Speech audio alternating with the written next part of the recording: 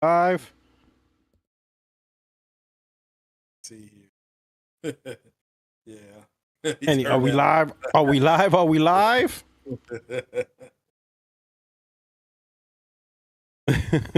Yo. Oh yeah, I think we're live. I think we're live. Welcome, my friends, my family, my fellow gamers. Your only friend these YouTube streets, Porter Rock 77. We are live. Hey, hey, listen. I know we're used to me being late, but especially late. Windows. I'm like, what the hell is going on here? Had to figure out some things. I'm like, oh, not now. What are we doing here? Oh, Telling you, man. I don't know how people game on this platform. How they do it.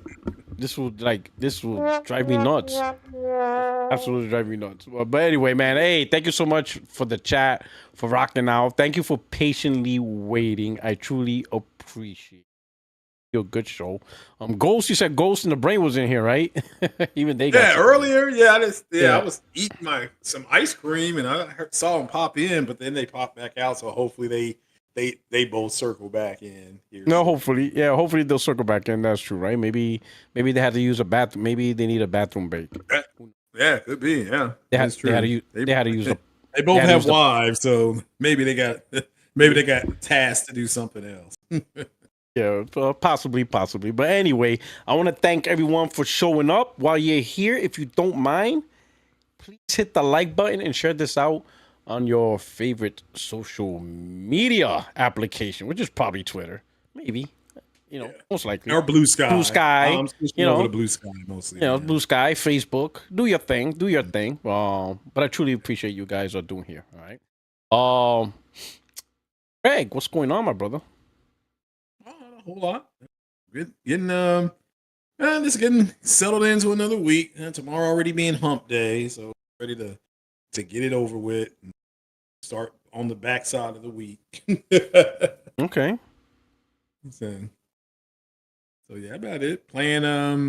I've been messing with that, of course, Mass Effect 2, and then the Microsoft Flight Sim. I literally just flew a mission from Louisville, Kentucky to Lexington. I had the plane doing Mach 1.6 and flew to Lexington in about 11 minutes.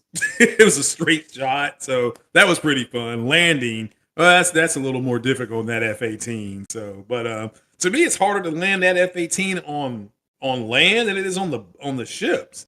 Like the ships, to me, it makes more sense. You line everything up and you land. But yeah, but I've been playing that, and then that Mass Effect 2. I just finished probably umpteenth Mass Effect run. So yeah, I'm gonna start playing. I haven't played Death Stranding in about a week, but I'll unbelievable. Unbelievable. I can't believe you play Mass Effect that much. Oh, that's a great game. That is absolutely asinine. Well, it's a new generation playing, so people are emailing me about it. They're like, "Well, I didn't realize that the Citadel looked like a giant Reaper." I'm like, "Yeah." So does it's called the Widow Nebula that the Citadel sits in, and it looks like a Reaper as well. So I said that's just part of what you all haven't been able to see yet. So, but yeah, so it's a new generation playing. You gotta remember that game came out 07, then 09, and 12. So there is a whole new generation of people playing it. So that's pretty cool to see. So. All right. Okay. All right, people. We're just gonna get right into it. I'm sure the crew will jump in little by little. But let's talk about the first topic, Craig. Okay. Xbox ROG Ally price leak. Ah, saw that. Oh yeah. Apparently, Asus accidentally leaked their the Xbox ROG Ally, but in Europe and stuff, and now a lot of speculations is going on. Mm-hmm. Look at a couple of just the Twitters, right? We got this Stallion guy. If everybody's not familiar, he's like Paul. Paul's, right? Oh, he looked like he has a strong, handsome jaw. Nah, Paul's. But his thing is he was the first million gamer score on the Xbox I don't know brand. what that means, but So he reached a I million. thought He reached Randolph Thor. I thought that was Randolph Thor. Randall Thor wasn't the first though. Oh, okay, gotcha. Yeah, the man with the million gamer score. That's Randall Thor, but he wasn't the first. Apparently, it was this guy. He was the first to break a million. Oh. All right, but anyway, he comes in crying. He says Rogue Xbox Ally X leaked at $1,000. The same guys who swore it wasn't Xbox will find a way to blame Xbox for the price tag. Well, you can blame Xbox for the price tag because the branding is going to make the product more expensive, or potentially, just because it has the word Xbox on it.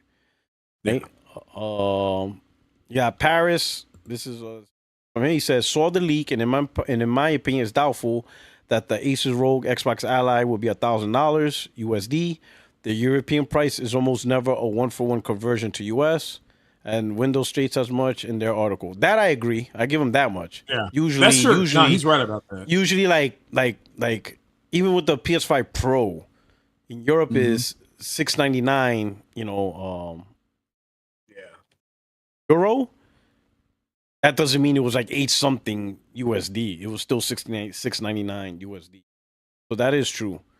But right here, this is the price leaks. They're trying to convert into USD, but I agree that's not how they usually do it. So right here, because it was the euro that was leaked, right? So Xbox ROG Ally prices have apparently leaked. The Xbox ROG Ally X is €899, 899 euros, and the Xbox ROG Ally is $599. Now, you're trying to convert it into US prices, but that's not how it goes. The US prices will be the same price, $899 and $599, but just well, you're dipping in and out, at least on my end. What, the mic? My mic? Yeah, at least on my end. That's been happening. Let me see. Maybe I have the filter too much. It's too much. It is too much? Okay. No, like the gate, whatever. Oh, okay. Yeah. Maybe it's filtering out too much, whatever. Okay, but let me know if it keeps happening. All right, but that's that. Yeah, but I think though so for me, it's not a shock that these are going to be $800. Like the X is going to be like $800. Even I think it might. Right. It could be a little bit more expensive, right? Because this is a more powerful Xbox ROG Ally. Like, how much is the current ROG Ally right now? Let me look. Yeah, that's what I'm looking up right now. X right now. For shopping. This is just for informational purposes, right? Yeah, because I don't play handhelds. Well, the one I'm looking at the ROG Ally 7-inch. This is at Best Buy, and they've got one here that's I don't know why they got one here that's $649, but then they got another one that's $899. Okay, the one that's $649. I'm sorry, has 512 gigabytes, and then it's got a Z1, and the other one is a 1 terabyte, and that is again they're both 1080p. This one's sitting at $899.99. I found one on the secondary market for $599.99. The Legion Go is cheaper than that, but and they have there's a 1 terabyte SSD Windows as well. So was a 32 one is $29, $729. This is the Legion. I don't use these. This is all new to me. But the Legion Go 8-inch is $729. That's with the 1 terabyte SSD. Then they have one, I guess it's 8.8, 144 hertz is much faster refresh. It's $599. So wow, that's actually not bad. 8-inch, almost a 9-inch screen at $599 with 144 hertz. That's actually pretty good of a price. Just a game on the fly. So yeah. All right, my bad. I didn't mean to interrupt you. Go ahead, bro. No problem. So I'm at the ROG Ally website. I just said, let me just go directly because this is probably the baseline. So, so this one is with a Z1 Extreme processor. The Xbox One that's coming out has the Z2, but this one with a Z1 Extreme that's 2024 is $799. Oh man! And this one looks like it's a 2 terabyte one, but they don't even list the price. They don't even list the price. So, 7-inch screen. So, yeah. So $70.99 for the X model. Oh man. Yeah. So let's see. Let's go shop. Let's see. Yeah. Why not just get can you get a Give me laptop? handhelds. I mean, can't the laptop function as a handheld? I'm not sure how that would work, but All right, so right now, the 2024 ROG Ally X, $799 directly from Asus, and then they have the ROG Ally 2023 is $649. Okay. So I would they're both imagine, 1080p. yeah. So I would imagine the minimum pricing for the Xbox ROG Ally is going to be these prices, but I think it's going to be more expensive because I can't see Microsoft. I can't see Asus. Right? Asus launching a new ROG Ally with a Z2 Extreme processor. I think they even said this has 12 gigs. I think the new one's gonna have 24 gigs of memory. So more memory, better processor. I don't see them launching at these prices. I think if these prices remain $649 and $799 for 2024 and 2023 hardware, the new 2025 hardware is gonna be more expensive. So like the base the base ROG Ally, Xbox ROG Ally 2025, that could be like 700 or more. And the ROG Ally X, that could be like 900. Yeah. I can't see. Yeah, I can't see. Let me put it this way. We'll start with the ROG Ally. I can't see if they're still selling the ROG Ally for $649. I can't see the brand new one being $649. Because then why would you buy this one? Yeah. But for $649, you would buy the more powerful one with the Z2 Extreme, right?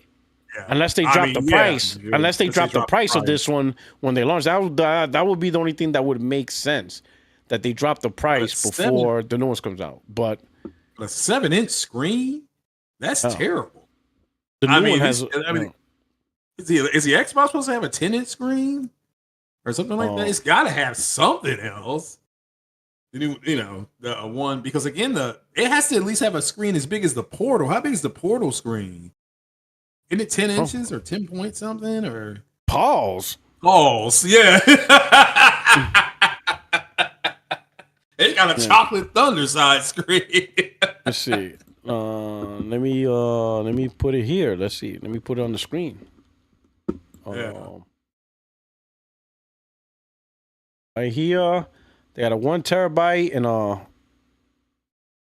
half terabyte, 512 gigs. Let's see. Yeah, that one should cost about $549, give or take. But that's the thing. But how come this one? So let's look at the specs, right? I think that will give us. That's the same amount of RAM that the Series S has, right? 512. Or do they have one out now with this 1 terabyte? I can't remember. I think they should, right? So here it is. So let's look at the more cheaper one, right? The ROG Xbox Ally. So it has a Z2A processor and 16 gigabytes of memory, right? So if you look at the cheaper one, where is it at? Is it cheap one, the $799 one?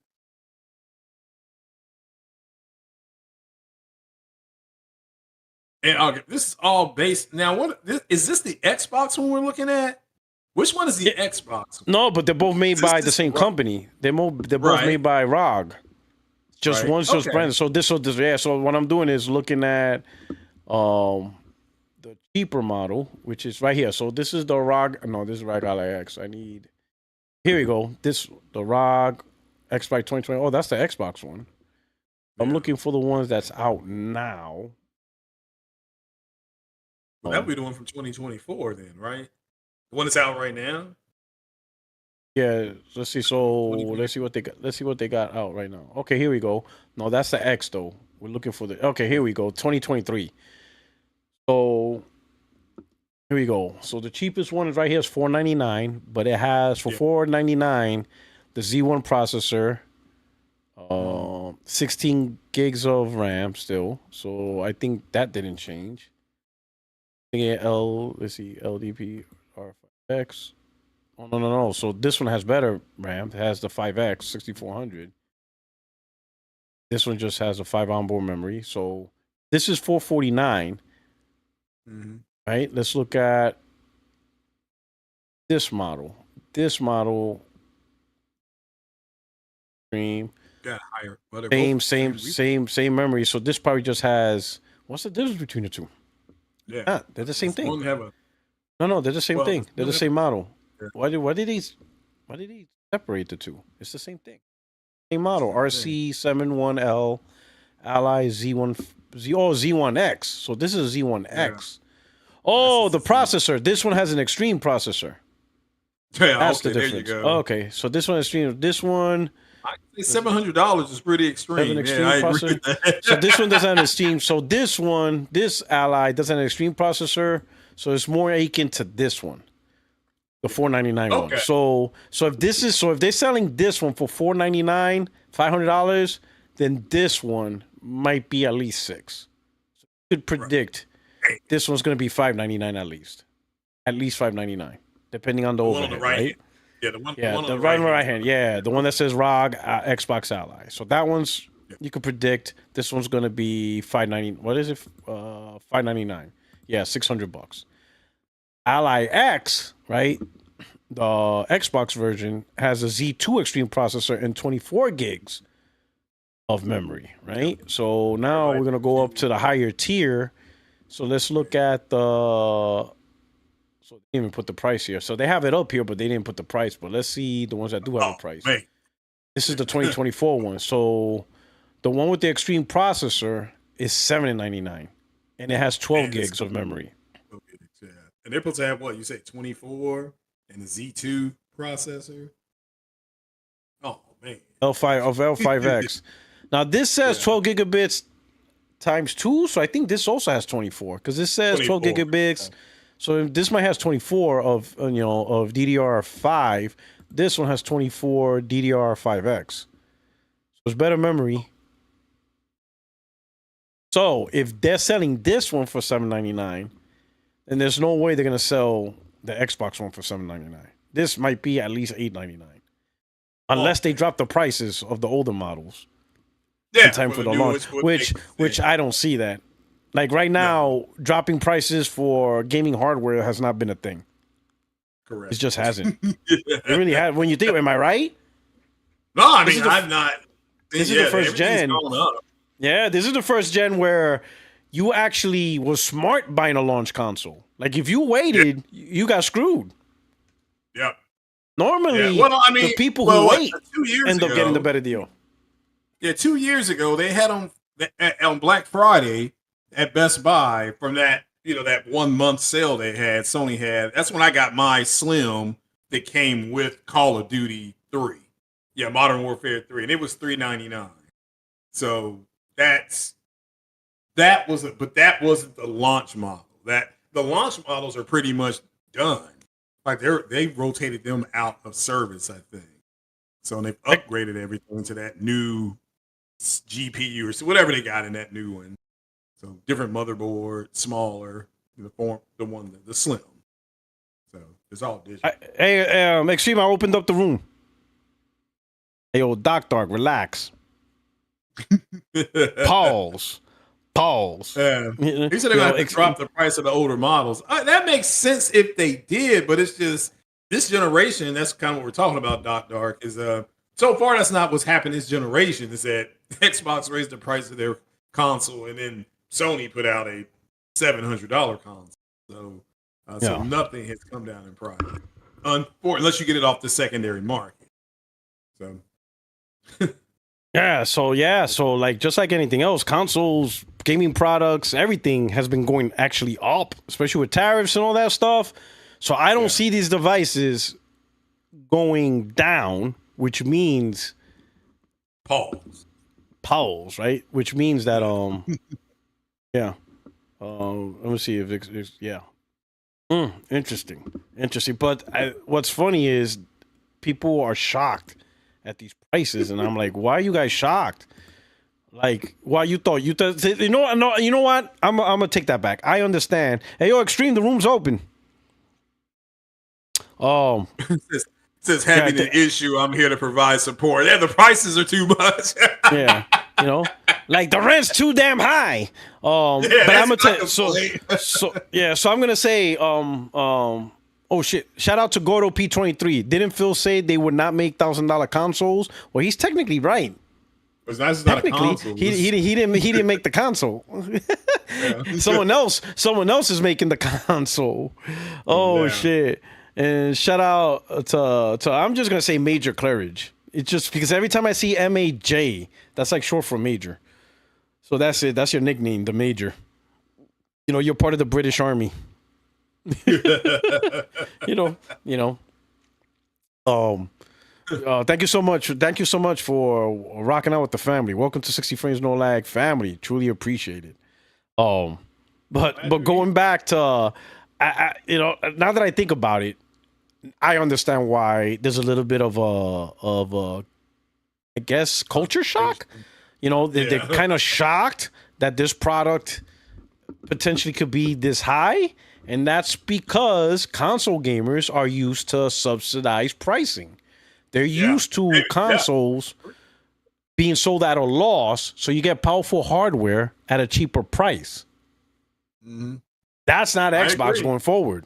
You know, when you put these, it's not gonna be Sony either. Yeah, well, either one's gonna take a loss. Well, Sony can still do it, and the reason why is because they're still concerned about the marketplace. And they're not putting the full, you know, they're not putting the hardware in the hands of a third-party hardware manufacturer like Dell or Asus. They're doing it themselves. You know, obviously they get third-party parts. You know, like AMD. Whoever designs the SSD, you know, whoever builds the motherboard, you know, whoever provides the power supply, whatever company they contract to get the Ethernet, you know, card and Bluetooth, you know, things like that, right? I think they designed their own cooling solution, so I think they do that in-house, right? And then they also have, you know, specific technologies that they create, you know, for their consoles. But ultimately, they're the decision makers of the full build. Then they contract the Foxconn plant in China. They put it together, and then they sell at a loss because they want that big market, you know, mass market sales to get consumers to buy it. But then within a year and a half, they revise the design quickly, and then they get into profitability. So that's their model. Xbox, they decided to just cut themselves directly into building it. And they just put it in the hands of third-party manufacturers. In this case, for example, instead of them building their own handheld, to which you know we seen about a month ago or so, they canceled that project, and now they're just relying on ROG to build a handheld. Yeah, that's what it. Yeah. But ROG relies on profit day one because they don't make profit off of software sales and stuff like that. They make profit off the hardware sale. So ROG doesn't subsidize the pricing of these devices. They make money off it, and you know, and at a good markup value. It's not like they're gonna make only $20 profit off it. No, they're gonna get their money. Yeah, they're gonna get their change. Yeah, you know. Where's my money at, man? Where's my money at? That's all you're gonna be hearing. Yeah. So console gamer, right? That doesn't dive into the PC side, right? They're strictly console gamer. They see this and they're like, man, this thing's more expensive than my Series S. That they only paid $300. And like, whoa, like, you know what I'm saying? Like, it's way above the price on what they're normally used to. Wait until the quote unquote console releases. That's when there's gonna be some outrage on a lot of these console gamers because these guys think they're gonna get like a $500 console or even a $600 one. They don't realize they're gonna get a PC, you know, that's been put together by a third-party hardware manufacturer. Could be Asus once again, right? You know, because they put together PCs together, and Asus. Yeah, they have the Asus motherboard. Yeah, Asus motherboard. So, yeah, Asus already has something that's compact, like it's called the Nook, but that thing's like $1,700. So it's gonna be so you know, so it's gonna be a kind of a shell shock When these Xbox console gamers, they see their next generation platform and they realize, wait a minute, why is this thing so damn expensive? Not realizing that it's a PC built from a PC manufacturer, and they make money off of selling hardware. So you don't get that subsidized pricing, that you would get from the traditional Xbox model, or what Sony does. Like, that's not what you're gonna get. You're not getting that. Interesting. Extreme, what's going on, my brother? Yo, hey, nothing much. Just over here. People, I watched Wait a minute. Ted Lasso. Amazing show. Just go ahead. Apple TV. You're gonna love it. You know. Also Severance. Good show. Decent. Severance is real You, good. Yeah. you sound Wow, that's- distant. I sound distant. Am I That right? is true. My microphone is right here. I know, but like the actual, like, us listening to you, you sound like you're like, I see you clearly. I see you in front of the mic, but it doesn't sound like how you normally sound. No. Are you sure it's the mic and not the headset? Maybe it's. Oh yeah, let me double check settings. That shouldn't be. But hey. You're right. There we go. It changed See? settings. See, I'm not crazy. When you sound worse than me, something's wrong. No one could sound worse than me. It was picking up the microphone on the camera itself. Oh, that's So, okay. yeah, you're right. that absolutely happens to me. That happens a lot. Yeah. Okay. Why these things change for no reason? Who knows? Like why can't the Okay. system just update but leave the settings alone? Like just Well- update, but just leave my pre-settings alone. Just leave it I alone. hate Windows, and this is one of the reasons. It's just like you're just like Jesus Christ. Every day, you're just like, and the thing is, it will work for months and months and months. Perfectly right, and then it will just go off, so you don't think to check. And if someone doesn't tell you, you could go for like weeks without knowing. So thank you for that. Thank you for picking it up. It's absolutely. You would think Windows at least have a setting to where, like, it's saved. So that way, all right, you do the update, but then after the update, you go back to the save settings that the user wants.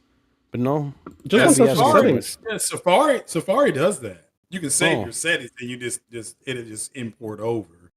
Must be nice. So, of course, you get that warning. This may cause this, and this. You still want to do this. Nice. Anyway, Extreme. We talking about the leaked pricing of the Xbox ROG Ally X, right? Apparently, the price got leaked in Europe, right? I'll put it on the screen again. I think screen, but this is what. Let me see here. So ROG Ally X, €899. ROG Ally, €599. Now, some people are trying to do price conversions, but I like the funny part is it doesn't work that way. Like we've seen multiple times, they don't convert the price in the US. The US it still stays at $899, $599 because that's what happened with the Pro. In Europe, the Pro is €689. They didn't convert it in US to like $800 or something. It's still $699. So I think it's legitimately $899, $599. And I'm thinking, you know what? Let's do a little comparison to what they have now. And it seems legit because like what they have now, for example, the ROG Ally X that is available now is $799. And then the ROG Ally that's available now is $499. So these would be $100, like it would be priced at $100 higher than what they have now available, right? Yeah. So if these prices are wrong and it's going to come out cheaper, then that must mean the handhelds that are currently out now would receive price drops. But what are the likelihood of that happening, especially how this gen started out, the way this gen is? This gen don't believe in selling consoles cheaper. This gen, sadly, is all about how can we make the consoles more expensive? Facts. Like this is the first gen where the early adopters won. Listen, we live in the worst timeline. Yeah. Yeah, usually you're rewarded for waiting. Yeah. Yes.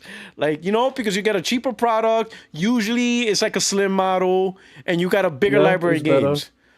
But now I mean, you're paying a higher price. Like for some people, like the Xbox Yeah. Series S is even more than it was when it launched.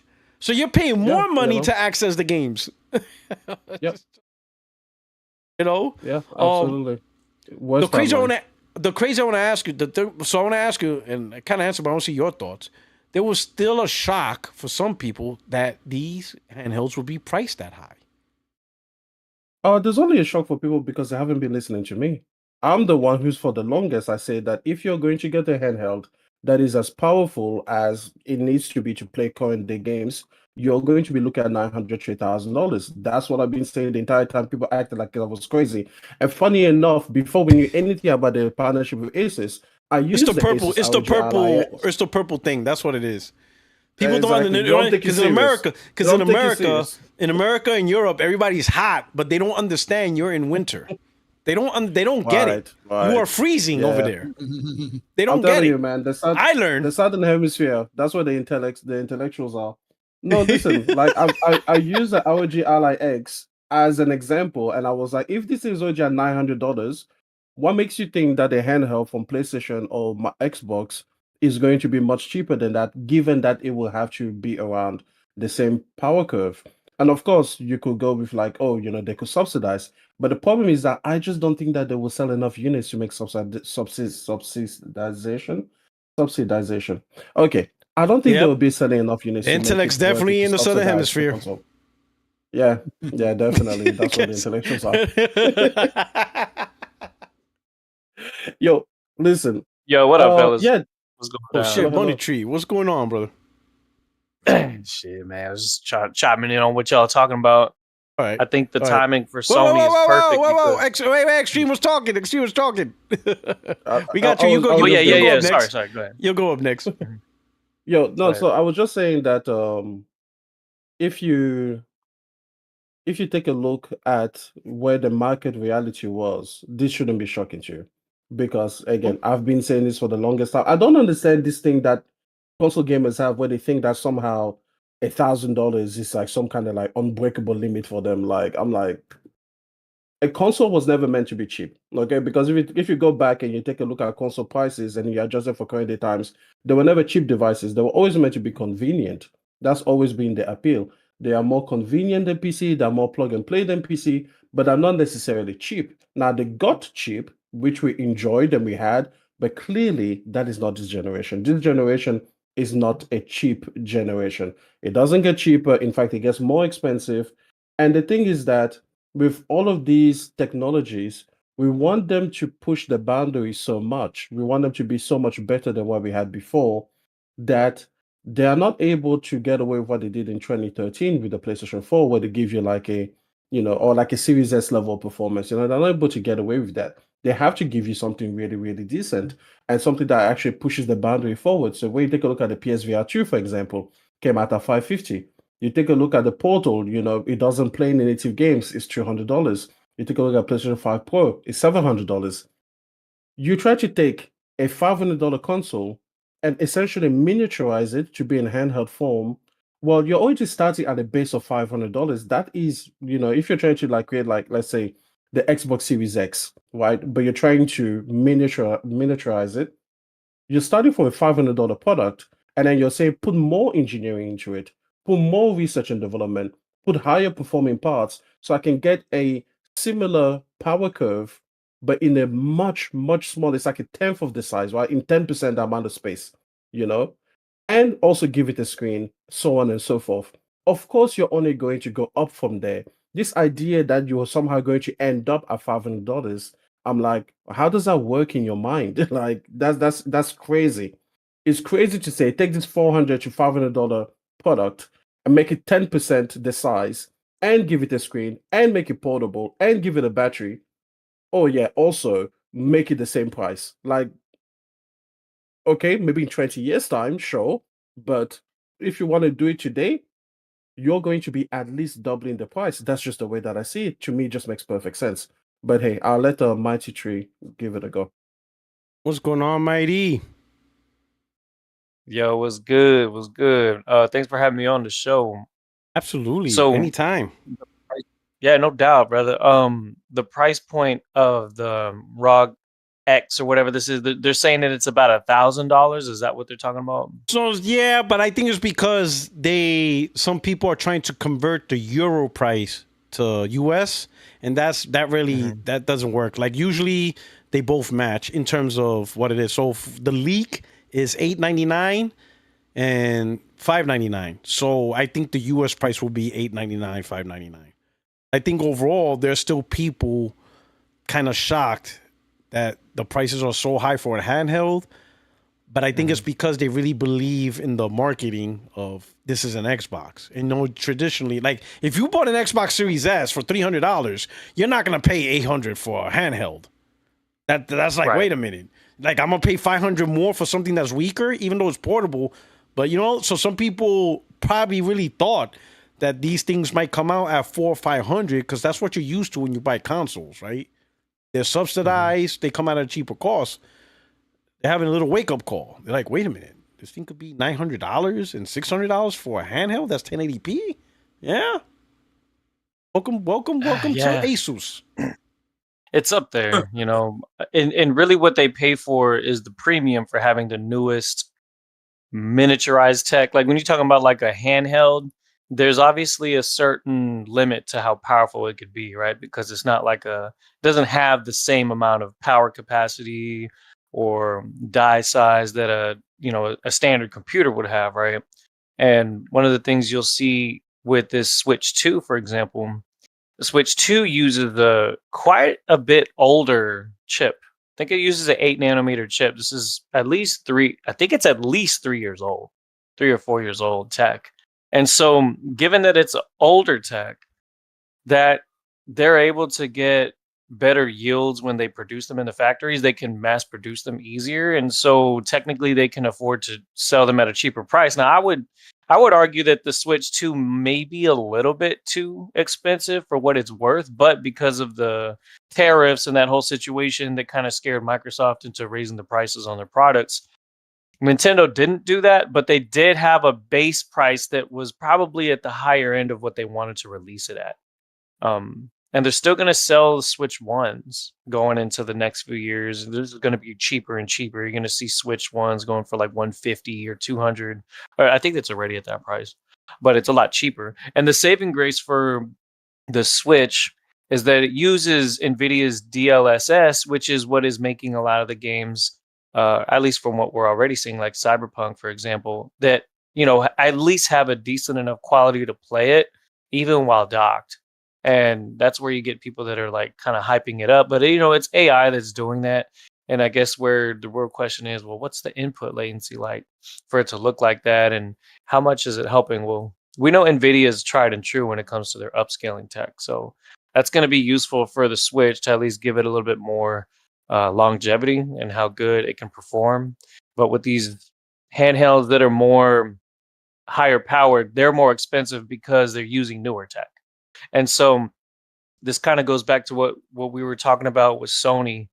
They have a handheld that they're working on supposedly, and it was leaked, or at least it was referred to in a recent Broken Silicon podcast where they were talking about how the PlayStation 5, actually right now, the developers have been given the tools to run the PlayStation 5 in what's called a low power mode, which is something that they're experimenting with. And the low power mode is supposed to simulate more closer, how do I say, situations for the console to kind of mimic what it would be if it were running like a handheld, right? And not necessarily saying that's going to limit the capabilities of higher end games on the higher end hardware, but it'll at least get them ready. I don't think that they'll launch a handheld within the next 2 years. I actually think it might be smarter for them to wait until like when they launch the PS6 to actually have a handheld that's going to be a lot more stronger than the Switch, a Switch 2, and then maybe even more powerful than this Xbox ROG Ally X, but at a cheaper price, which would be a smart move on Sony's part. So that was my thought on that.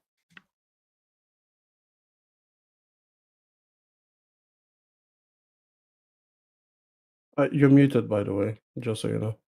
Thank you. Appreciate it. You're welcome. On the Sony side, though, since you brought up the Sony side of the handheld, I think it's safe to say that it is happening. But I'll be honest, I have concerns on how they're gonna handle that. I have concerns on parity. Depending when they launch the handheld, if it's like a 2027, 2028 product, then I can see they're releasing a handheld that can handle PS5 games. But I hope they don't tie it to the next generation platforms with the PlayStation 6, right? I hope it's one of those, like they're not forcing any developer that's making a PlayStation 6 game to also have to make it on a handheld. If you're making a game and you think you could fit it on the handheld, then do it. That's what I would prefer, right? But Listen, I know extreme man, his face, extreme man, that face of yours, bro. I hate it. I hate it, bro. I know hate he's still hurting from it. Like, I know. because like some games, like indie games, sure, Yes. put it, We've like made this argument so many times, but now it's a whatever. Totoki fucked it up. He's putting the games on the Series S. You Why may do you as well think- put it on the handheld. Oh shit! Oh man. There you go. Oh man! It's all fucked. Oh man! Oh Well, man! I'll add this to it. They may not actually be making any more Series X's or Series S's. That might be why they raised the price here in the States, because they want to try to actually make money on whatever inventory is left. And so they're not going to be building any more of them. So they're cutting this generation short. What that also means is that the support for that console is going to be shorter. And I think Sony knows that too.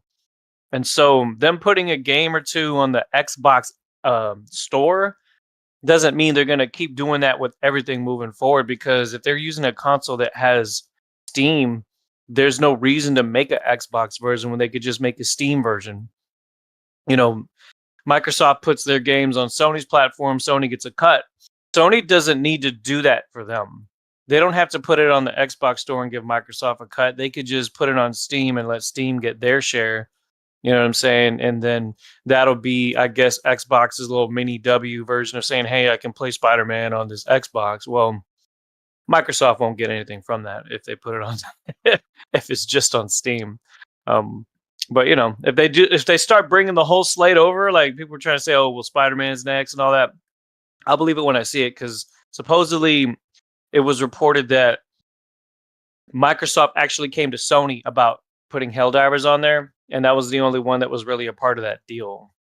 And so as far as like the companies that did the porting, it was reported, and of course this is all insider information, it's not confirmed, but they're saying that that's the only one that they were working on. They're not actually working on anything else right now, but they could be saying that too, because they're not, because of NDAs and stuff. So it could be bullshit, but we'll just have to wait and see. It's kind of all speculation right now, right?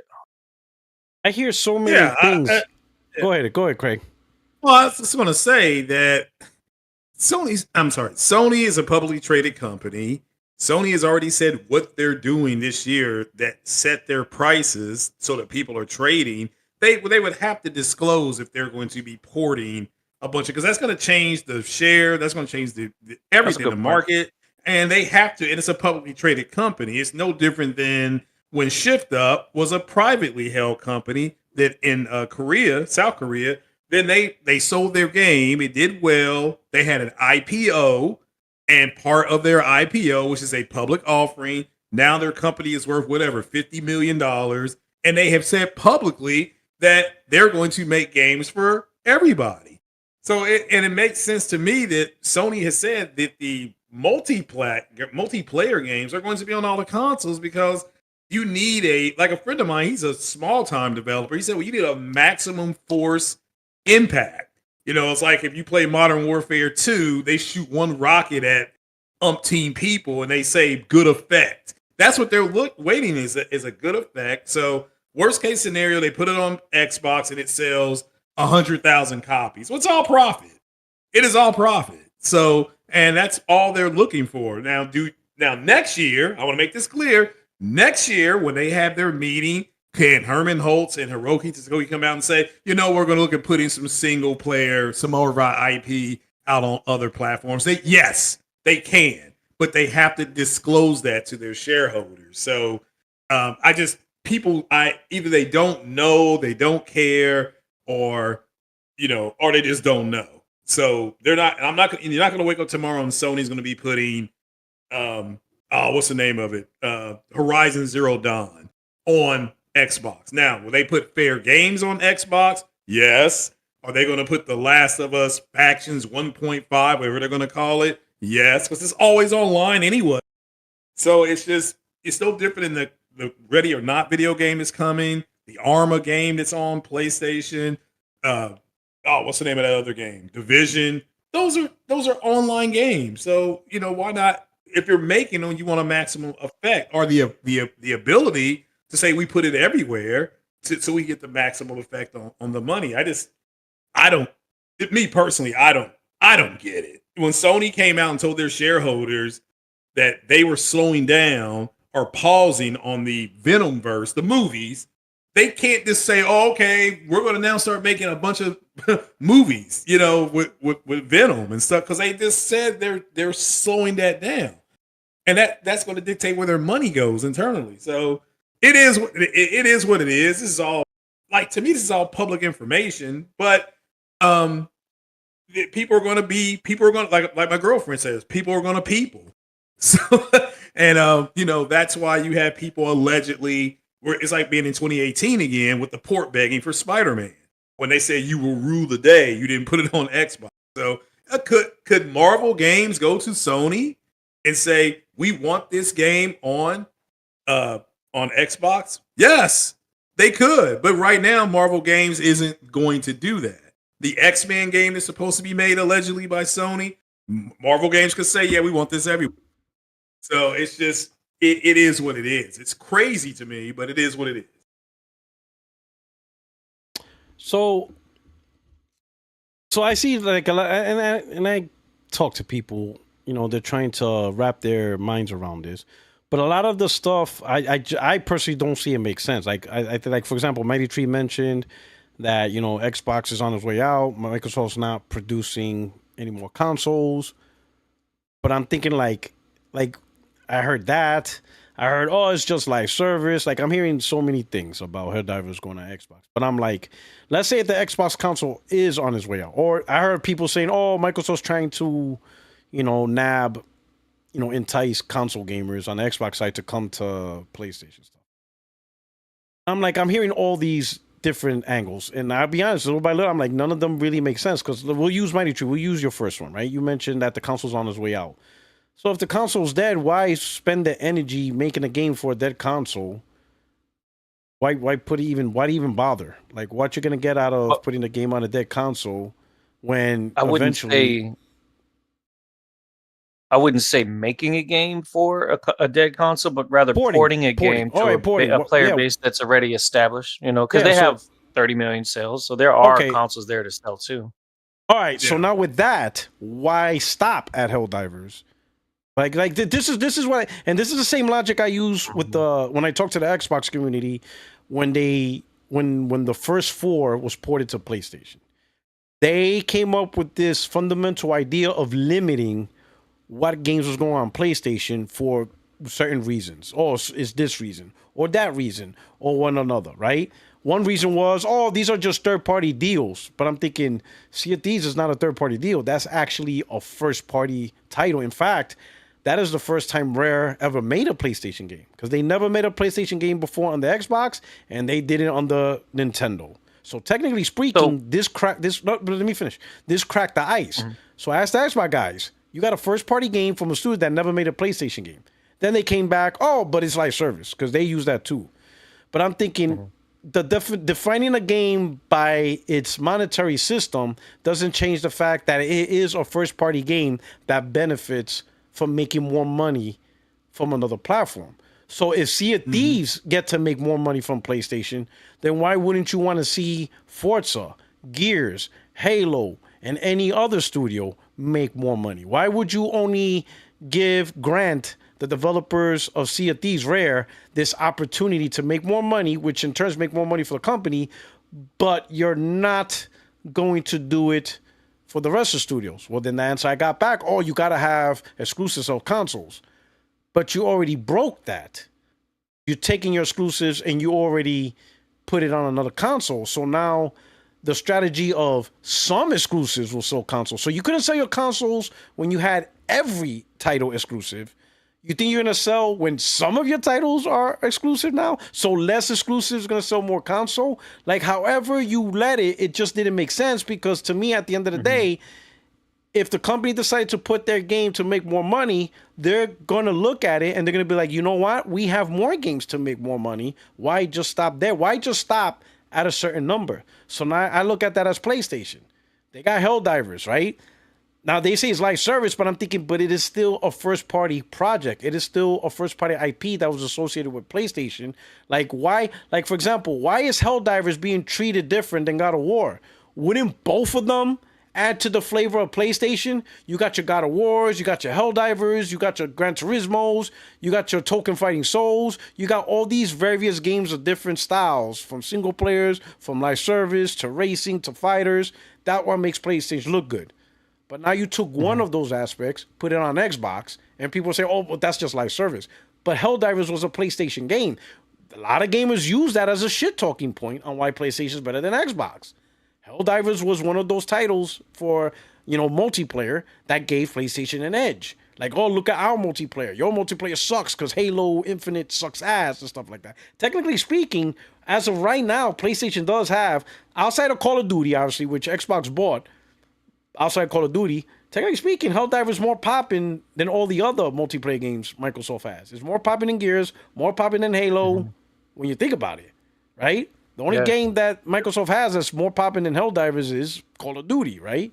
And it's always been that way. Call of Duty is a phenom. But you see what I'm saying? So I'm like, okay, so you make more money with Helldivers. Why stop at Helldivers? Like, why stop at Helldivers? Like, why not? For example, why not Zero Dawn? Why wouldn't Sony put Zero Dawn on Xbox? So, and now keep in mind, Zero Dawn came out in 2017.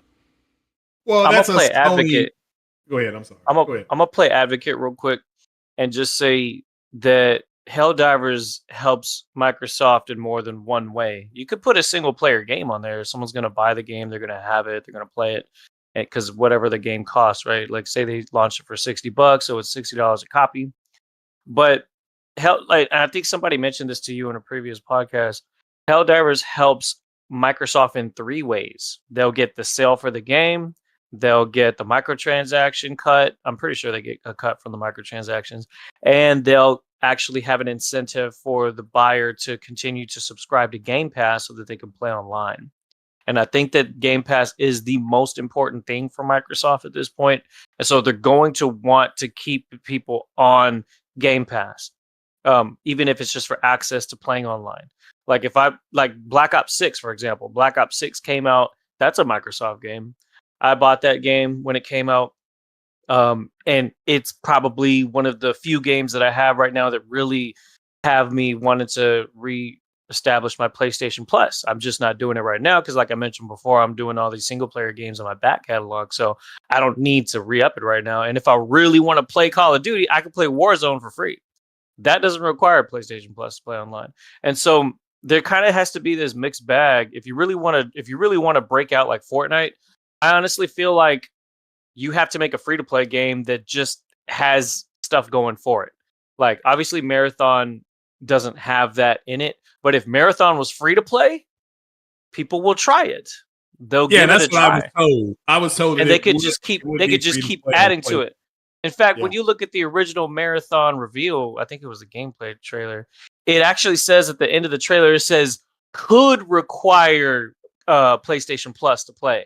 Meaning maybe they haven't decided on whether or not it's going to or not. Meaning it could be free to play. And then maybe if you want to have like a $20 or $40 version, just have some badass cosmetics that go to the user that buys it for like a Founders Edition or something. I don't know. But, certain games do that. I think I did that when PlanetSide 2 came out on PS4. And that's a free to play game. But I supported it because I really enjoyed that game at the time. And there's other games like that. There was a PlayStation 3 first person shooter that came out towards the end of its life cycle called Dust 514.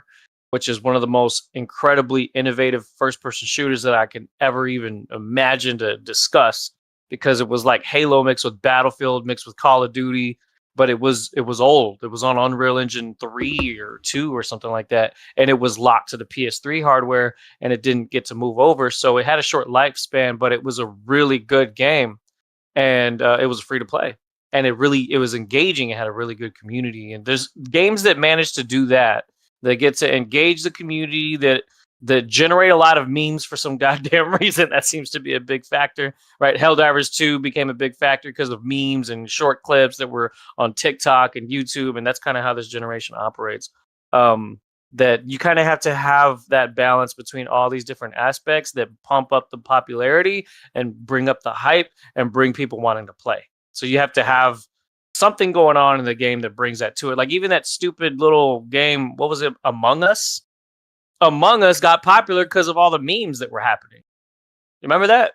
It was just this dumb little game where people were pretending to kill you. They were killing each other on the ship, trying to figure out who it was. And it just kind of had this camaraderie and community that built around it. And it got popular as hell. And there's games that do that. And that's why Roblox has been around since, like 2006. And it still tops a lot of charts.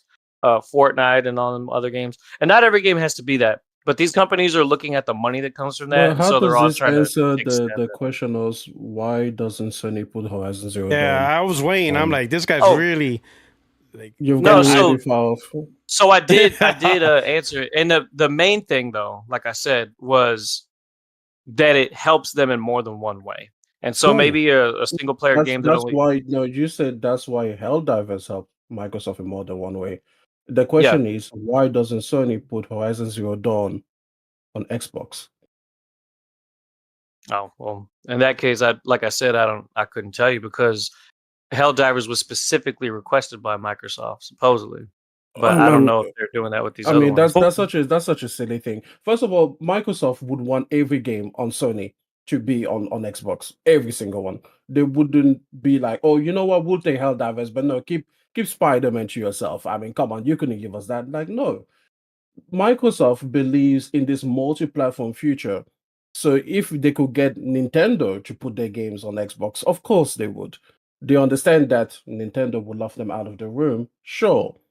But the thing is, this has nothing to do with Microsoft's desire. They wanted to put Game Pass on PlayStation. Sony said no, it is what it is. This is purely from Sony. So leaving Microsoft out of it, why wouldn't Sony now put Horizon Zero Dawn and other single player games on Xbox? I don't see a point in it. I personally don't. I know you're saying why wouldn't they, but Well, you don't see the point in the them main making more reason money. is That's just the same argument you just made before. You said there were 30 million customers to sell to. It's the exact same argument. That's right. Yeah. Because there's 30 Yeah, million well, people like I ready to said- buy the game. And I guess that's really where the predicament is, because it's either that or you would sacrifice your brand image, right? Because you But have there's no those predicament exclusives. to Sony. They have sacrificed their brand. This is what Podok is trying to tell you. This is why I don't argue with people online about this. I'm like, it's already happened. Like the sacrificial lamb has already been cut. The brand is already sacrificed. From this point on, you may as well just pursue the natural course of events you've already set, because there is nothing that makes single player games sacred. There isn't. At best, they're going to tell you, oh, we're not going to put them single player games on Xbox day and date, just like they're doing with PC. But that limitation aside, there is nothing that says to a Hiroki Totoki, let's not put Spider-Man on Xbox.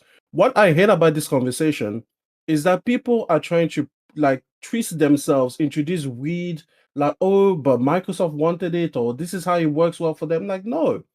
Just say how you feel about it. This is the thing that annoys me. I'm not trying to convince you, but just say, I'm not okay with it. Just say, this is not the brand that I want to follow. Just say, I don't want exclusives going over to the other console. Because all of these excuses are just there to say, like, oh, I really hope it doesn't happen with this game. Like, you say you don't see the point in it, but really what you mean is, I don't want to see that happen. But people don't say that. Instead, they just get like, oh, well, it doesn't make sense if this is that. No, Sony just wants to make more profit. You said there's a 30 million customer base to sell to that could give them more profit. So yeah, they will be like, okay, let's go do that. I do have I kind of have two minds of this. And hey, what's up, everybody? What's up? What's going on? Well, not a whole lot. Literally not a whole lot. There's two things that cross Come my back to mind. America. We got a lot here. Is that your microphone or is that my earphones? Is it my That sounds like your mic. You got static. I hear I you're got crackling, static. P-Rock. You're crackling? crackling. Yeah. You're Oh man, crackling.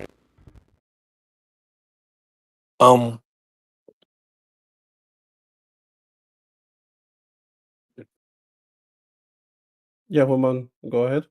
So the thing that like just for me it's well, so I'm of two minds. The first thing I'm gonna go at is the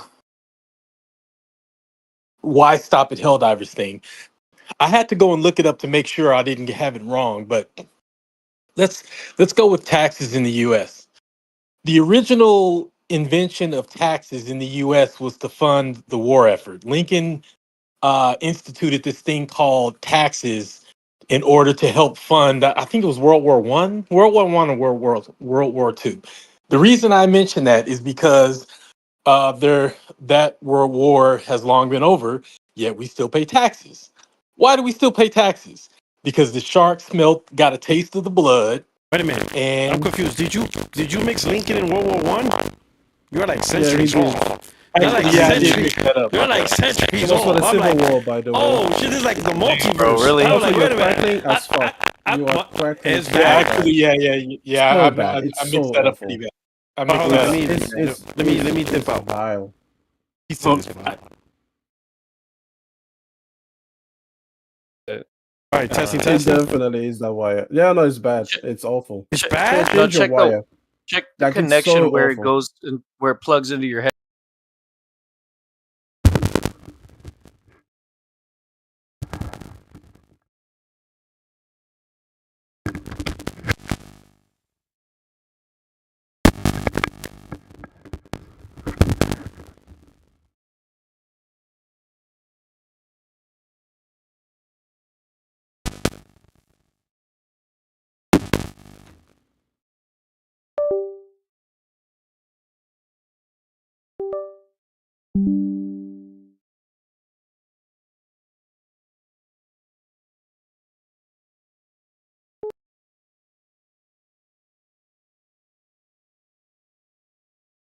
to make engine games too, but I want to see them on PlayStation. Testing. Listen, I feel like people really overrate how important an engine is. Listen, Testing, it's the testing. artists that make the games. You remember that? Yes, you're good now. Yeah. You're good on Piro. All right, thank God. Absolutely. I You're don't right have about that. another. This is the only cable I got. let, Thank me, God. let, me, Oh shit. let me just You clarify. gotta sit real still. Don't move. Won't Like, scratch yo, up. I'm going to Amazon right now. I need immediate delivery. Immediate delivery. There's some backup cables. But let me clarify. Civil War, not World War. I'm There tripping you go. hard on that. Yo, my man But said. My man said it World was War One. yeah, I'm like, yo, yeah. what No, I was tripping. I was tripping hard. No, he on said that. World War One or two. So I or was two. like, I'm this is Yeah. like, great. or two. Oh shit. Yeah, that was My so man Lincoln was obviously fighting the history isn't my, Nazis. You know what? The Lincoln Monument was built for all of those wars, so technically he was there. My man was fighting Nazis. I'm like, oh shit. I thought it was Teddy Roosevelt. My bad. I'm like, oh shit. I'm like, man, American No, clearly education really you guys sucks. are wrong. Clearly. So yeah, Canada knows. obviously history isn't my full forte. But so it was Lincoln in the Civil War, and it started off just for that. But then they got a taste of that money, and quite a long time later, we still pay taxes. And Yeah. the parallel I'm drawing here is Sony throws Helldivers over to Xbox, and it's a toe dip. They get a taste of that money. Now, of course, if Xbox gamers don't buy it, then that's one thing. But if Xbox gamers go out in droves and buy it, they get they get a little taste of that blood. They get a little taste of that money, and they're gonna be like, "Hey, yo, we need to do this again." I can't imagine it selling and I'm exaggerating, but I can't imagine it selling like 5 million copies or 8 million copies, and Sony saying, "Oh yeah, that was a good run." All right, so anyway, we're not going to port any more games to Xbox. Moving on. Like, why would they do that? I can't see any rational like scenario in the world where the game is successful and Sony says, "Oh yeah, that was awesome." Okay, so But yeah, what if we they're don't stop not there. successful? Like we have a Well, I couple already said that. examples I of already said that. I said if it's non-successful not ports. successful, then that's a whole other thing. Well, But let's talk about them. So the Lego Horizon game, not successful. I wouldn't say. What was the other one? Final Fantasy 16 or some shit like that. But the I Horizon wouldn't Lego say game that wasn't was that's successful. successful. Square. But That's but Square. the Horizon Lego wasn't successful on PlayStation either. So that's just a bad game, Yeah, that game just regardless of bombed in platform. general. It's just bad. True. In fact, I think the Yeah. Nintendo one sold better, despite like it bombed, but it didn't bomb as bad as the PlayStation version. That actually makes I sense agree. though. Yeah, 'Cause you see. Yeah, So the that's just a case of a platform is bad built game, for it. right? But let's look at the games that are built success. Horizon Zero Dawn is a massive success. That's not going to bomb on Xbox. Spider-Man's not going to bomb. God of War is not going to bomb. The Last of Us is definitely not going to bomb. None of these games are going to bomb. The game I think might bomb might be the Returnals, maybe the Ratchet and Clank. Yeah.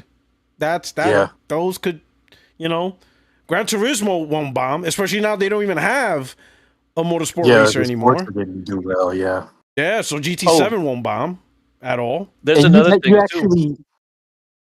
actually Sorry, led go me ahead. to my second thought, P Rock, and that is the whole because I did sit for a minute and I'm like, what's the point? Because Xbox is, I mean, for all intents and purposes, I mean, we could probably safely say they're kind of working their way out of the hardware business. And then I thought about it. What if PlayStation put this live service game on Xbox to give Xbox gamers a taste of what it's like on PlayStation? So when they don't have console hardware to buy, then they say, well, you know what? I mean, PlayStation, Helldivers was cool. Let's see what else is over there. You know what I mean? Because a console gamer, generally speaking, is not going to want to buy or build a PC. And that seems to be the route they're going is licensed, PCs with an Xbox sticker on it. Now, if that scenario plays out that way, then maybe PlayStation is just kind of seeding the audience over there and saying, hey, look what we got over here. Because if Xbox no longer produces consoles, it doesn't matter anyway. It's a moot point. So maybe that's what they're thinking. And I'm just speculating here. I'm just spitballing because I was trying to figure out like what's the point? Like I could see it if the Series X was selling gangbusters, doing well. They had 40% of the market, and there was guaranteed a new console. None of this licensed PC stuff. And then they're coming out with a new console. Then I would be like, all right, why is PlayStation doing this? They still have a competitor. But if Xbox is trying to work their way out of the console business, as all indicators are pointing to, then maybe that's what they're trying to do, is kind of entice, similar to like the PC market, similar to the PC market, in Money. that they throw one out and then try and reel people into the platform, because it's a possibility next gen they won't have a console. The point is money.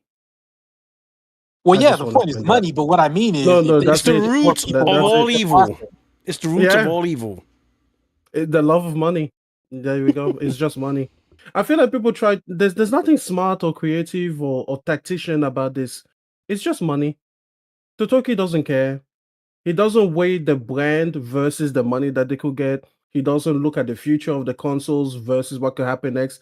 They're not doing this to entice potential Xbox customers to leave that platform and eventually come to PlayStation.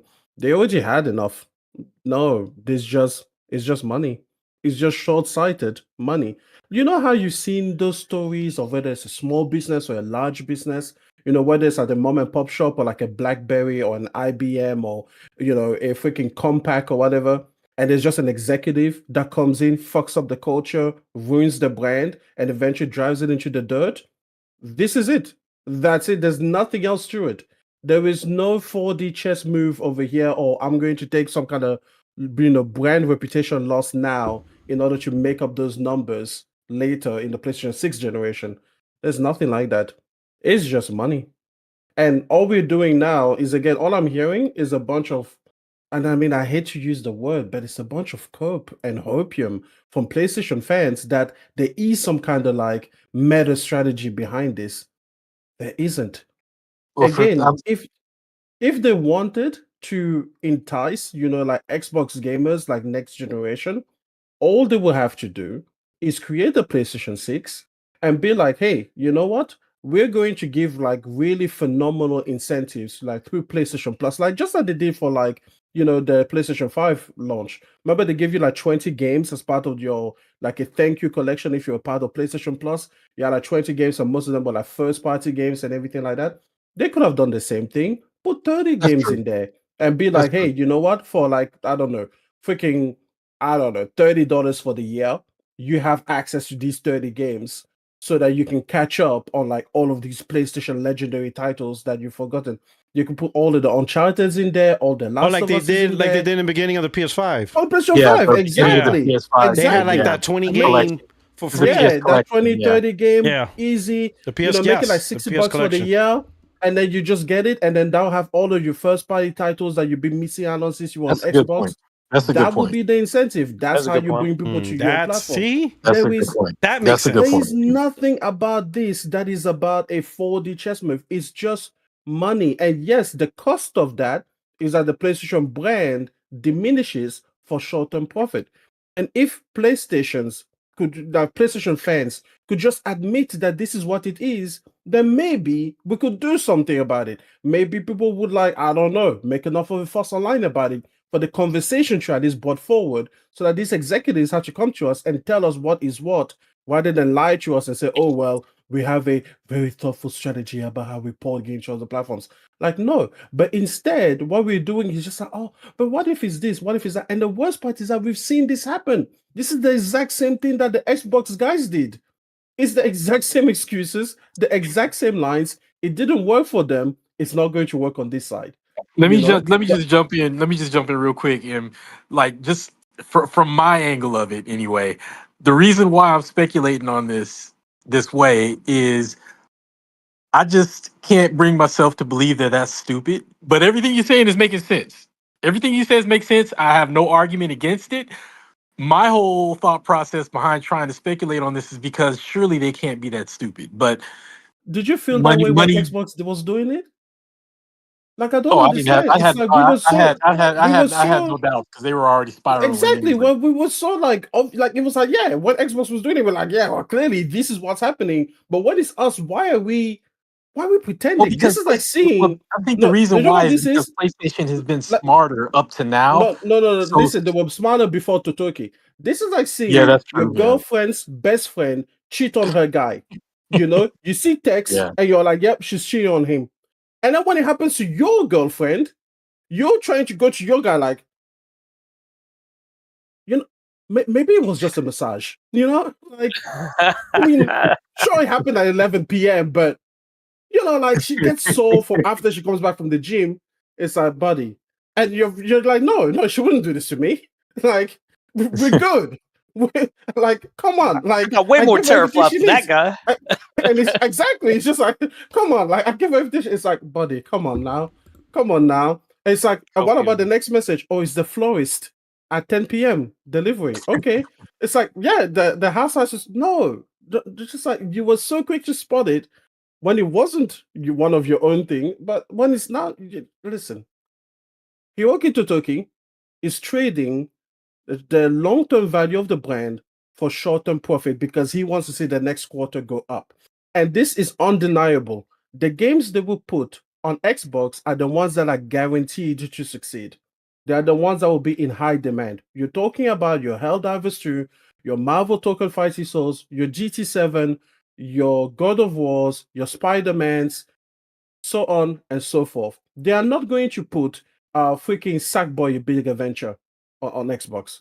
They're not going to Yeah. put Lego Horizon on Xbox. They might not even put Horizon on Xbox because these people decided that they had a head boner about the game from a long time ago. But the point is, there is nothing sacred with this strategy. There is nothing that says here is a good logical reason why you would do this with Helldivers, but not with God of War. not with any other thing, because you're just chasing money for money's sake at this point. That's it. Accept it. Your girl is cheating on you. Now you can choose what you do about it. You can either do nothing, you can address it directly, or you can break up with her. Whatever you decide is completely up to you, and that's an individual decision. But you should at least have the awareness to be like, this is the reality we're living now. Well, I'm already set up proper. So whatever they do, I'll just Yeah, call but it it still mediation hurts and you. keep it It pushing. still hurts you, doesn't it? Well, yeah, don't no. I'm not gonna sit up here and say it doesn't piss me off, because if they do tank the brand, like, what this toe dip could be, then yeah, I'm gonna be pissed off at them, because PlayStation has been my main platform since the very first one. And it's been my main platform all the way through, even when I was, because I in the PS3 era, I was I was what I would call like kind of a casual hardcore, in that I played a lot of games, but I wasn't up on the news. So I wasn't even aware of when that fool got up on stage and said, if you want to afford a PS3, you can get a second job. I didn't even know about that. Yeah. So I didn't even have a 360. I just weathered the, inferior ports on the PS3, because, I didn't care for Microsoft after having a PC for all those years. I'm like, I'm not buying another Mhm. Microsoft product. So, and then the Red Ring of Death was sealed the deal. So I never even had a 360. So yeah, I've been with PlayStation from one all the way up to five. And yeah, you know, if they tank the brand and do all this stupid stuff, yeah, I'm gonna be pissed off. But I've also said for longer than I can remember that I'm a gaming mercenary. Sega was my main until PlayStation kicked him in the ass. Then PlayStation's been my main. And ever since I built my PC, the last time I turned on my PlayStation was Astrobot. So I mean, not, and I'm not saying that to dunk on my PlayStation, because I still love it, but But it is what it you is. know, it is what it is. And if they swallow the stupid pill and go a dumb route, if they still make games, I will still buy their games, but I will buy them on PC. If they make a compelling enough offer on the PS6, something that, I won't be able to experience on my PC, then yeah, I'll get a PS6. But if they don't, then PS5 will be my last console. But all that to say, it would be a shame to see them throw it all away. I would be pissed off at them about that. But, gaming mercenary, man. Wherever the wind blows best, that's where I go. I have no loyalty to these fools. And I mean, that's just the way it is. It would suck, but I mean, they don't even know my name, so I don't have any loyalty. Let me do some super chats. We got Gordo P23. He says the PlayStation 6 will be $800+. Get it ready. I don't think so. Pause. I don't Oh think so, man. because they gotta sell. They Oh gotta sell man. you. Oh man. He's saying The funny thing is that that he said got that Craig oil. It's only about to unleash the Exactly. Craig oil on them. Get it ready. Lube it up. The, 'Cause the it's funny thing coming. is that I was the one saying that the PlayStation Pro would be, way more expensive than people thought it would Yeah, be. $600-700. The handheld would be way more expensive than people thought it would be. And then those people were saying I was crazy. And now I'm like, no, the PlayStation 6 is going to be in line with the prices that we've come to expect. And now I'm the It's crazy still one. now you're for a crazy. game. Like you can't get it right. Exactly. You can't I'm get just it like, right. but I've been right 2 out of 3 times now. Like stop it. I've got a Yeah. better track record than you. Yeah. Like I But think the then, main difference is because Pro is Sony not will. trying to sell you a store. Yeah. So Well, yeah, exactly. So if I will Sony will say this, launch a subsidized console price. I the would always, I developers said did this: this if first. Sony cannot get at least the digital to be $500 or cheaper, they will just hold off until they can. There is absolutely no point releasing like a $700 console.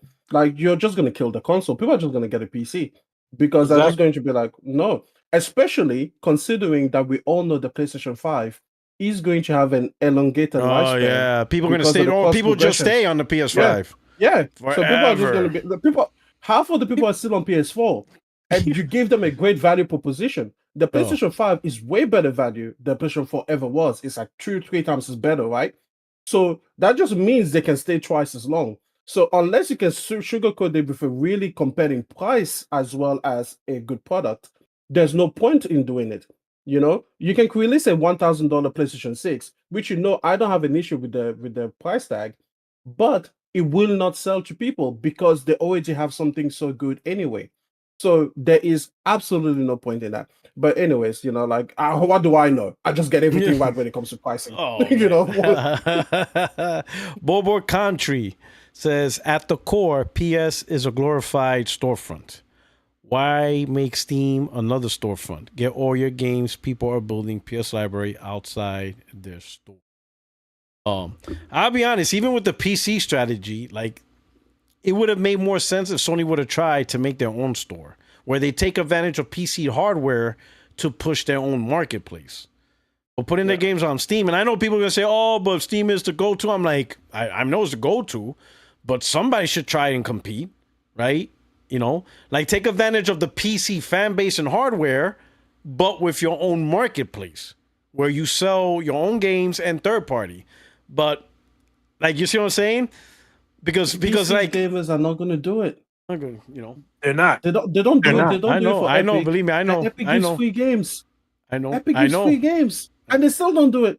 I Nah. agree. Fuck yeah. I agree. Yeah, they don't want to play. So, they don't want to play the free game Listen, on Epic. I do agree that it will make more sense for them to make their own marketplace, of course. But when you look at the stubbornness of PC gamers, you're just like, they're not interested in anything but Valve. They're just You not know, interested I in it. would. I'll say. That's it. I'll say because I like to think that I'm a pretty reasonable person, and I will even admit. I will even admit. Okay, so let's take Epic for example. I have several free games on Epic. One game, one game I got on Epic for free was Guardians of the Galaxy. Excellent game. Anybody who's not played it, you owe it to yourself to play it. It didn't get the attention it deserved. When so I had it on Epic. I still, when it went on a big enough sale, I still bought it on Steam because I wanted it over there. Like I can't even really rationally explain it, but the the storefront, like I used to never leave reviews. I review every game I've played ever since I've been on Steam. There's some kind of crack. Gabe sprinkled crack in that store. I don't know what it is, but yeah, like that's where you want all your stuff. I buy some games on GOG as well because I try to support that effort. But yeah, like Steam has crack sprinkled in it. I can't even explain it. There's nothing rational. There's no rational explanation. So PlayStation would be fighting a titanic uphill battle because PC gamers also aren't as beholden to PlayStation and their IP as console gamers are. Like to me, like even like with Ghost of Yotei, that's an event for me. PlayStation games are an event for me, like no other platform. PC gamers don't feel that way. They're just like, oh yeah, they released this. Oh yeah, it's pretty cool. Yeah, it's a good game.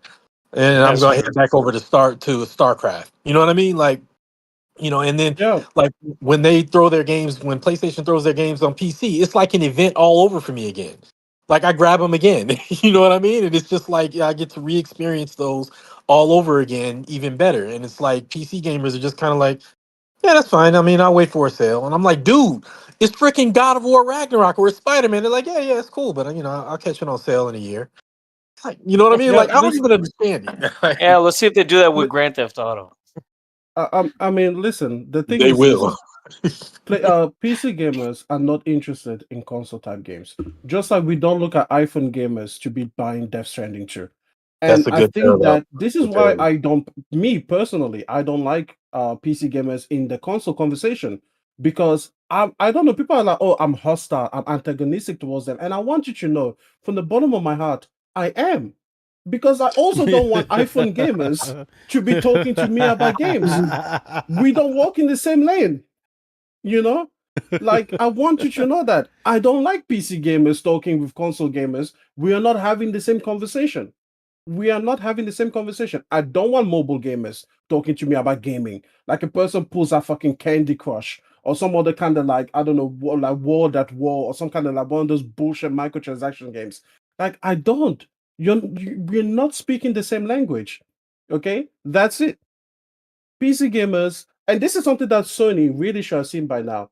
I believe by this point, the whole PC experiment has failed way worse than the live service one. Everybody's going after live service this generation, but I think that we need to actually go back and look at the PC strategy. That is a bigger failure. We've seen the data.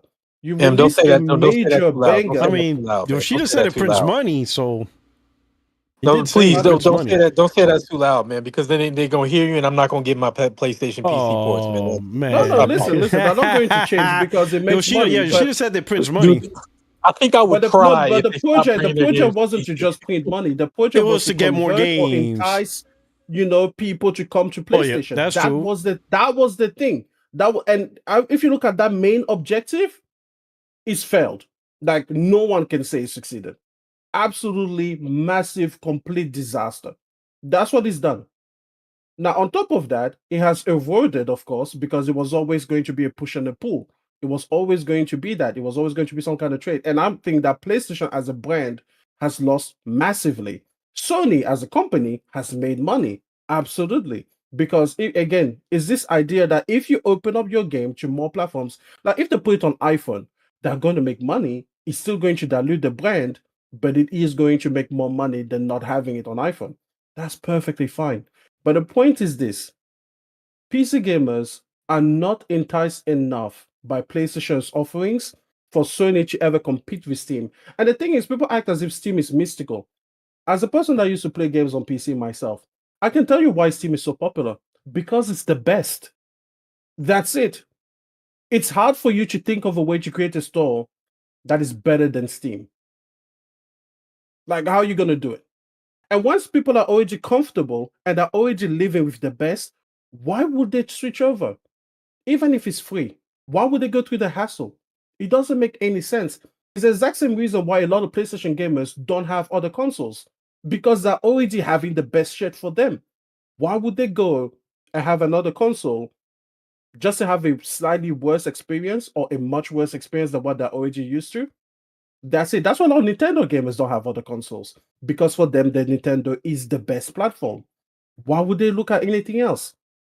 Steam is simply better than every storefront on PC. It has the best community on PC. It has the best return policy on PC.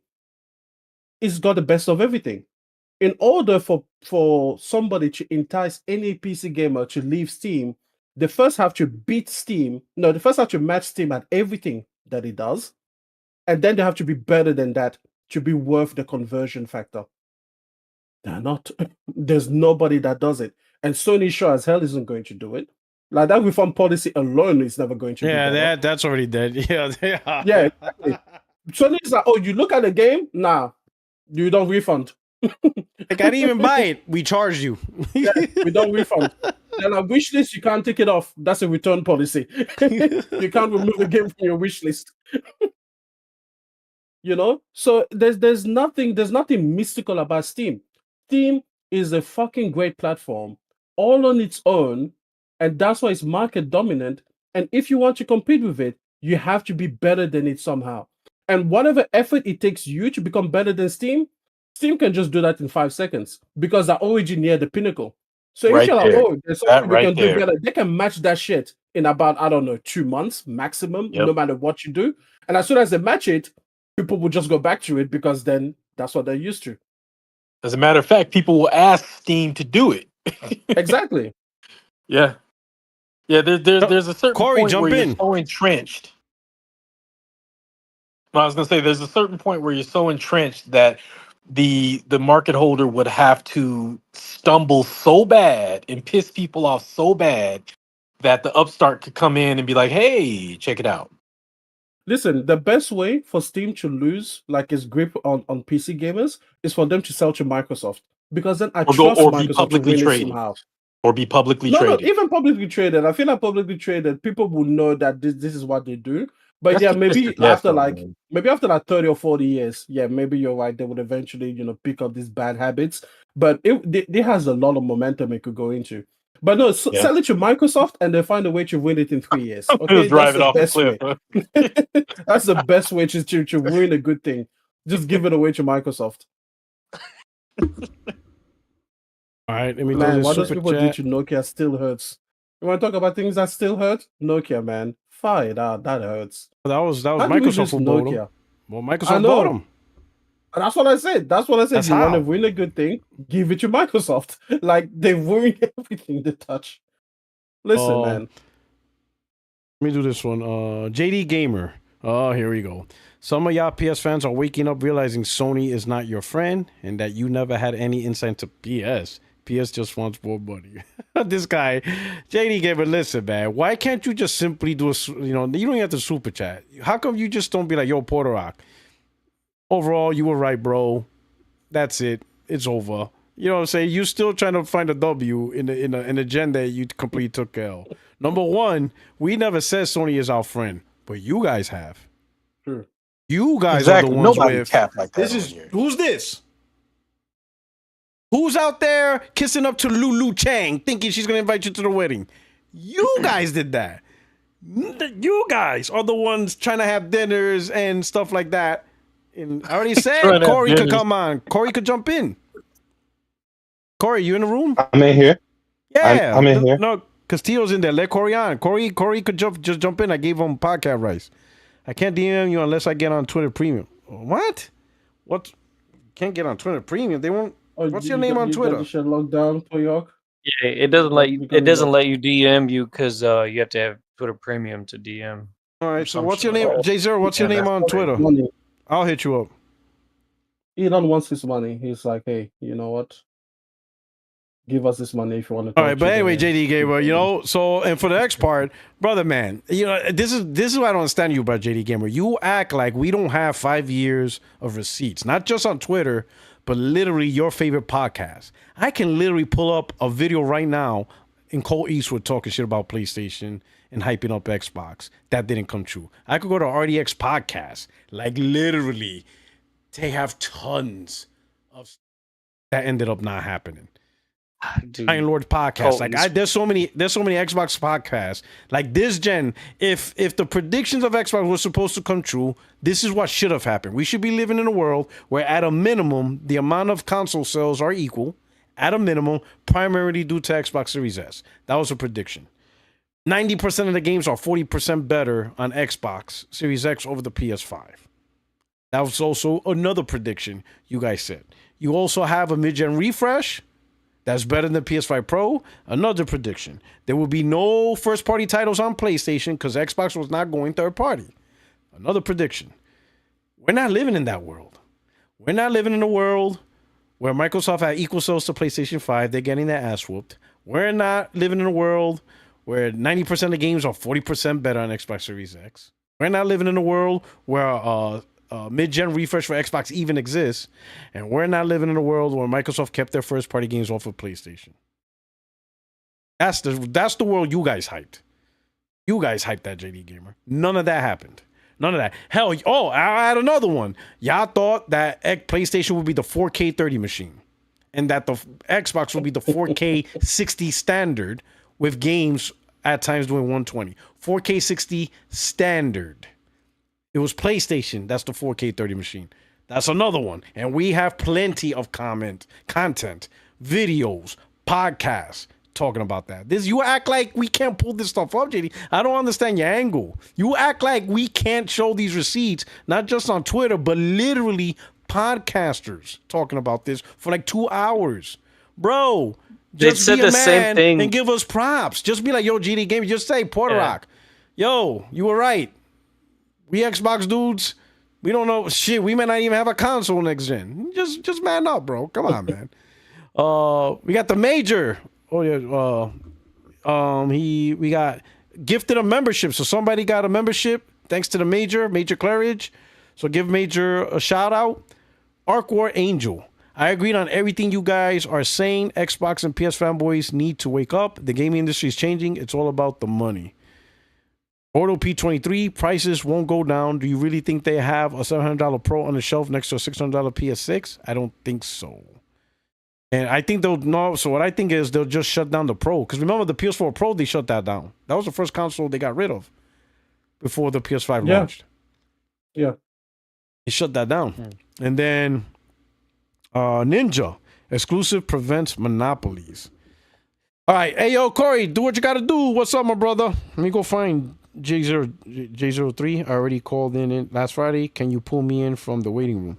Oh shit, you're in the waiting room? Oh shit, there you go. Yeah, just go in the waiting room. If you already got invited to Discord, go to the waiting room that says disagreement day. There you go. I'm gonna drag you in.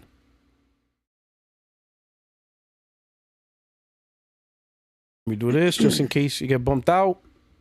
So now you'll be able to jump into the live. All right, man. We got. This is looking like the Brady Bunch. All right, Corey. I know you're about to start some shit. What's Yes, going you on? know it. You know it.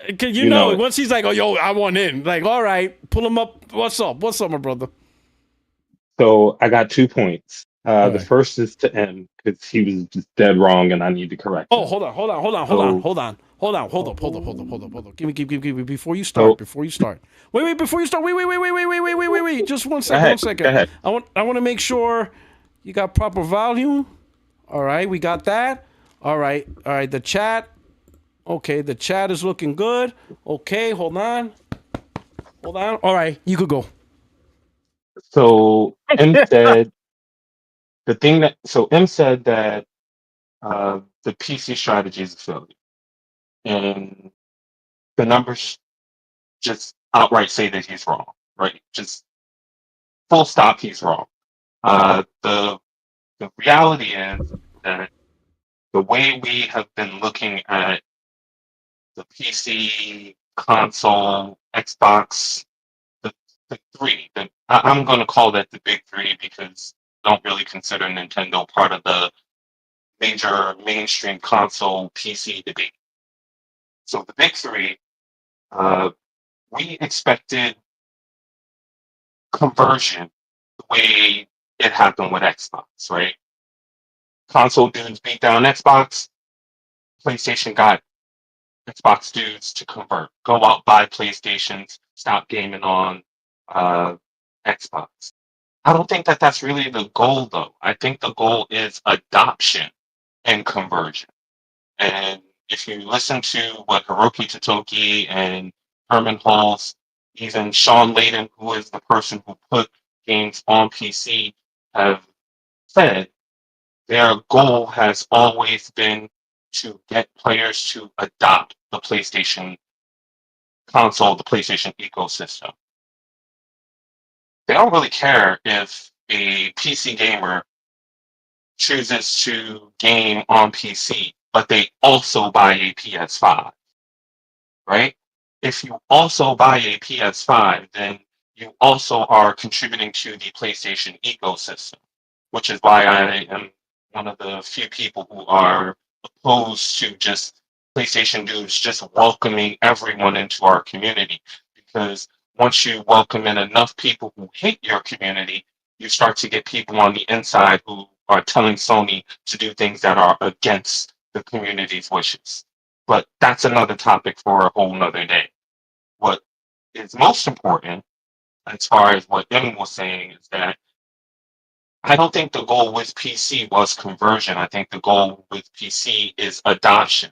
And when we look at adoption of consoles in places like Asia, where Black Myth Wukong sold out their entire stock of PlayStation, they had to re up China the way that they had to re up America for one game. So we can't sit here and say that, oh, the PC strategy's just been a failure when they are reporting 43% new player creation of PlayStation Network accounts. You don't just get those people out of thin air. Those people came from somewhere. Identifying where they came from is part of the internal equation that Sony has access to that we as, just commentators on the outside don't. But they come from somewhere, and and there's a probability, a high probability, that they do come from PC, that they do come from uh, Xbox, that they do come from Nintendo. They are new gamers who are just coming into the gaming forefront now. But at 43%, to say that there are just no people from PC that are converting, absolutely and positively false. It's a false claim all the way around. That's number one. Number two is the answer to the Helldivers, why they would only stop at putting one game on Xbox. And I thought about this from our last conversation, and the answer that I came up with is this: Helldivers is pretty much EOL, end of life.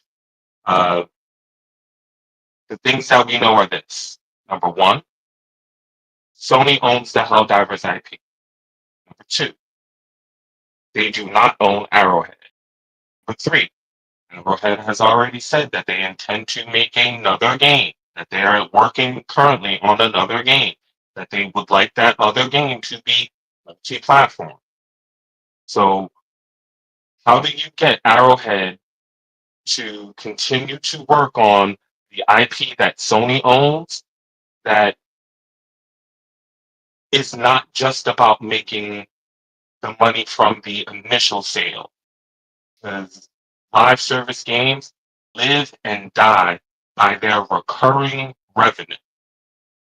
So if the goal here is to create a live service game for recurring revenue, if Helldivers dev decides to go off and make another game, Helldivers recurring revenue stops or dramatically slows down. And it doesn't just slow down for the PlayStation, it slows down for the PC, which according to Porter Rock is the significantly larger portion of the Helldiver population. And it stops that gravy train, and it's also why PlayStation can't just rely on third party. Then Sony is waiting for the next gravy train to start back up. If they don't have their own live service game that they can always keep running in perpetuity, that they can always keep the people who are interested in live service, who are supplying them with recurring revenue, if they don't keep those people paying, then the gravy train stops when third party stops supporting the game that is already out and that's already popular, and doesn't start back up again until third party hits the next home run and creates another one. And we've already seen that live service games from one game to the next don't necessarily make for a runaway hit automatically.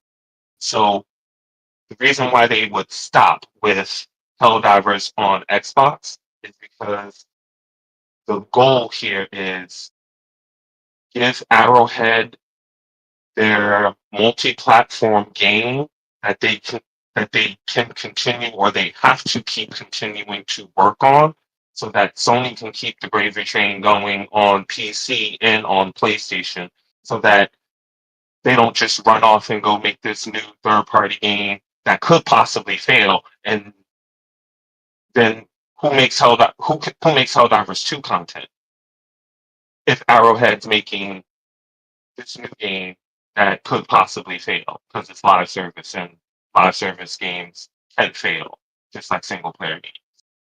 So those are the 2 points that I wanted to point out. One, M is wrong about the PC strategy. Two, they stop at Helldivers specifically because the goal here is not necessarily to get the initial sales with Xbox. It's to keep the recurring revenue sales from battle passes, and I think Helldivers calls them war bonds. So war bonds being paid for on PlayStation and PC, predominantly PC because they're the larger audience, because you don't want to give up the gravy train. That's why I think that they put this game on Xbox, is to keep Arrowhead working on the game that they own so that they can continue to get revenue from it. All right. And before you go, let me read these 2 super chats, and then you spit your bars. Glassdoor Gamer, he says, live service is a bubble. There's only a handful of games that get traction. Sony, being the dominant hardware, will give them gravy. Glassdoor Gamer with another super chat. Live service exploded during COVID, and now it's flat. All right, thank you so much, Glassdoor Gamer, for those inputs. We're gonna now it's time for M. M, take the floor. Hey, listen, Corey. First of all, your microphone has an issue. Nothing to do with our conversation, but you did have an issue with your microphone there. Second of all, is this your first time debating? Oh, he was here. He was here on the On disagreement day on Friday. Oh wow! In that case, we can go full ball, right? Listen, first of all, what I appreciate about you is that you just came out and said it. M is wrong. I hate it when people sugarcoat their feelings, so I appreciate that. I appreciate God, so really love it.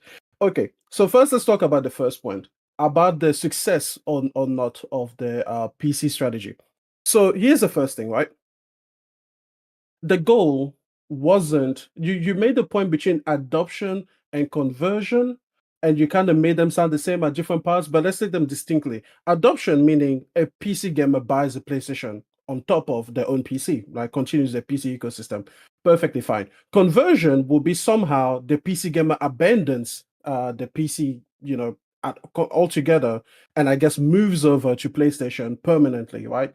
I don't think anyone has ever suggested that the goal was for PC gamers to abandon the PC platform and become PlayStation gamers. The goal was always what you refer to as adoption, as in, yes, you have a PC if you wish, but you also have a PlayStation for its own offering. So we can definitely agree on that. On that point, I will still argue that it has failed. Now, you pull forward the idea that 40% of new accounts have come from people that didn't have a PlayStation in the past. And you made the argument that some version of that, some amount of that, right, whether it be 0.1% all the way to 40%, has to have come from at least some PC gamers. Sure, absolutely. I agree with you. But the point is, we don't know how much, we don't know how many of those actually came from PC. And I will make the argument that is relatively few because just very rough numbers, right? Because, like you said, we are just commentating, we're just speculating, we're using a little bit of, intelligence, a little bit of education, a little bit of guessing, but probably just a lot of guessing. If we take a look at how many games have actually sold on PC, 28 million copies between all of the games that PlayStation has released. And I think this even includes Helldivers. But yeah, you're looking at about 28 million copies, right? If you're taking a look at just the single player games, which were supposed to be the ones to herald this strategy, you're looking at roughly 10 million copies. Okay. But let's go with the 28 million number. Now, let's say that one person that bought it on a game on PC decided to also buy another game from PlayStation. So we're just going to have that to include the people that bought Helldivers and Horizon, so on and so forth, right? Let's say that's 14 million. Now let's pretend that all of these 14 million are brand new gamers to the PlayStation ecosystem, right? They never touched a PlayStation before. They are not people that came from PlayStation and then bought the game again on PC like Ramon tends to do. Let's just say 14 million.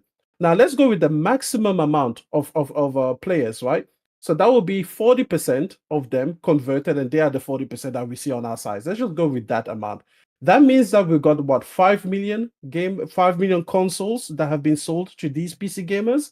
And that is making a lot of generous assumptions. The only reason that I'm making this super unrealistic amount is that you and I both realize that the real amount must be much smaller than that. So when you're looking at a user install base that has come from PC with very rough numbers, with very generous margins, being given to be around 5 million consoles, when we sold about 70 million consoles by now, 75.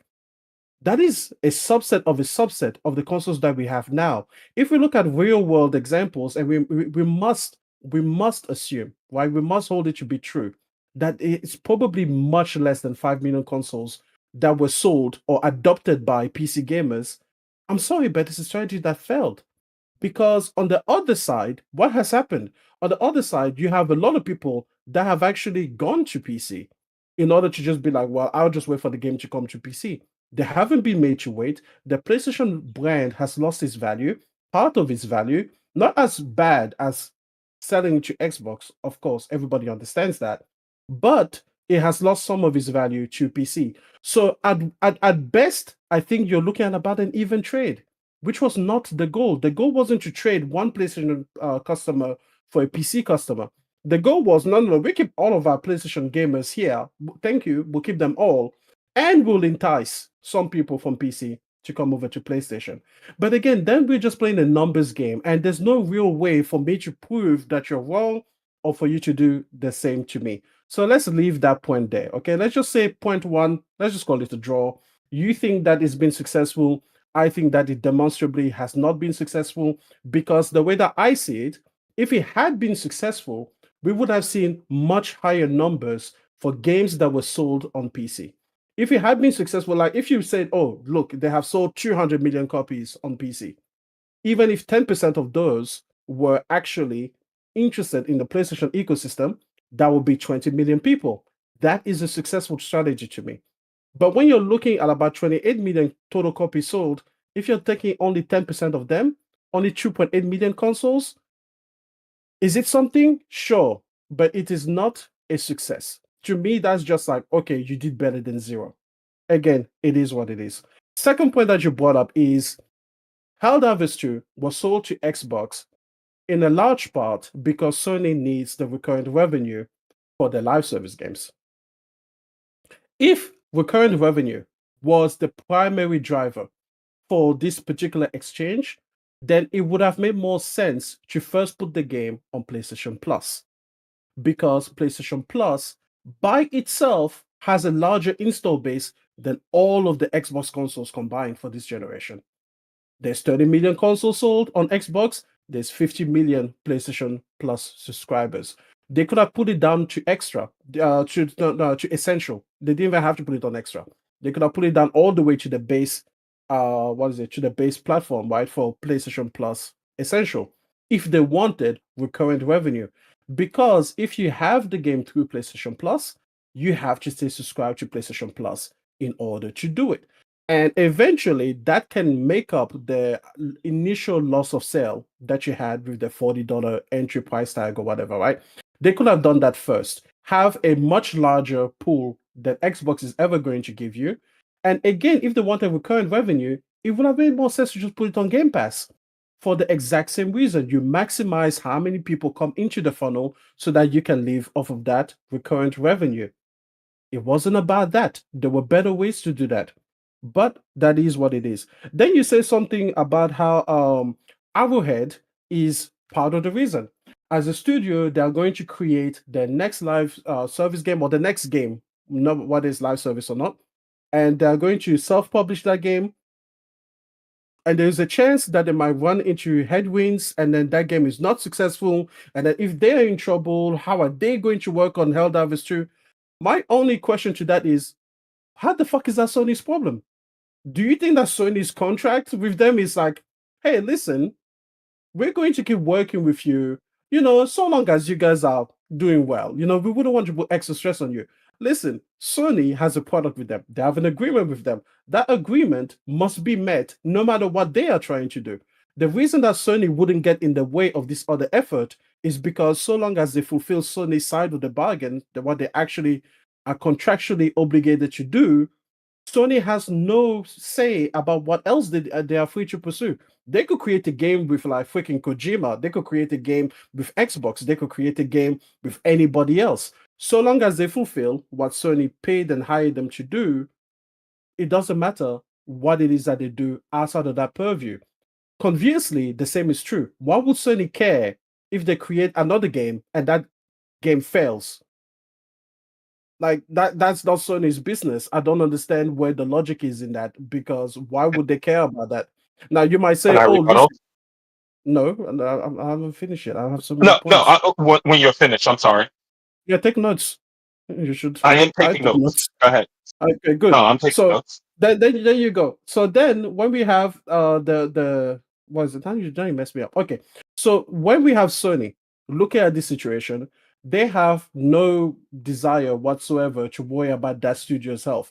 If anything, right? The part of me that feels pessimistic, if anything, Sony wants them to create their own project and fail at it so desperately that they are actually willing to be bought by them. Because now I have total control over you. So if anything, I want you to fail. I want you to go for this live service strategy. I want you to try your own game, and I want you to fail at it, right? Because then I can buy you for pennies on the dollar. I mean, that's what they did to Insomniac. Insomniac went with Xbox, failed miserably, and then when Sony gave them a lifeline, they were able to buy it for like $2 and like a hamburger. That was basically it, right? So if anything, it works in Sony's favor for them to fail. It's very pessimistic. It's very ruthless. But that's what I would do if I was the head of a company. I'm like, yeah, sure. Yeah, no, you know what? Put it on the Switch. Put it everywhere. Mind if I put it on the ColecoVision? Like, go as far back, make this as hard and as expensive a project as possible, so that when it all blows up in your face, I can come in, I can offer you $50 million, and then I can buy a fantastic studio, and then I have total ownership and total control over everything that you do. And I never have to go through this phase where you try to develop games that are not within my purview and my control. It is what it is. Then you say something weird. You say something like Sony cannot rely on third party for live service games. And this is the strangest point that you make, because yeah, that's the entire thing. This is like saying that I don't know.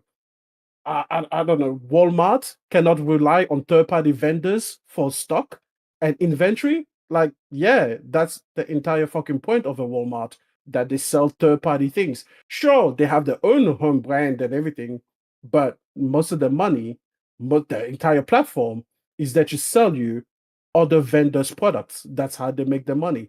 Sony makes their money by being a marketplace. Of course, they can rely on third party for live service. You say something like, oh, well, live serve third party will have to create like a live service hit, and they might not keep that up, or they might do this, or they might do that. But Sony doesn't care about that, because they're not the one taking on the risk. Like, it doesn't matter if now, for example, Splitgate 1 came out, did phenomenally for like 2 weeks, right? Made a lot of money, made a lot of noise, made a lot of buzz, and then it died. Sony doesn't care. For those 2 weeks, they were riding the waving train. And then you say something like, oh, well, then they have to wait for the next live service. No, they don't. They have Fortnite. They have Call of Duty. They have World of Warcraft. They have Roblox. They're already making money hand over fist. If there's another new one that pops up and becomes like the next Rocket League, even if it's only for like 6 months, Sony just gets to make more money for 6 months. They can always rely on third party because they never have to take the risk associated with that third party game. So to them, it's just money on top of money. Oh, look, this quarter we made more money than the last quarter because there was a new hit live service game that came out, maybe like the finals, right? And it was popping for like 2 or 3 weeks, and then it died off. Sony doesn't lose. If anything, Sony wants more of that, because Sony doesn't care. Beyond their own products, they don't care about the longevity of other people's products, especially when they have titans of the industry like Fortnite, like Call of Duty, like everybody else that is a big, like Apex Legends, so on and so forth, that always give them good return on investment. Like they can keep the platform up by themselves. Sony doesn't need more than that. So everything that they want, do they want more money? Of course they want more money. But do they need it when they're taking no risk from it? No, that's the entire point of being a marketplace. Once you're established, other people do most of the work and other people take most of the risk. That's what it is, right? Like Steam. Then, like Steam, basically. When you said, let's see, who's going to make Helldivers 2 if Arrowhead is busy? I'll tell you, Arrowhead. That's what contracts are for. That's why I give you a contractual agreement. It's a bit like this. You hire me as a photographer, right? Great. You're like, Emmanuel, I like your stuff. Here it is, whatever it is. You could be like, oh, Emmanuel, it's going to be a long-term project. Go ahead, photograph the erosion of soil. Every day, Sunday, wake up at 6 a.m. and go photograph this coastline. We're going to do it for 10 years, and we're going to see, how the soil has eroded, right? You're a scientist project or whatever. Outside of that time, you don't care what I do. Who is going to do that job if I'm busy? Me. I'm busy doing your job because that's what I agreed to. That's what the contract is. So the idea that Sony wouldn't want them, like, it makes no sense how this is related to Xbox. If anything, when they are making the port for Xbox alongside Nix's, that's less time that they have to make the next update for the game. So if it was all about live service and microtransactions and recurrent revenue, you wouldn't want them to be distracted by a platform that is not going to bring you all that much money, all things considered, when they could be making up the next skin, the next warbot, the next this or the next that, so that you could sell it to the people that are already on the thing. So again, I don't understand how you think your second point makes sense. Helldivers 2 on Xbox makes sense so long as you say, oh, it is technically more money than they had before. Beyond that, that's it. Every other thing, there is a better path that they could have used if they actually cared about it beyond just, oh, it makes more money. But hey, go ahead. All right, let me do the super chats real quick, and then we'll have it back to Corey. I want to give a shout out to Glassdoor Gamer. He gifted 10 memberships to the chat. So if you receive a membership, please give Glassdoor Gamer a shout out. Thank you so much, Glassdoor. I really appreciate it. Thank you so much for looking out for the community. And he added himself as a member. Welcome to the family, 60FNL. And he has another super chat. Once PS gets console sold in China, they scrap PC. Console sales in China, they're gonna scrap the PCs. And then finally, William Ortega. That's one thing I forgot. Yeah, and with William Ortega with the $10 super chat. PlayStation brand has gained value. We have PlayStation Studios, PlayStation Production, movie TVs, and now I don't know if you're trolling now. PlayStation Symphonies. To be fair, the first 2 points, I'm like, I feel it. But when he said now, he say PlayStation Symphonies. Now I don't know if he's trolling. Now you got me confused, William.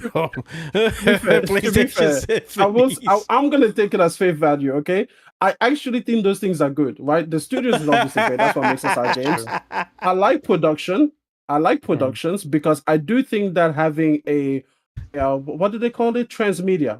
Having transmedia is the best way to expand your horizons beyond gamers, right? Because I think that this industry has focused too much on the gamers that are already here, and they need to go and reach out and create new gamers. And Sony has been pretty good in that. And I think PlayStation Production is one of those things that we don't see the effect of right away because it has what do they call it? It has like a tail, right? It's going to have a delay effect, to see whether a lot of people are convinced by, let's say, The Last of Us on TV, HBO, to get more into PlayStation. We'll have to see if that happens.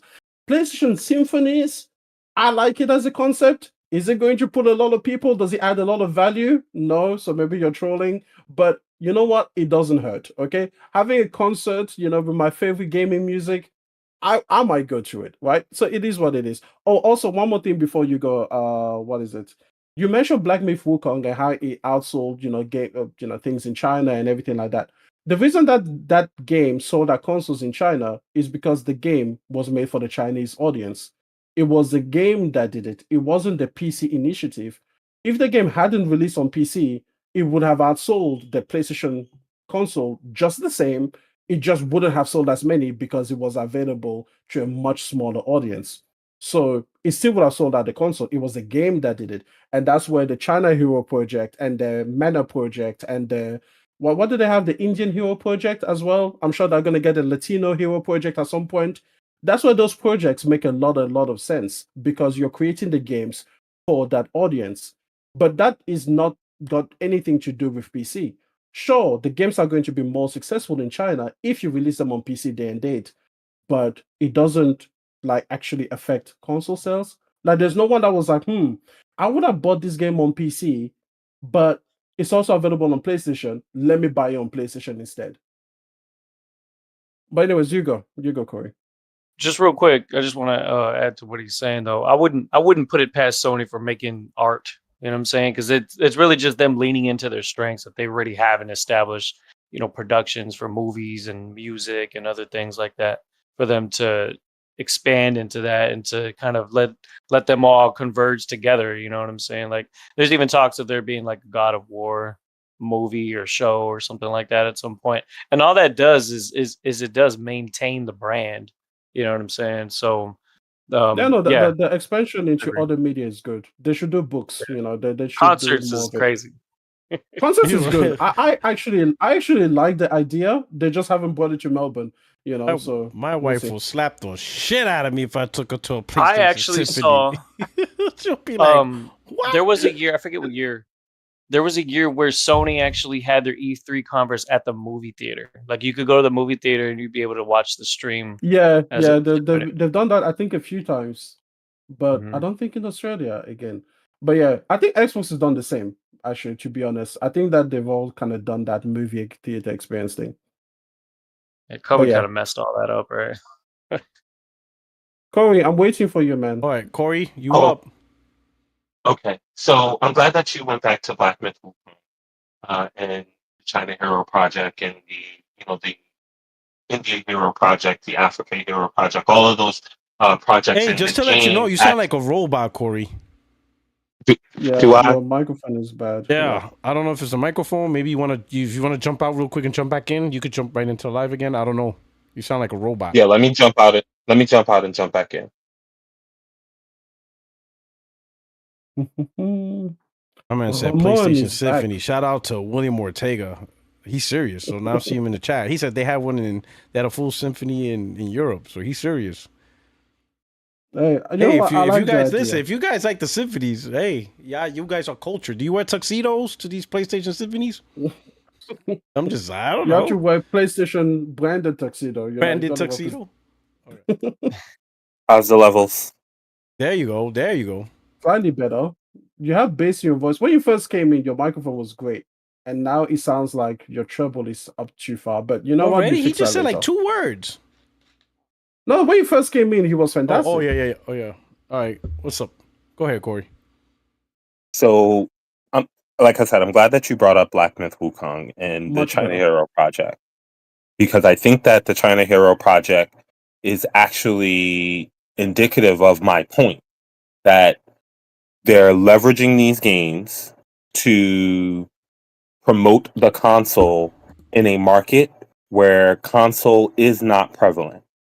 Considering in China that consoles were really not a thing until 2013, Black Myth Wukong selling the way that it did just in console sales is an amazing leap forward in comparison to what they would have had if the game were, let's say, only on PC and not on their console, right? Or if the only way for those individuals to play it would have been only through console, because then you are missing so much of the market to only get the few bit of saturation that existed in China at the time. Giving those people the option in China who did not already have a PlayStation to get it through console, which can be cheaper than buying it on PC, massive win. So while you're saying they would have sold out the console, maybe, because to that point they hadn't had much traction in Asian markets at all. I mean, considering that from 2013 till now, they haven't had that kind of, we need to continually re-up this console in this region to keep up with the demand for the console. So yes, the game definitely promoted the sale of the console because the people in that region recognize the game as being good. I can either get it on PC or I can get it on this other device that also plays this game that I really want to play, which is in fact how a lot of us here in the United States and across the world got into console gaming. Is because games originally existed on PC, the ports or versions of those games became available on console, and our choice was we could buy them on PC with the exorbitant prices of PC, or we could buy them on our subsidized consoles. So that was the first point. I'm glad that you brought that up because I do think that that promotes the sale of the console in regions where the console was not successful prior. But I Number don't know two. if we disagree. Do we disagree on that? Because from what you're No, again, I saying, the think we're game. in agreement there. I think our perspective of why we agree here is different. I think you But I think feel I that feel you're like saying the that it's just PC. promoting PC. I think that it's promoting the console. I think No, I that the didn't. game I does didn't say both. it promotes PC. I said that the hero projects are there to promote the consoles in that area, and if they had not released it on PC, it still would have sold at the console. My point is that the PC strategy did not help PlayStation in that market. It helped the game in that market because the game was available in more places. But even though I feel like the hero projects are not really tied to the PC strategy, because I feel like that game was always going to be made for PC. So that's a bit different to me. So that's why Black Myth Wukong. I was just saying Black Myth Wukong is a strange example So because so it's not. another example might be a game like Lost Soul Aside, which will No, also but that's have the a exact same very thing. high footprint in Asian No, but market. that's the exact same thing. Like again, these games were not made. These are not PlayStation games that were taken to So PC. That's the PlayStation is PC completely strategy. funding this game, Em. They're completely Yeah, I funding. know that, but they are not a PlayStation game. What? Listen, here's what I think. The developers of Black Myth Wukong are Chinese, right? They sit Correct. down with Sony and they're like, "Hey, we would like your funding to make this game." And then they will be like, "Well, we're going to release it in China. It has to release on PC." Just like Bungie came to the table and was like, "Well, we're going to make our games multi-platform." Like, I don't think these games were ever not going to release on PC. That's why I'm saying that I don't see them as part of the PC strategy. The PC strategy is Horizon Zero Dawn going to PC. That's a PlayStation So first party again, when game. you're again, this is the Or point that I'm trying to make. You're trying to create differentiation between a game that PlayStation completely funds. So let's say a game like Stellar Blade, which is another game that has a very high footprint in the Asian market. Again, Mhm. another game by and large part funded by Sony. In fact, the developer in many instances praised Sony's input in ability to help them create that game. That game does not Yeah. get made at the level that it gets made without PlayStation. But that's not what I'm And saying. What so I'm to saying is that say that that game was to say always that that game destined was going for to PC. PC regardless is Yeah. is is is duplicitous at best because it Hold on. effectively assumes Kojima made the game with PlayStation's own engine, and that game was always going to PC. So when creators come and are like, "Yeah, these are the platforms that I want Technically, to release on," Xbox. exactly, right? So it's like, wait, hold on. No, there's differences. The PC strategy isn't we're going to have the project games that are funded by us, or like the Stellar Blades go to PC as well, day and date or otherwise. The PC strategy is our games, Gran no. Turismo, So Horizon, God of War, again, Spider-Man. Our what you're games going to PC later. That's the PC strategy. the Not I the get what you're PlayStation. saying. Confused. The PC strategy is any PlayStation funded project because in the past those PlayStation funded projects would only be on our console. Helldivers 1 went to PC. That wasn't called the PC strategy. So the idea that anything, Helldivers 1 was purchased so that Sony so that Sony would publish it. They were not the original they had the publisher IP from the beginning. at the creation or origin point of that Helldivers game. has always been a Sony IP. It's always been theirs. They didn't buy it later. They bought Helldivers after Helldivers was created. They did not buy They did not fund Helldivers from the start. They bought Helldivers after it was But created. They did they had not the have right a to the publisher, IP. and they came to Sony, and Sony agreed to publish their game if they sold But they them the owned the IP. IP. Yeah, exactly. So they also owned the IP. So the So game So Sony already funded the game. existed, wait, so let and me then provide some PlayStation data. bought the game wholesale. In the example of Stellar Blade, that game did not exist at all. Let me provide data. So it says right here on the Steam page, released December 2015, publisher PlayStation Publishing. Yes, That's what I'm because saying. But that's 2015. the game was created. They did not have a publisher who would publish the game. They went to Sony, and Sony agreed to publish the game if they sold them the IP. That's how they came into possession of the IP. But what I'm saying is just because a Sony funds the game and that game goes to PC doesn't mean that we ever called that the PC strategy before we had the PC strategy. Helldivers being an But example Sony of a game. considers that part of their PC strategy. Sony I considers. feel like you're very confused about what I'm saying, or I'm saying it badly. Which one is it? I'm not sure if I'm not sure if you're saying it badly, but I'm saying that the way Sony perceives their games, they consider the games that they fund a part of their portfolio. Okay, hold on. They've When we said talk this about in the past. let's define the PC, because I'm not disagreeing with what you're saying now. When we define the PC strategy, we're talking about Sean Layden's initiative to take PlayStation games and put them on PC at a later date to entice, hopefully, certain PC customers to adopt a PlayStation.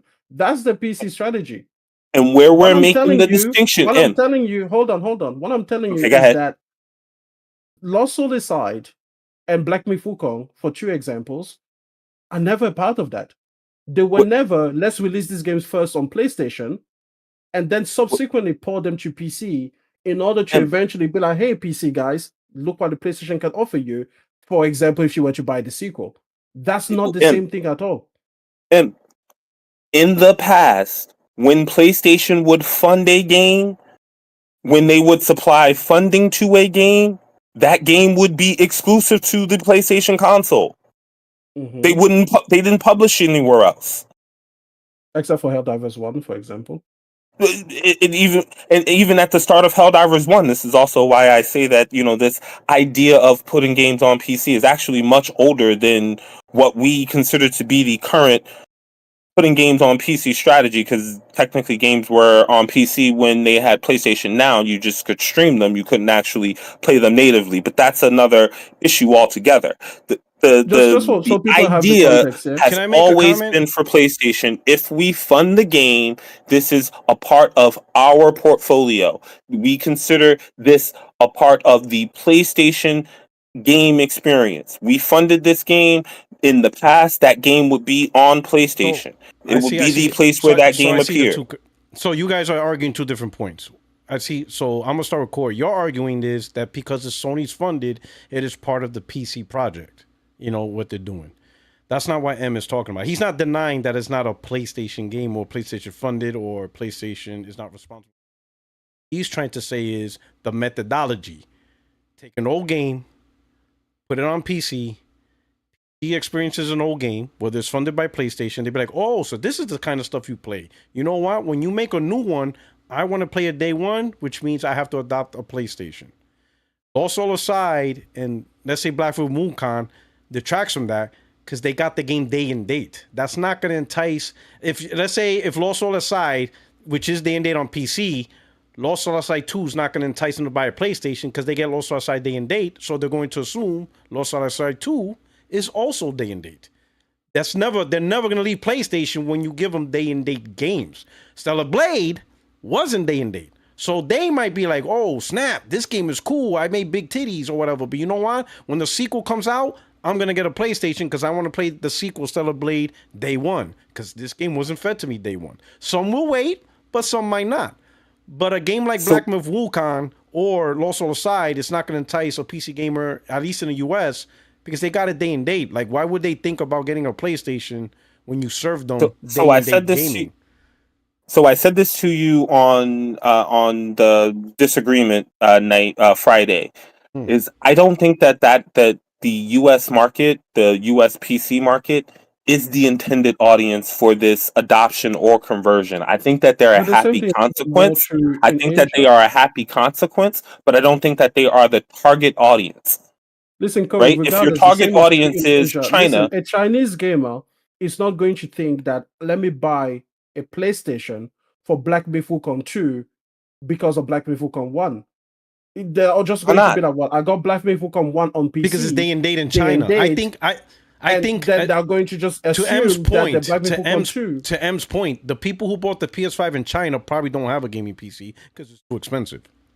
It's not Yeah, because of the But game itself, because the games is on both platforms. Like this is why I don't understand when people entice. I could understand a game going to a platform years later or whatever for enticement, but if it's day and date, there's no enticement. Now you That's no choose. enticement. so You either buy a so PS5 or so you buy a PC, one or the other. so Maybe you don't have the so money one for thing a gaming the one thing PC, that we so you buy a PS5. so That's why so the PS5 so well. I've been to China, and one of the ways in which the one of the ways in which the mass market of gamers game are through internet cafes. Those people don't Yeah, we know necessarily that. own those PCs, so they go to a cafe and you can create a Steam account. Yeah, You we know can this.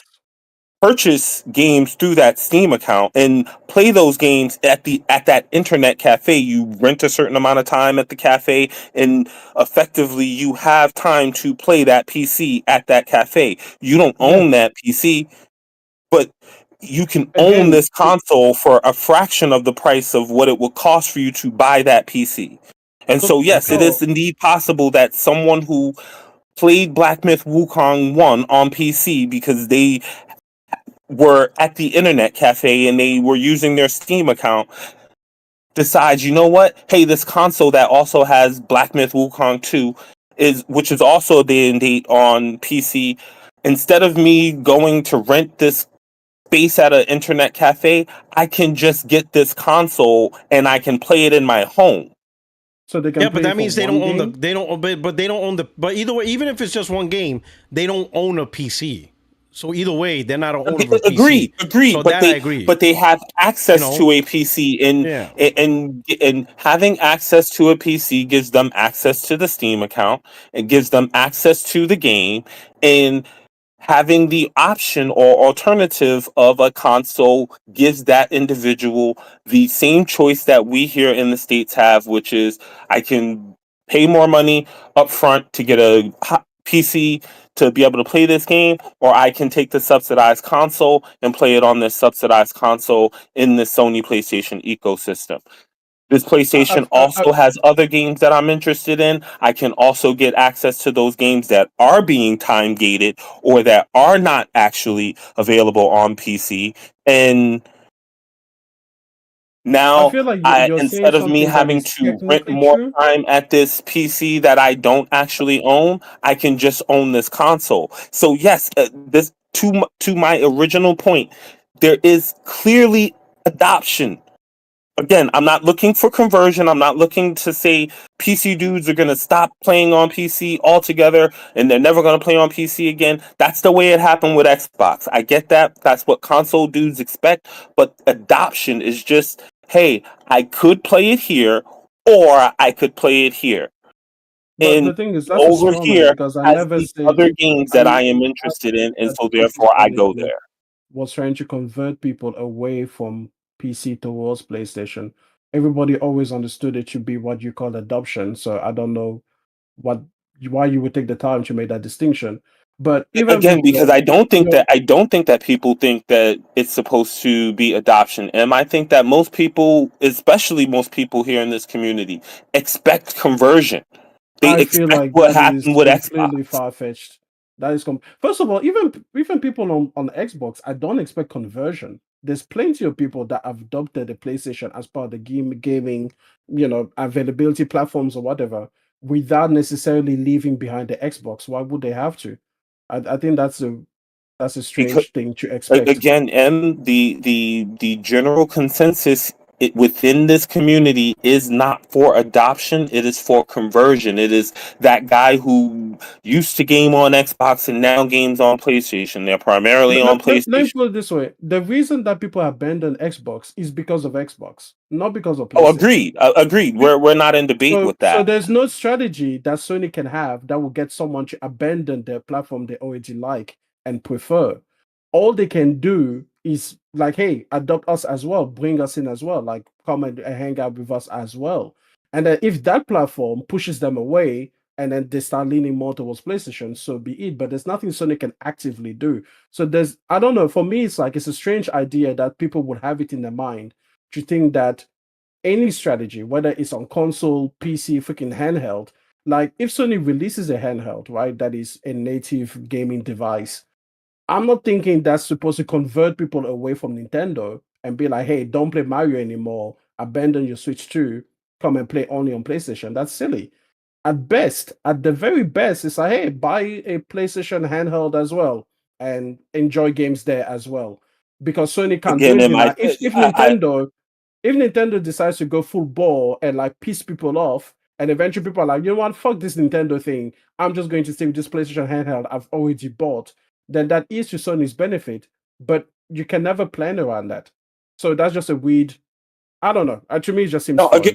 I agree. I agree with you. And again, I think that that's part of you being a reasonable gamer as opposed to someone who has the unrealistic expectation of conversion. But I do think that in this community the general expectation is for conversion. It is not for just simply adoption. But that's again a side point to the fact that adoption is happening, and we can't deny that it is. And this goes back to the other point that you made, that if we start to project numbers onto them, and I'm a numbers guy, I work in numbers, as part of my actual career. And so when I look at the numbers and I go, if they are increasing 30-40% of new PlayStation gamers, we can throw out a 10% amount as, let's say 10% of that 40 is PC,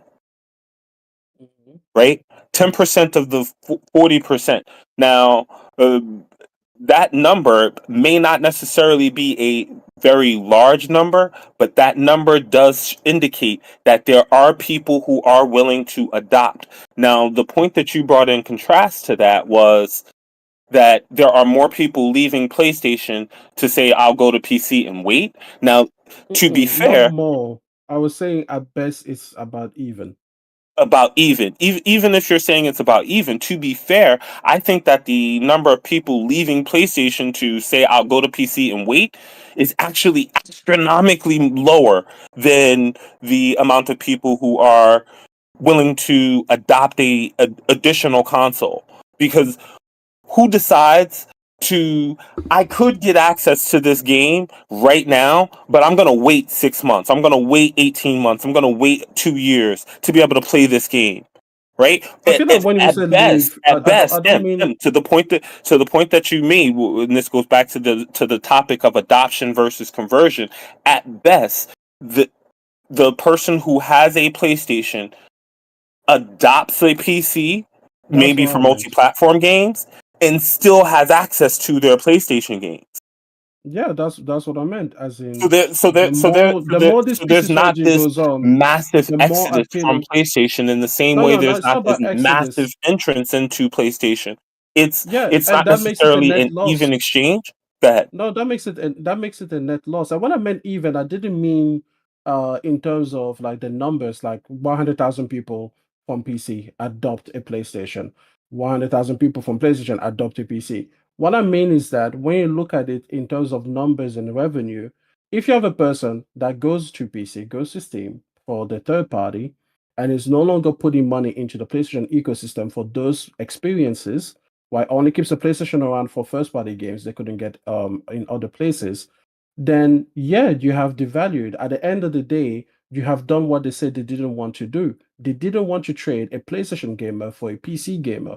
Again, the idea was I keep everybody I already have. I keep all of my guys. Okay, they're all with me. And I tempt other people to come. Hey, guys, girls, are you on PC? Are you on Nintendo? Are you on Xbox? Hey, come and see what we got. That was the initial plan. That's what it was supposed to do. Again, If any person, right, decides that, hey, you know what? This whole PC thing, I'm seeing how the tea leaves are going. I'm seeing where the trend is going to go. Yes, I have a PlayStation 5, but let me start building out my PC right now. Let me start building out my Steam library right now. That is a colossal failure. If they did that because of the PC strategy, this thing has failed. again, you're asserting or you're assuming that that the number of people who are adopting PCs, because we're using the term adoption, not necessarily conversion, would be greater than what it had already been in the past. Because before there was a PC strategy, the PS4 Pro was specifically made to sort of prevent that PC adoption, that jump that you're talking about. Hey, let Yeah, me start exactly. building up a PC to. So there was And then the PC already a strategy reversed populace that of effort. gamers. I'm sorry. Yeah, and the PC strategy reversed that effort because the PC strategy was like, hey, here is a new reason to go to PC. PS4 Pro was like, no, no, no, no, no, don't go, stay with us. Look, we have the performance you're looking for. The PC strategy is like, you could go. Like, you could. You shouldn't, but you could. And a lot of people are like, yeah, I could. Again, I think the But number of real people. quick, hold on, wait. But also, Sony just has a really loyal fan base that probably will put up with what they're doing. Like you know I how mean, like people are real loyal to iPhones. loyal onto what? People were loyal to BlackBerry. People were loyal to Nokia. People were loyal Yeah. to the iPod. Like all of these brands that were gigantic at a certain time, they're dead. You don't see iPods anymore. Let me You know? mention So this. again, Let me this mention this this. goes But Let you back. me see mention this Apple. because I think the problem is It takes time for something to erode. It doesn't erode overnight. Remember, Microsoft dipped into PC in 2016, 9 years ago. But we were talking about people when exiting PlayStation no. back in 2017 when the PlayStation 4 Pro came out. And so what Em is talking about is that the PlayStation PC strategy fast tracking that. But what we've seen over the no. course The PlayStation of 4 the Pro was meant to dam that, right? It was meant to be a dam against that tide. yeah, it was What I'm supposed to saying is that the stem PC the tide. strategy, the PC strategy always had a push and a pull. It was, hey, we're going to open this little way, but it went both ways.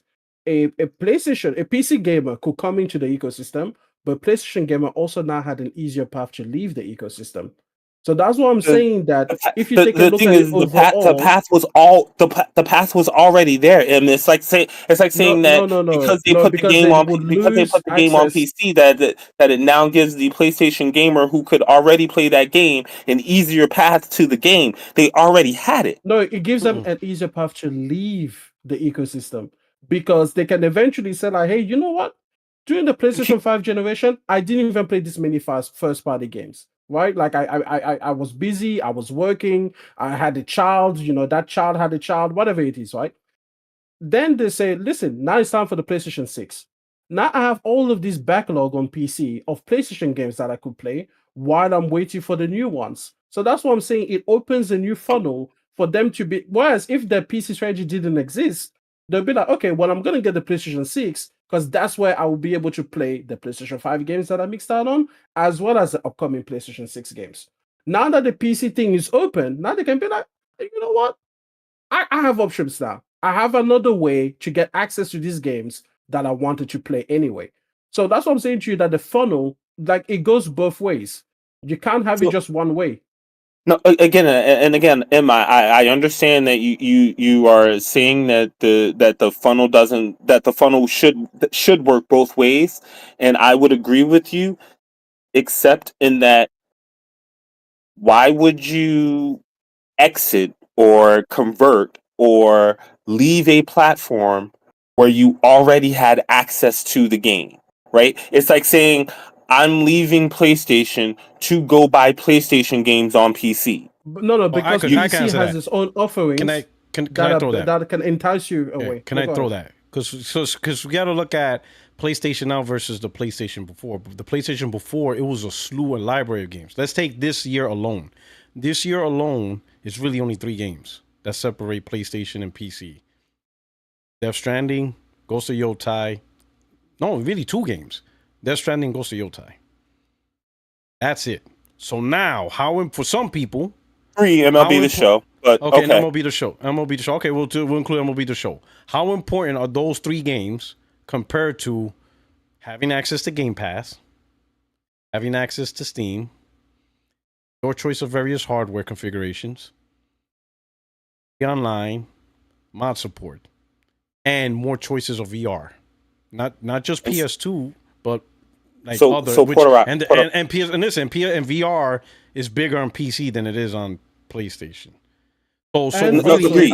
I have a PC, so I understand this. But my question is, if there's no PC strategy, how does any of that change? Right, because there still would only be 3 games that would separate PlayStation from PC. But you have a whole library of games that's literally built on the back of the PlayStation library. Like Spider-Man, you can't use Spider-Man to help PlayStation. You can't use God of War. You can't use Horizon. You can't use Returnal. You know what I'm saying? What other games has been released on PC? You know what I'm saying?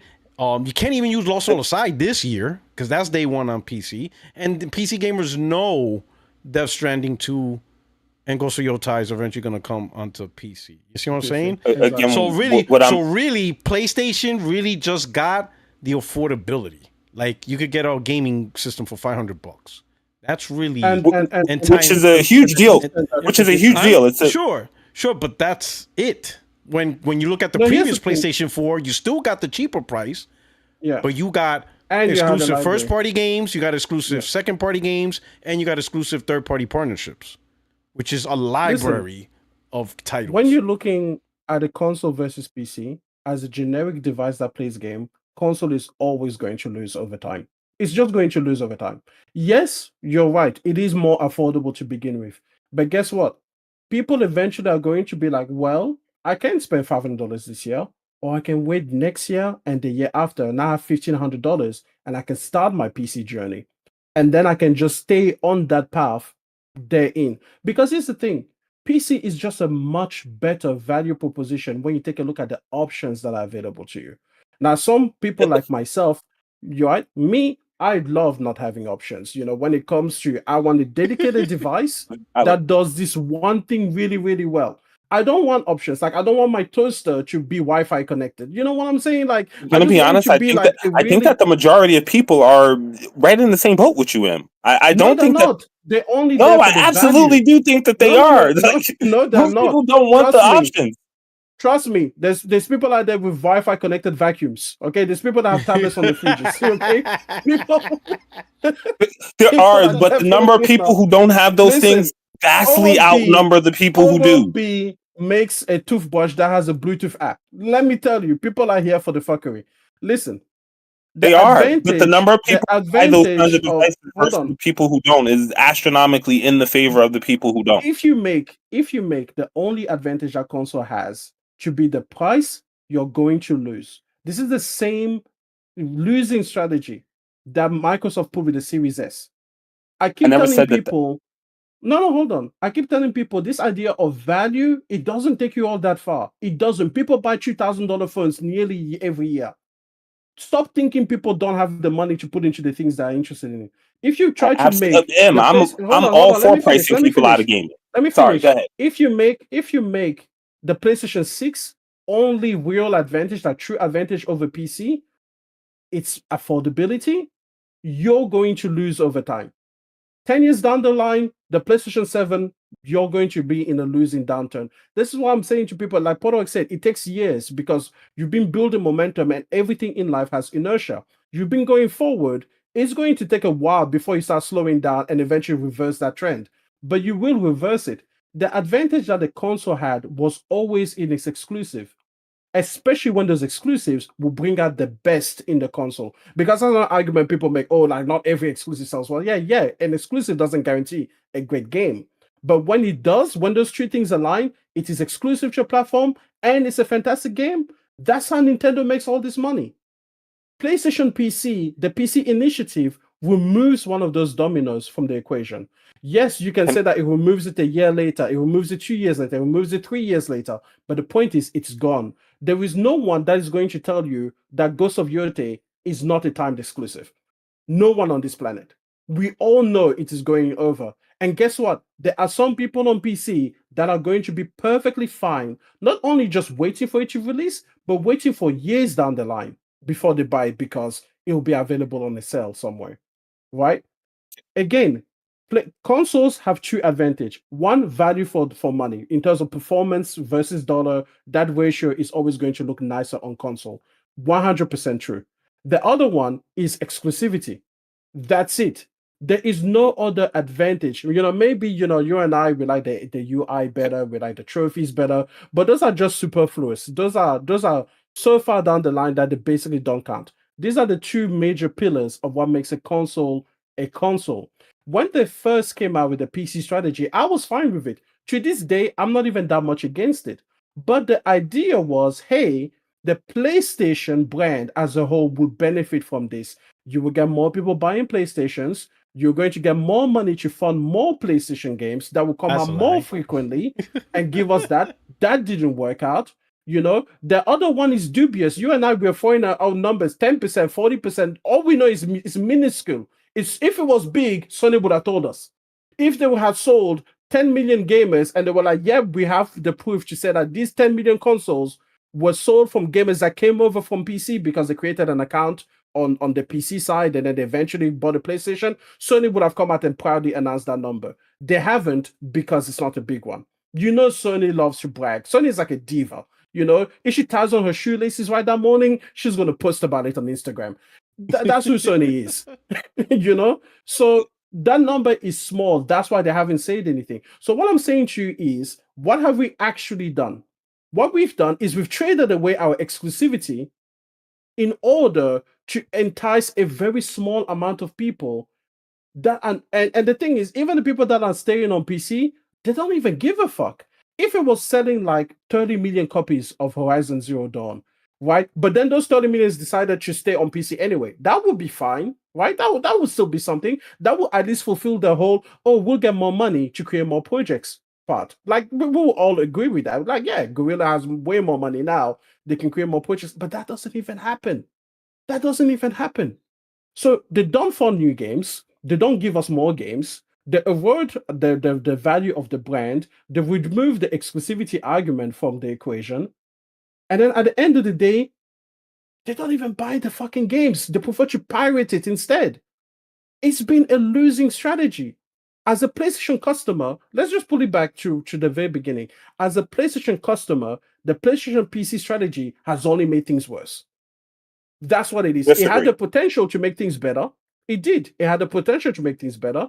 But in reality, the way it's turned out, it's worse.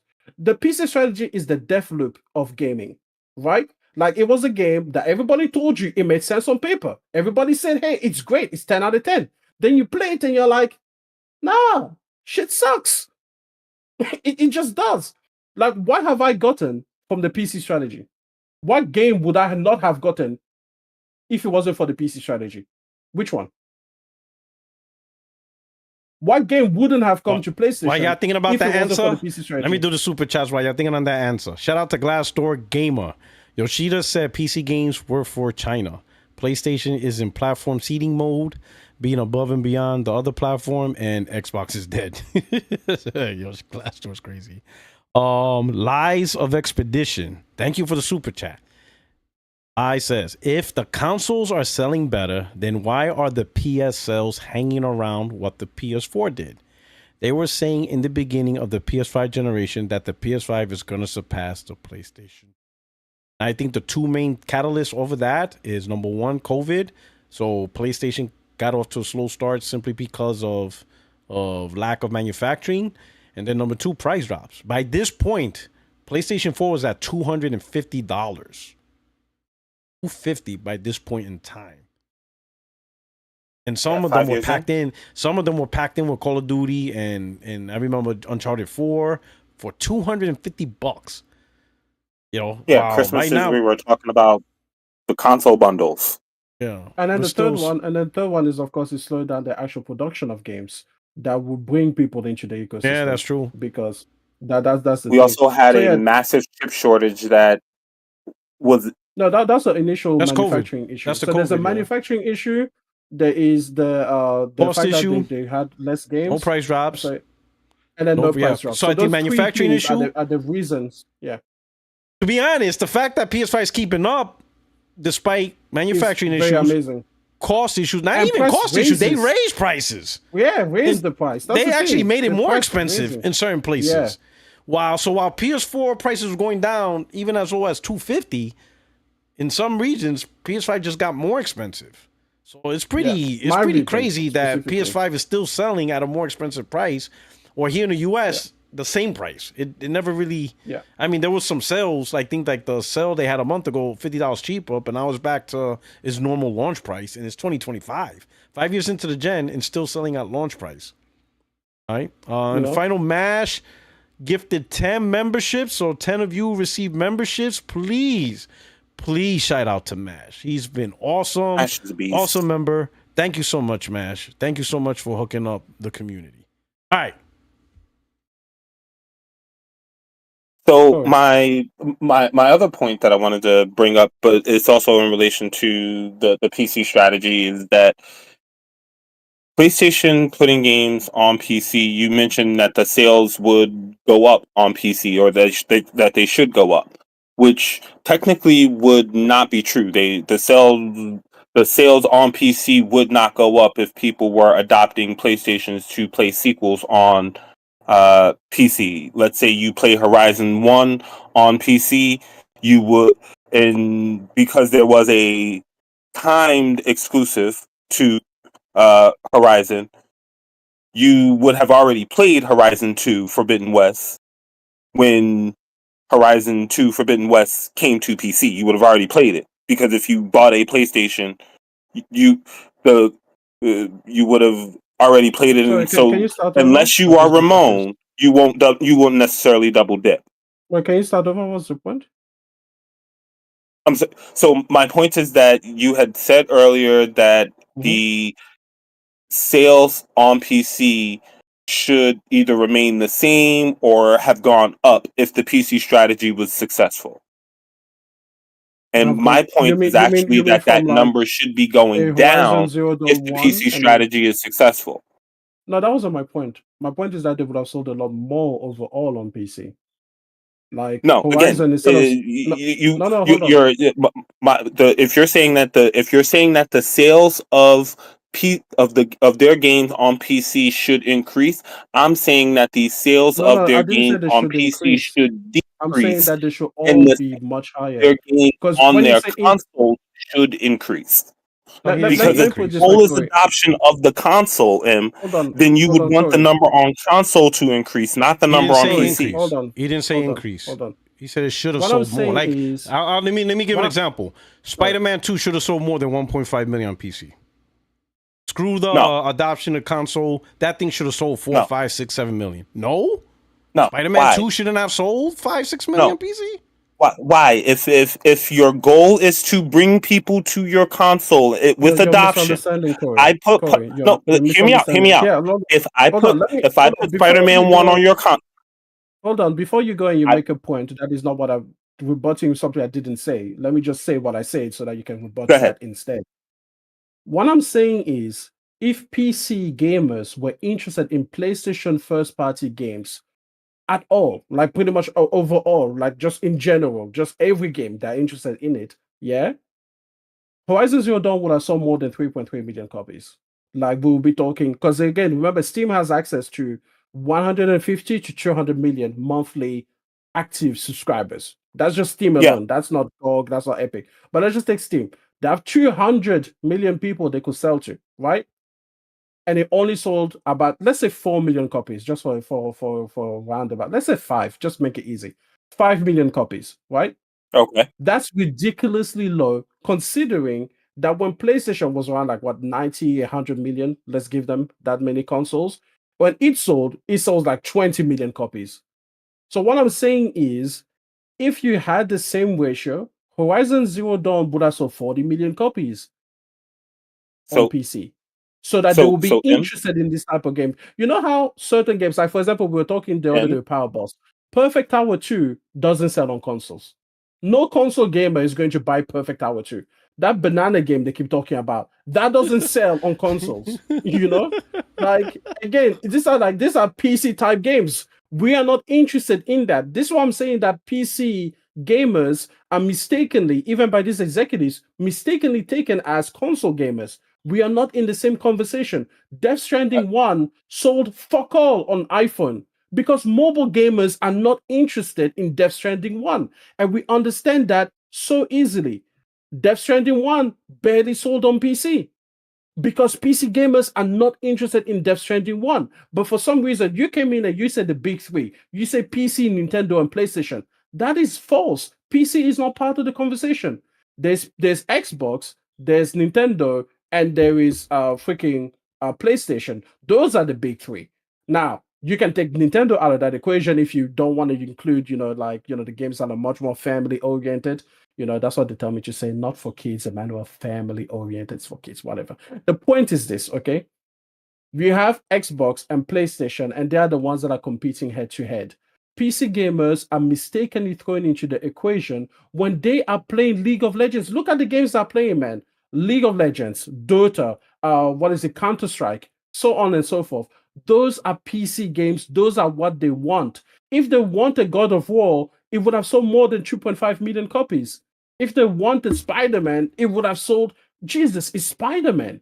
If they wanted Spider-Man, it would have sold like 100 million copies on PC.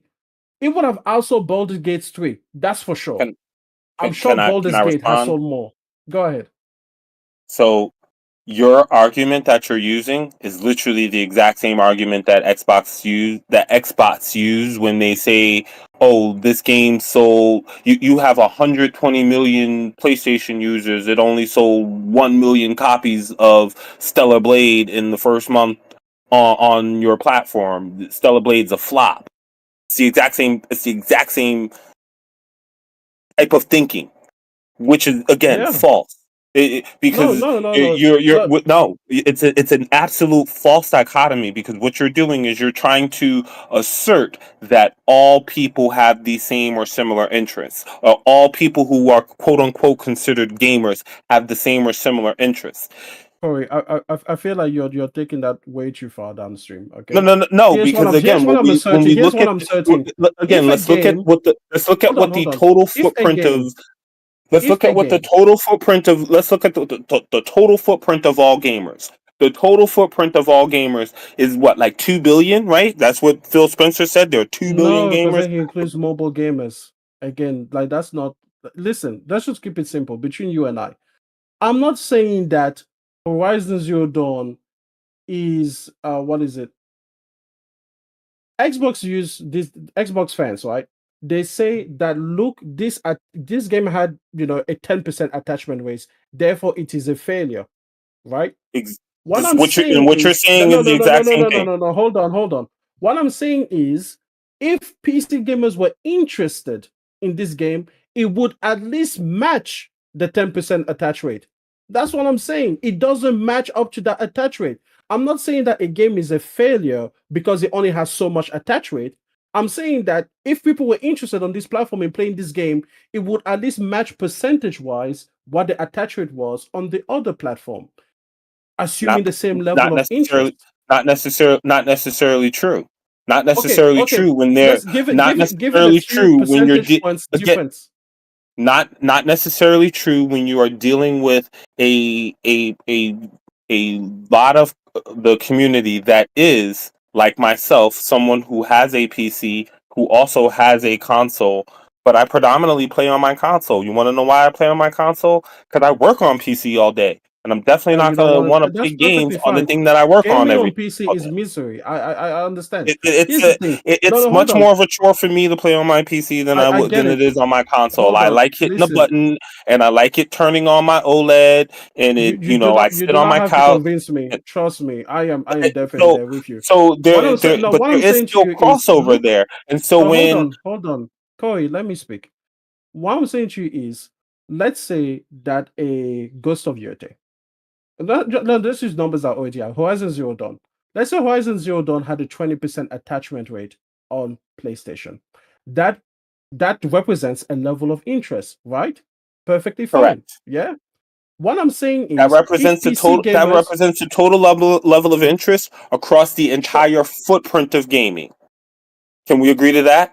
Not just no, on the PlayStation. across That PlayStation, 20% attach rate represents a level of interest across the entire footprint of gaming. Because if it no, was not across across the PlayStation, entire because it's footprint zero of gaming, percent on you're Nintendo, assuming that there are it's zero people who percent on would not buy Xbox, a it's console to zero play that percent on game. PC.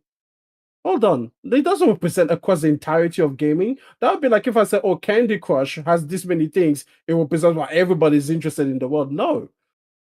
It No, represents that the I'm interest saying that level when a on the game has PlayStation platform. where a game has where a game has sales, wherever the game sales, that whatever level of interest that exists for that game exists across the entire footprint of gamers. People who No, play it Candy doesn't. Crush On the aren't platform, checking for maybe. Horizon Zero Dawn, No, correct? on the platform it is released People who in. play Candy Crush are not checking for Horizon Zero Dawn, so they're not interested in Horizon Zero Dawn, correct? I guess.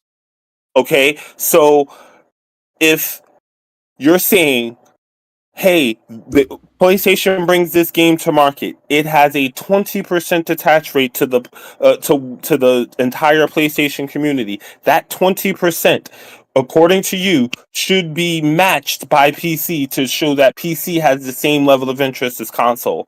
But No. that If you let me finish, maybe I can make okay, my go ahead. point and then you can rebut that. What I was going to say is that if there's a 20% interest level on console, right? And PlayStation as a company puts it on PC, and they say, okay, how much interest level am I going to get there? If they were getting, right, 10% even or higher, that will make sense to me that this is a successful strategy.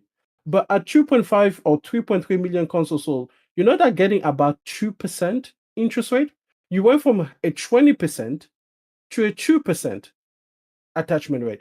So that shows that there is far less interest in your product. For example, very simple, yeah? Let's say that I And, made and Bed, let me Bath, add and one Beyond thing. Let me product, add one thing, and that's for yeah, Horizon Zero Dawn, which no which is game the most other than successful. Helldivers. Really, right Yeah, now, the one game that is PC interest, and I go back to, is Helldivers. That's literally the exactly. only game that PC If you're gamers interested in. is absolutely interested in PlayStation. The So let me rest, put it this the way, yeah? sales got worse over time. That's why I said If I Ragnarok sold like one if I point make something million. Spider-Man 1 and yeah, 2 each sold like 1 point something. Like most of the games ain't breaking 2 million, maybe at best. if I make soap, right? And I sell soap, let's call it, it's called Australian soap or whatever, right? And I take it to Cameroon, and that shit sells amazingly, right? It's the best soap product on the market. Oh my god, people love it. It has like freaking. I have an addressable market. I do my research, and like 60% of my audience buys my soap. Fantastic, right? There's really strong interest in my soap, right?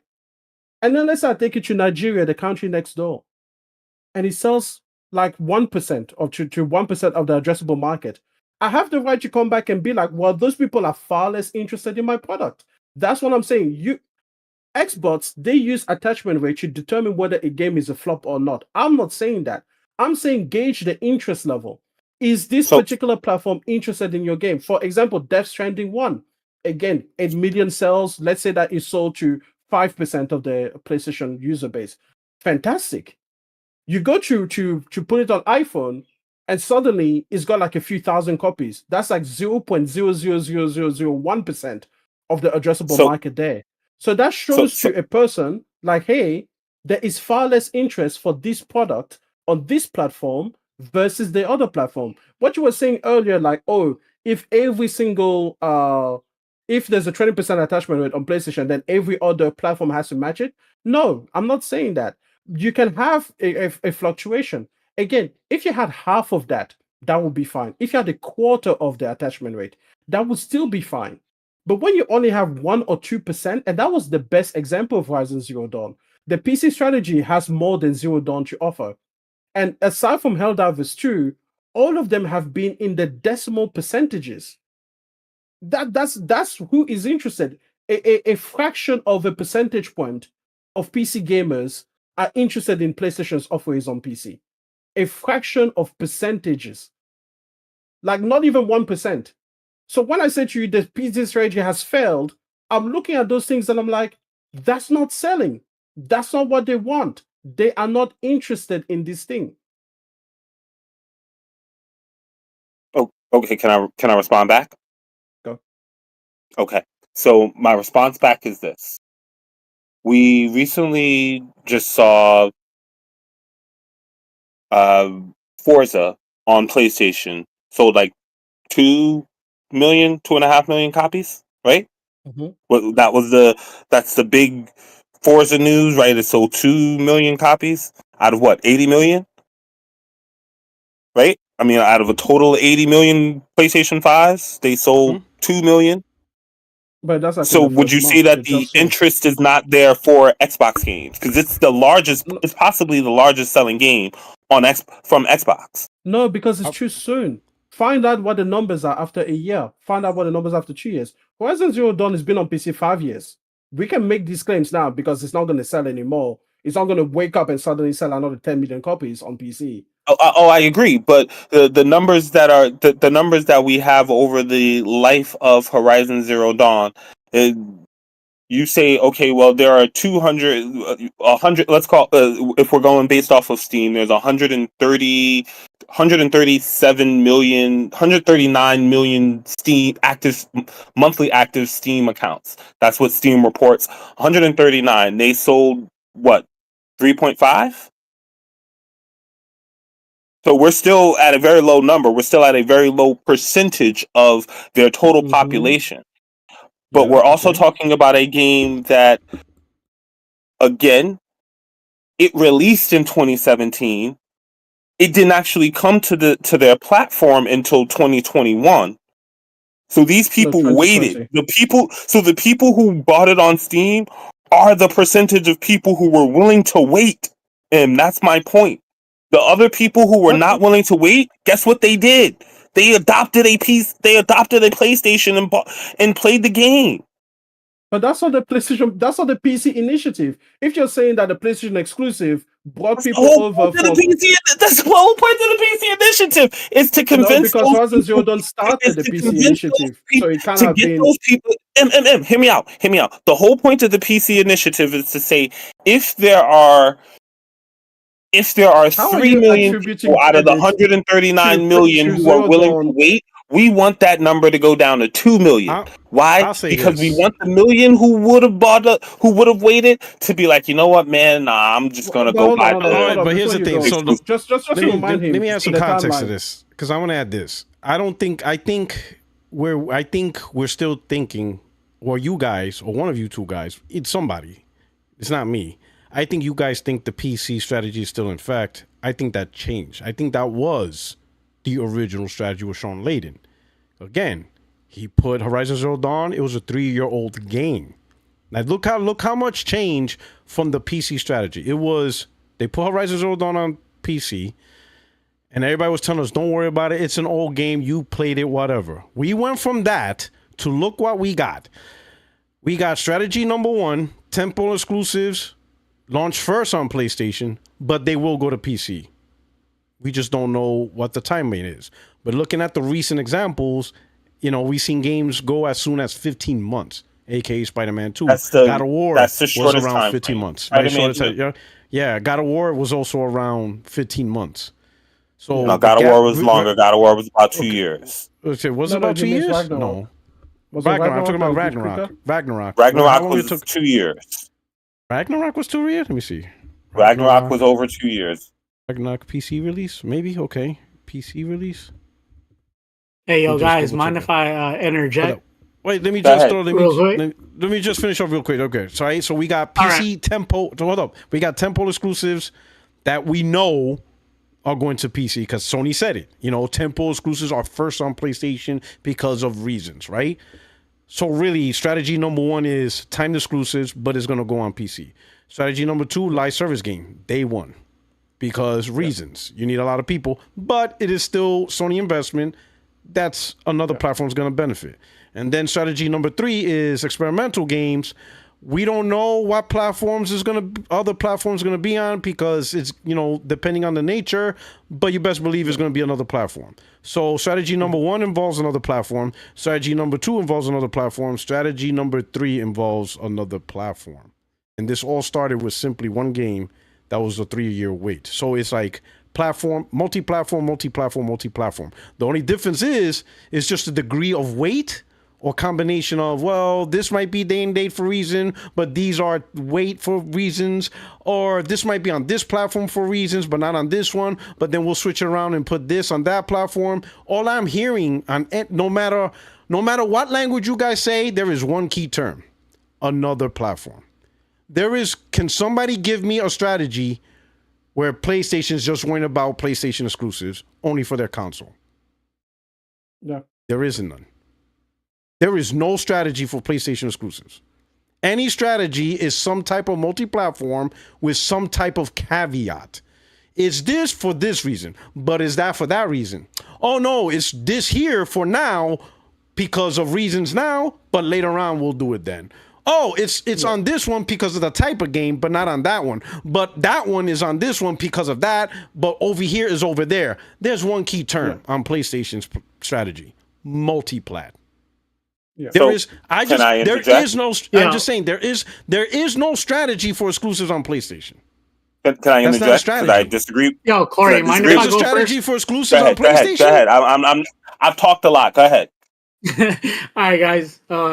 Good debate going on right now. But the reason why I wanted to get on here was originally for Ramon's thing, but you guys kind of overlapped. And this is my point, right? Like Porter Rock was right that it started off as maybe bringing the IP to a new audience.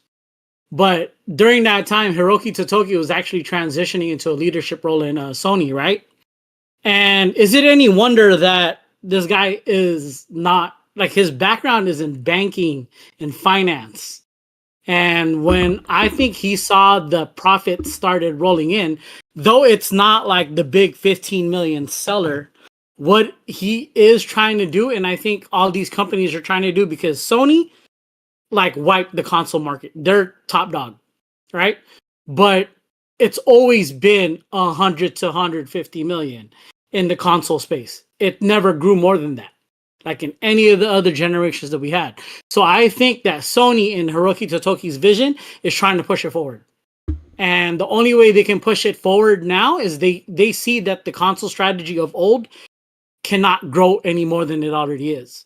So what do? They're starting to branch off with, well, what works? What will make Sony more money? Well, what do you call it? Live service makes a ton of money, right? And so they started doing like that day and date shit because they realized, dude, Helldivers 2 is dead on PlayStation. If it was just on PlayStation, that thing would be like Dust 514. You know, it's gonna be like Starhawk, but it is seeing success in PC. It's seeing like all of these other IPs, like putting like China Hero Project releasing PC. The only way Sony is going to grow is by growing it in other markets, but I don't think it's necessarily to grow the console. I think right now with the movies coming out, with, you're talking about symphonies, they just want the Sony brand to grow. And it doesn't necessarily, it's PlayStation as a console is no longer at the center of it. And it's been showing, because for 20 years, it's been one way. It's been one way. Then all of a sudden, you get 1 million here, you get 1 million there. They're trying to see how far it can go until it really flops. Okay, I mean, okay. I'm going to. I have to jump in on. But So the PlayStation Store, in terms of Sony, sells more, makes more PlayStation more money than every single one of the games that they have ever made combined. The PlayStation Store, just them selling games, doing the Steam thing. And the only way they get to do that is through the console. So this idea that the console is not the primary source, get that out your head right now. They need their console. Then more than anything, because they need their store. The store is the business at this point. Yes. They need the ability to sell people the games that they don't make to get their 30%, and games that they make to get the 100%. The PlayStation Store, which 80% of games sales are digital, they need the PlayStation Store. It makes them much more money. They have. You're right. They've changed their model, because the way Porter Rock and the way a lot of PlayStation dudes remember it from back in the day, it was a unit sales driven by first party, because there wasn't the store to account for sales. The store now, where 80% of their sales are coming from, because 80% of all game sales are digital, 80% of their sales come from their PlayStation Store. They want that PlayStation Store to succeed more than they want any single game that they make. They would give up every single game that they make for the PlayStation Store to succeed. That's how much that's how much money the PlayStation Store makes. So if we're going to talk about, this is just a ploy to make money, the PlayStation Store makes money than every single game that they make. Yeah, but the user base doesn't grow. That's the whole It point. doesn't matter if the store makes more money. Yeah, that's okay. So like, if it doesn't grow, right, then you're only limited to the same people, so they have to keep spending money. These same people have to keep spending more money, and that was how it was back then. But then they're switching it from Porter Rock talked about, like, how they switched it from the first party helping the brand to now everything has to make profit.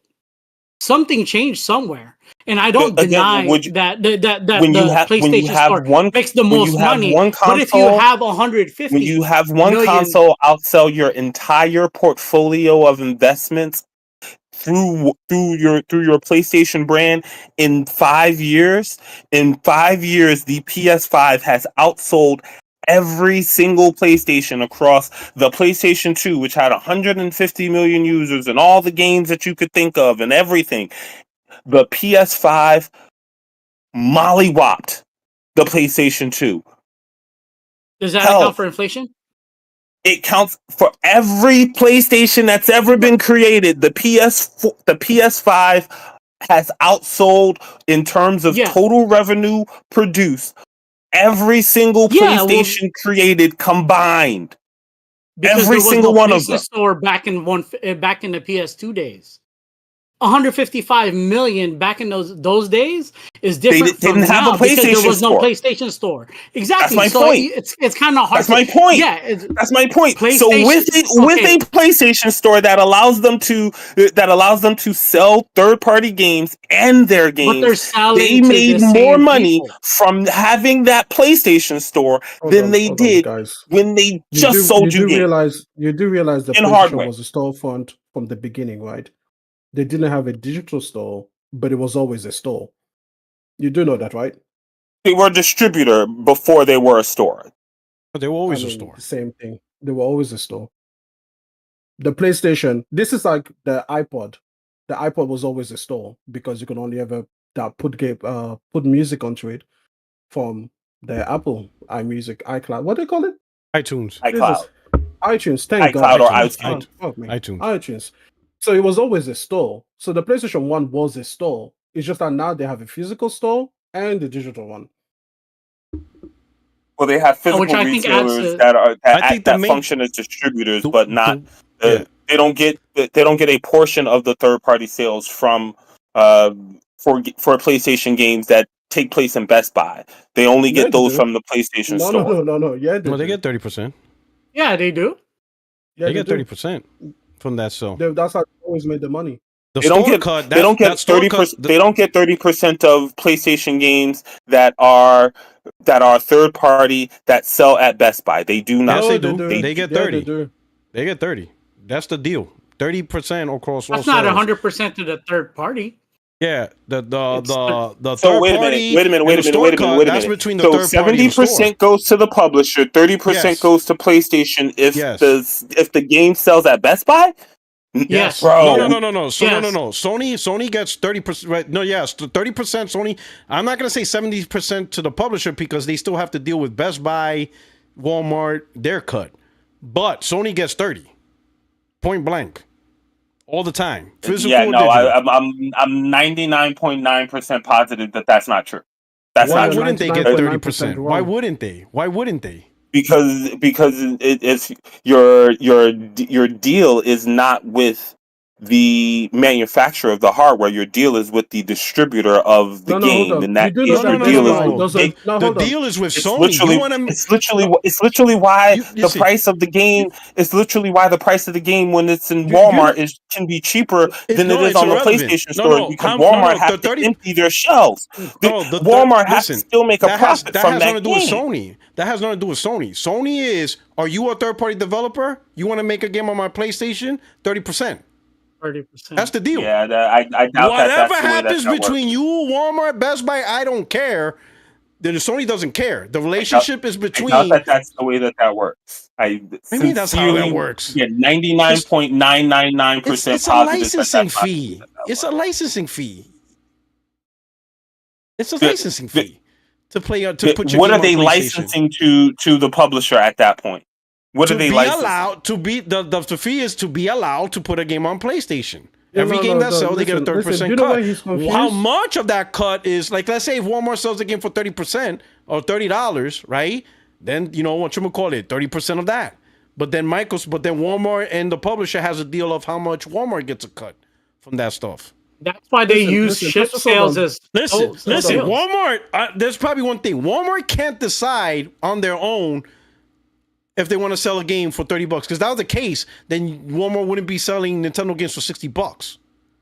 They would have on No, their no, hold own on. dropped the price to 30 whenever they feel like one of the it. But things you that- never seen Games that. It's have because what's called Nintendo an won't let them. MSRP, the manufacturer retail suggested price. Corey, listen. There's a wholesale price that distributors at Walmarts and everybody else gets. That is not $70. Obviously, they have to make some profit somewhere. Obviously. Yeah. Yeah. So what you're saying is that, let's say that Sony sells, let's just say, because we don't know what these prices are. Let's say Sony sells a copy of Horizon Zero Dawn or any other game, right, to that $40 for Walmart, and the MSRP is $70, right? So that means that Walmart's going to make the $30, in surplus, right? 30% of that 100 $40 is going to go to Sony because that's what they sold the copy for.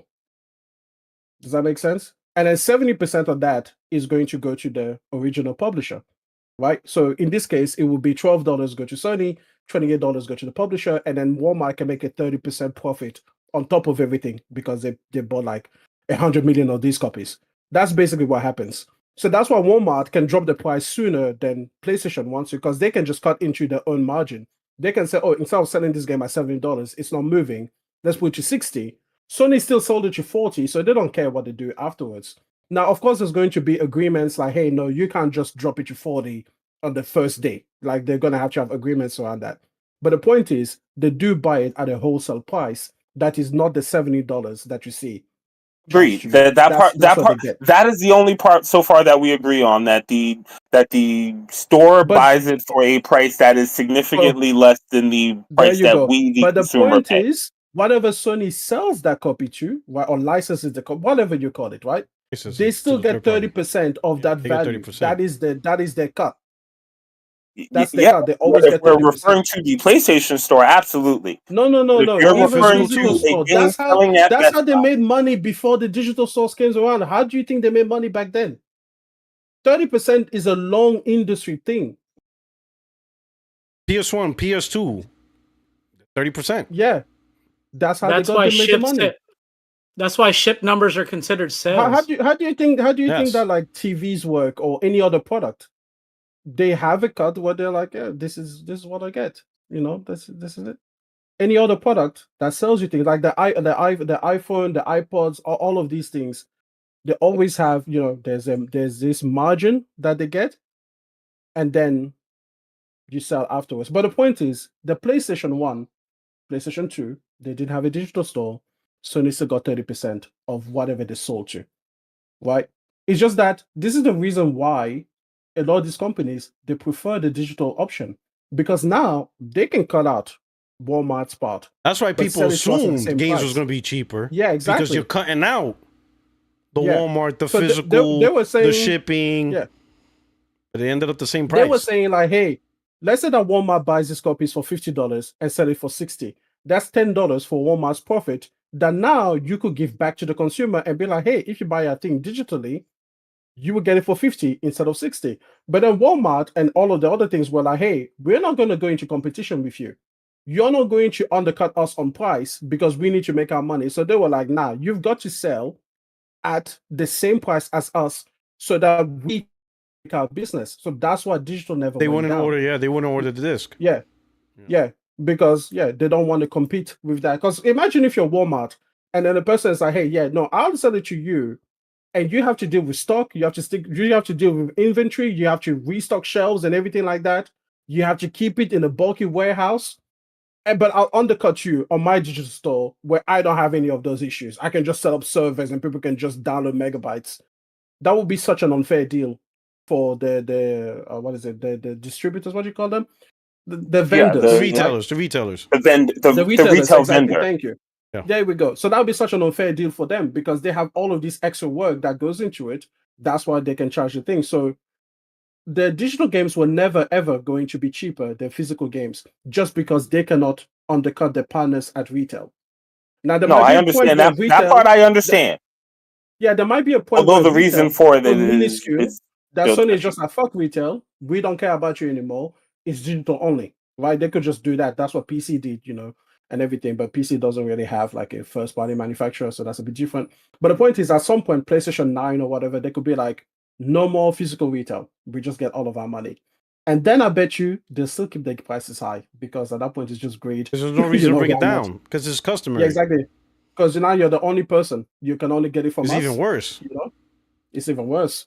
So Now here's the thing. The point no, with the strategy though, the strategy is changing, right? Because remember, Totoki took over CEO in January this year.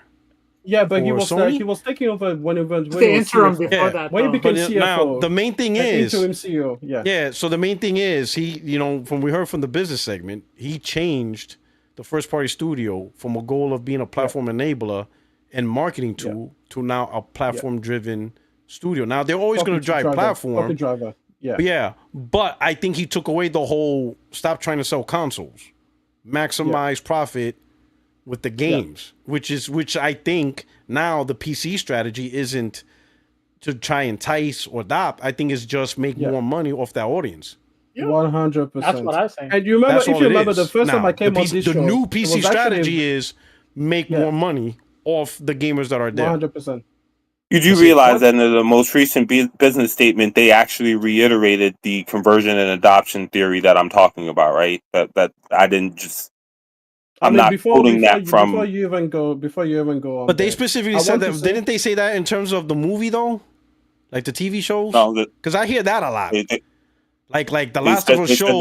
They said that like, across their footprint, they are looking to have their IP enhance their brand and enhance their marketplace. They only have their marketplace in one place. That's transmedia stuff.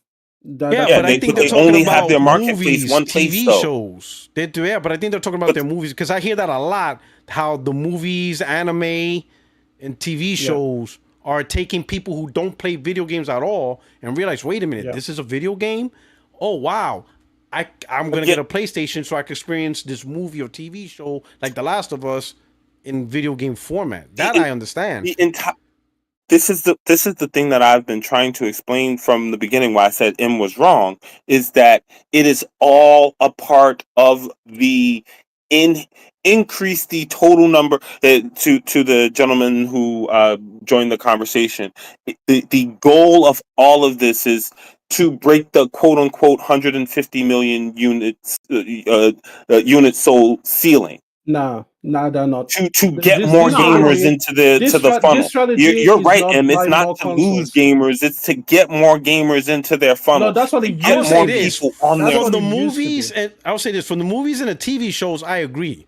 I just don't agree from the PC side. If you're talking about 2 games a year, can I just say? This? I really like you said. Like you even said earlier. Why would I leave PlayStation to buy games on PC? So the PC gamers, most of them who are already on PC, are going to think the same. For 2 games a year, I'm gonna buy a whole new platform. Again, what you're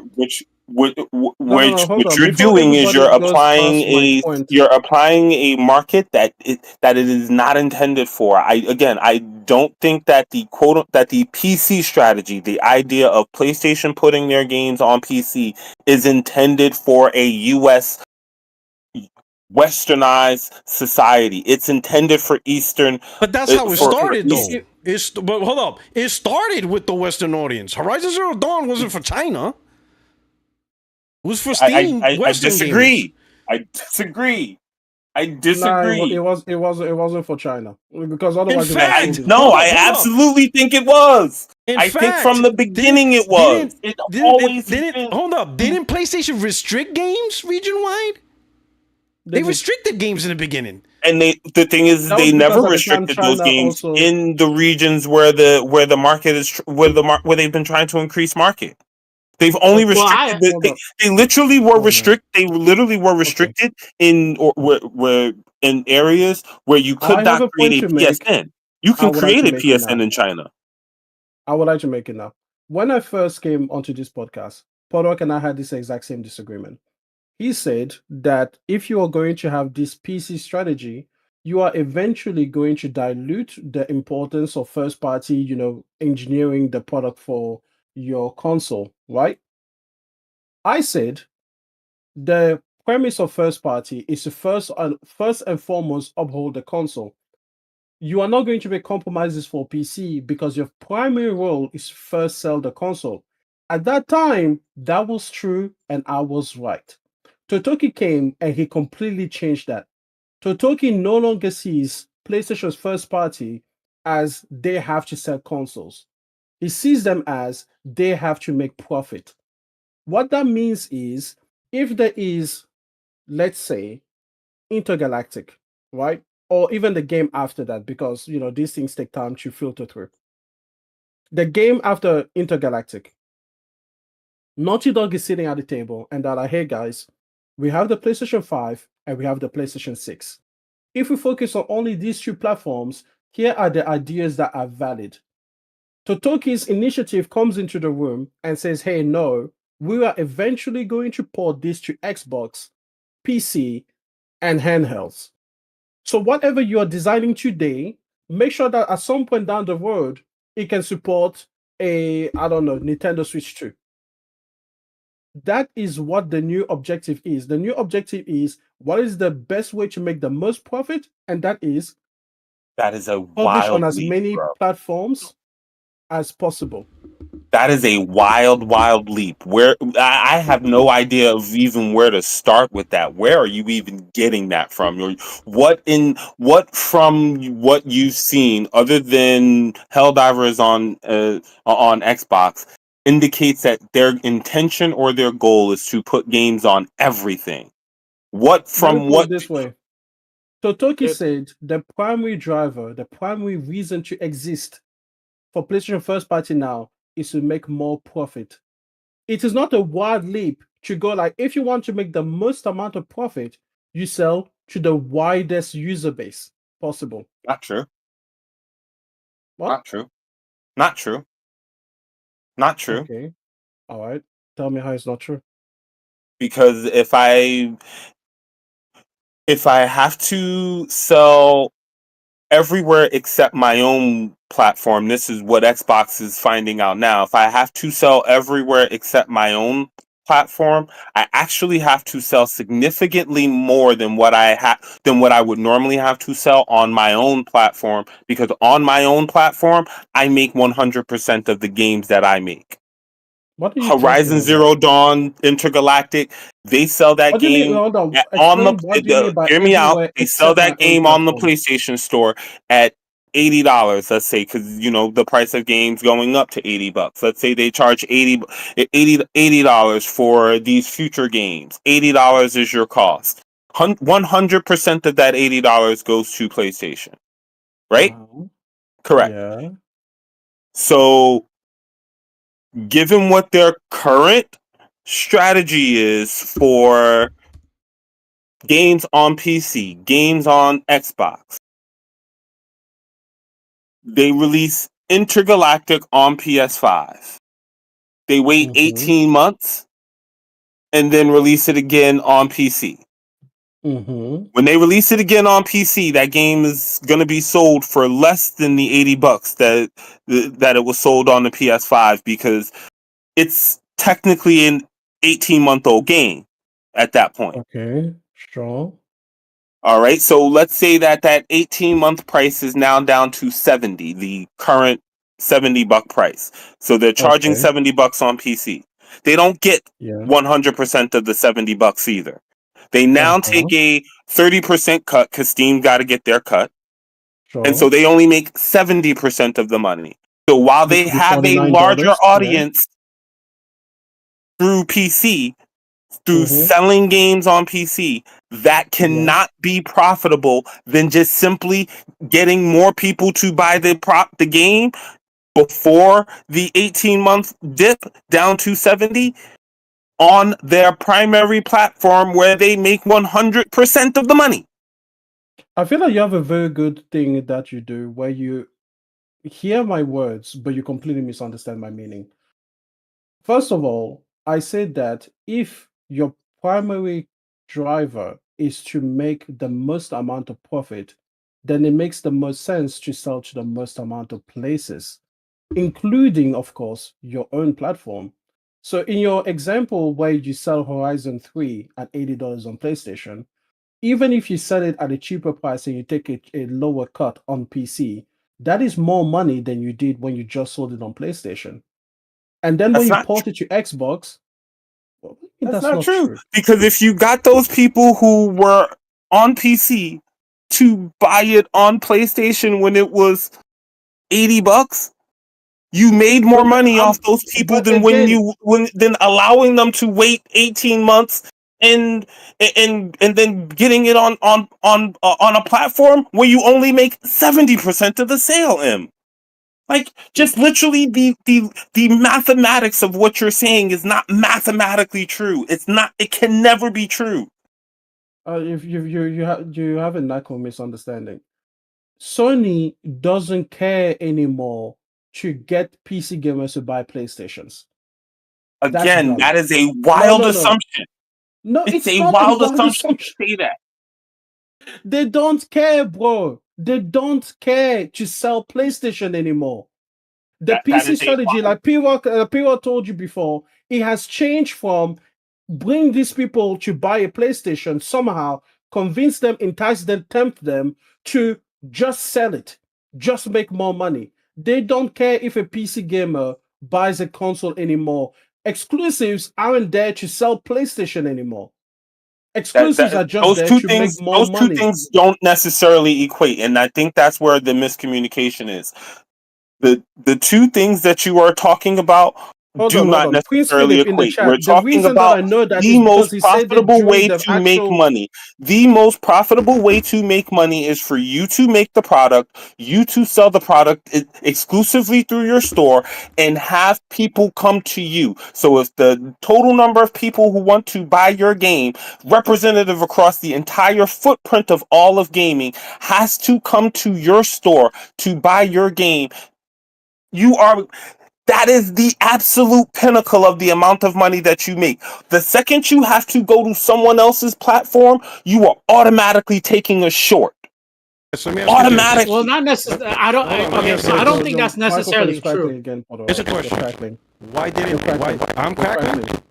You're crackling bad. It's horrible. Yeah. Terrible. Terrible. Sorry, man. I'm sorry. I- Okay. hey, Yeah, I'll well, let the while other guy P-Rock talk. gets Go this ahead. thing. Yeah, so Testing. why I disagree with Corey, right? You're crackling. You say that, yes, I do agree to the point where it says Sony stands to make the most profit if every gamer bought from their store. I do agree with that if that was, like in the ideal scenario. But in the real world, there are gamers that will never go to PlayStation. And that there are gamers that look at PlayStation for 20 years. They've seen the games. They've seen God of War. They've seen like 6 or 7 iterations of God of War and still have not come to converted from whatever their preferred platform is. So I don't know why PlayStation thought that they would adopt the Xbox like mindset of like, well, if they're not gonna come to us, then we're gonna go to them. And that's where I think why a lot of PlayStation gamers are disagreeing with Sony, but that's exactly what's happening. It doesn't make You sense. realize No, that it in China doesn't. that you could not buy a console legally or legit until 2013, correct?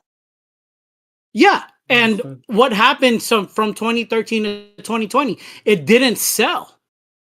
I know Yeah, that because I know people from China that because had to again buy it from the in gray that market. region there was no impetus. They were the unknown. They were the unknown. They were this anathema company that those people there did not look at them for 20 years and go, I'm not going to buy their games. Yeah, That's my and then in Okay. point. 7 Okay. years, Before you guys there get were into it, still no more. Okay, go I ahead. just want to say this to Jay. What you're saying is 100% true. Whenever we are looking at the Eastern markets or the Western markets or North or South, it doesn't matter. The PC strategy was worth trying. It was definitely worth going for. I always will back Sean Layden on that. It was worth attempting. But when I look back over the last 5 years, because it started in 2020 with Horizon Zero Dawn being put to PC, it's been 5 years now. We can all look back and assess how did it go? We had a lot of assumptions. Yes, maybe it could help us break into China. Maybe it could help us break into South Korea. Maybe it could help us break into India or whatever it is. But the point is, it didn't. They But you tried are it. seeing increased sales there. Like we're seeing it, like No, you're seeing we're it like seeing the numbers don't exist to say that no, you're no, no. wrong. We're That's seeing my increased point. sales. No, no, we're seeing increased sales because the project games are working. If Black Myth We're seeing Wukong these did not console sell, let me sales, finish, and we're not Corey. seeing Let me we're not finish, seeing man. My God. Let me finish my point. Well, let If me ask you Black this. Myth He Wukong, literally just said that you could first not of all, buy be a good, by the way. console in China for since until 2013. So Corey, from if you're going to 2013 share till the mic with 2020, they're someone, not selling let him any at least PlayStation finish. consoles. And Let him then at least randomly finish out the of nowhere, point. they just start selling the console out and they're selling them off the shelf. Hold on, Yeah, Corey. yeah, My God, just for 1 second. yeah. Realize that the reason that they You're were good. being sold out is because of Black Myth Wukong.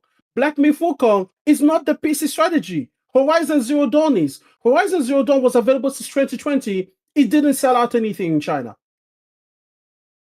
So what I'm saying when I say the PC, I'm not saying that China hero games shouldn't be there and date on PC. That's not what I'm talking about. Of course, they should be there and date on PC. What I'm saying is Horizon, God of War, Spider-Man, they shouldn't go to PC anymore because they have not enticed the PC gamer in large numbers. Now you're going to say, well, it has enticed some of them. Sure, a minuscule percentage, but the trade hasn't been worth it. The erosion to their PlayStation brand has not been worth that small trade. The hero projects are fantastic. No one has said the hero project should stop or they should be changed. Put Lost Soul aside there and date on PC. Put Black Myth Wukong there and date on PC. Put the next Stellar Blade there and date on PC if you want Hey, to. I have a If question. it's part of a hero project. Yeah, I go ahead. realized something. Who is PlayStation competing in China? PC. Everyone in China, they're competing against the same people who they're competing with here in the States. Against who? Is Well, Xbox not relevant in Xbox China? and not Nintendo. Against everyone who they're competing with here in the States, they're competing against Nintendo, they're competing against PC, they're competing against Xbox, who could technically get into China. Like, to pretend like these people, to pretend like these Is things Xbox only exist here. Xbox is relevant in China though, because the reason why I'm hearing, oh, we need 10 sites to get PlayStation, I'm like, wait a minute. If you have a game on PC and a game on PlayStation, and it's the same game, the only difference between PlayStation and PC is the price. You're not really enticing anything. The argument is PlayStation's cheaper than PC. You could play this game on PlayStation. No, That's not there are games that exist on PlayStation that are not on PC. Again, That's, the thing is, you're but when so you're the looking main at thing, China, that's the point. I like. I don't see how putting an exclusive on PC in China helps sells PlayStation when you could just leave it exclusive on PlayStation, advertise it, and the people are just going to buy a PlayStation. there you So go. That's how. again, this goes back to that point that I made. That's how PS4 are sold. That's how PS3s were sold. PS2. Now I get But the whole China cafe. That goes back to my point about having consoles available since 2013 and why this quote unquote PC strategy that M has created some weird delineation between Horizon Zero Dawn and any of these PlayStation funded games that PlayStation themselves consider to be a part of their portfolio. The point is that in 2013, when these consoles became available, they were advertising and trying to get those people to buy those games or to buy their console, to just buy their console without putting games on PC, without putting the games where those gamers were, and they got nothing. They were getting bupkis. They were literally doing exactly what they had been doing when those people couldn't buy their console legally. Yeah, They but were you're saying, literally making the exact same amount of yeah, sales. They had not had any increase in their China growth. yeah, but what They Chinese centric started game? putting The games difference on was the PC, and games. this Hold what up, goes back to but what? me saying that But it's this Black Myth PC Wukong was did it. We intended didn't have to a I, attract That's what I've been we didn't have saying a this Black Myth entire time. Wukong 5 years ago. That's what I've been saying. Show me an Listen. article that Without Black Horizon Myth Zero Dawn Wukong, sold out PS5s in China. We without didn't have a Black Black Myth Myth Wukong, Wukong 5 years ago. If anything, I PlayStation can doesn't sell in argue. China. I think the argument is Sony starting their China Hero project is what's helping selling PlayStation 5s. That's what There I'm was saying. no China Hero That's what I'm project saying. last gen. it's We didn't all have that last it's gen. again it's which again this goes back to the point that I was making here with M. You're saying that there's no conversion or adoption. I'm saying that some adoption now makes Oh for a God. situation where, The- hey, this Stella Blade game, I could buy this Stella Blade game on this PlayStation, or I could wait for it to go to PC. Which one do you think is going to happen in the China market? Which one do you think is They're going to gonna. happen? I Okay, could wait. hold on. I'm Sorry. I'm asking a question, and I need a serious answer. So here's the I will problem with give you your. this No, I'm gonna answer give you as an well. answer. The No, hold on, problem hold on. is your PC gamers that you mentioned aren't PC gamers. They don't because the people you mentioned are the cafe guys. Those are not PC gamers. They don't own a platform. So of course, if they don't own it, when they go home and they go home to nothing, and their only option is the PlayStation 5 because it's cheaper, that's why they got it, because it's cheaper. What we're talking about is a person who owns a PC. I paid $1,500. It's in my house. I get when Horizon Zero Dawn launch, it was a 3-year wait. That gamer would be like, damn, I'm not waiting 2-3 years for games. I'm gonna get a PS5. Then all of a sudden, as time went by, this game came out 2 years later. This game came out in 15 months. Oh shit. This is day and date. You realize that the game that came out in Hold 15 on, months was also hacked and leaked on PC for free, right? The what? No, the Spider-Man 2 was there was sure, a full working copy of the game from the hack. What I'm trying to say that was is also that was already leaked on PC. It had been leaked on PC Okay, since November. But what I think does that that change November my is point? when Listen, what does that change my point? If I own a PC and this thing started out with, hey, Sony got these games, but you're gonna wait 3 years, I'm gonna be like, you know what? There's a lot of games. Yeah, I'm not gonna wait 3 years. But then as time evolved, I'm looking as a PC owner, wait a minute. It went from 3 years to 2 to 15 months. Oh shit, Sony has a whole entire strategy of giving me games day one and I don't have to pay for online? Oh shit, some of these China Hero games are day one on my PC? So what is now the incentive of getting a PlayStation when I own a PC? The answer, 2 games, maybe 3 per year. Some people are not going to be like bite for 2-3 games a year. Now, China, okay, I get China if you're talking about these cafe guys, but they are not, they may play on PC, but they don't own a PC. When they go home, they got nothing. Now even here in the US, even here in the US, they still are paying to keep games off of PC though. It's not like they're not paying to keep games off the PC. Last year, 2024, we literally just got last year, 2024, we got Final Fantasy 7. Final Fantasy 7 Rebirth. We got Final Fantasy 7 Rebirth on PlayStation, and that's over. PC guys can play it. So that's over. So you're telling me? Hear me out. You're telling me that those people, okay, 3 games that they're not gonna wait for those 3 games. People won't wait for 1 game. There are people who won't wait for. There are people who won't wait for the eventual hack of the Switch. That's a small population, and it's getting even worse because now they know Final Fantasy games. They're not going to do those deals no more. They're not doing those deals no more. I think that what we're doing is we're trying to paint the entirety of the game market based off of what we see in the smallness of our community. The overwhelming vast majority of gamers don't choose to wait for. I'm gonna put it this way.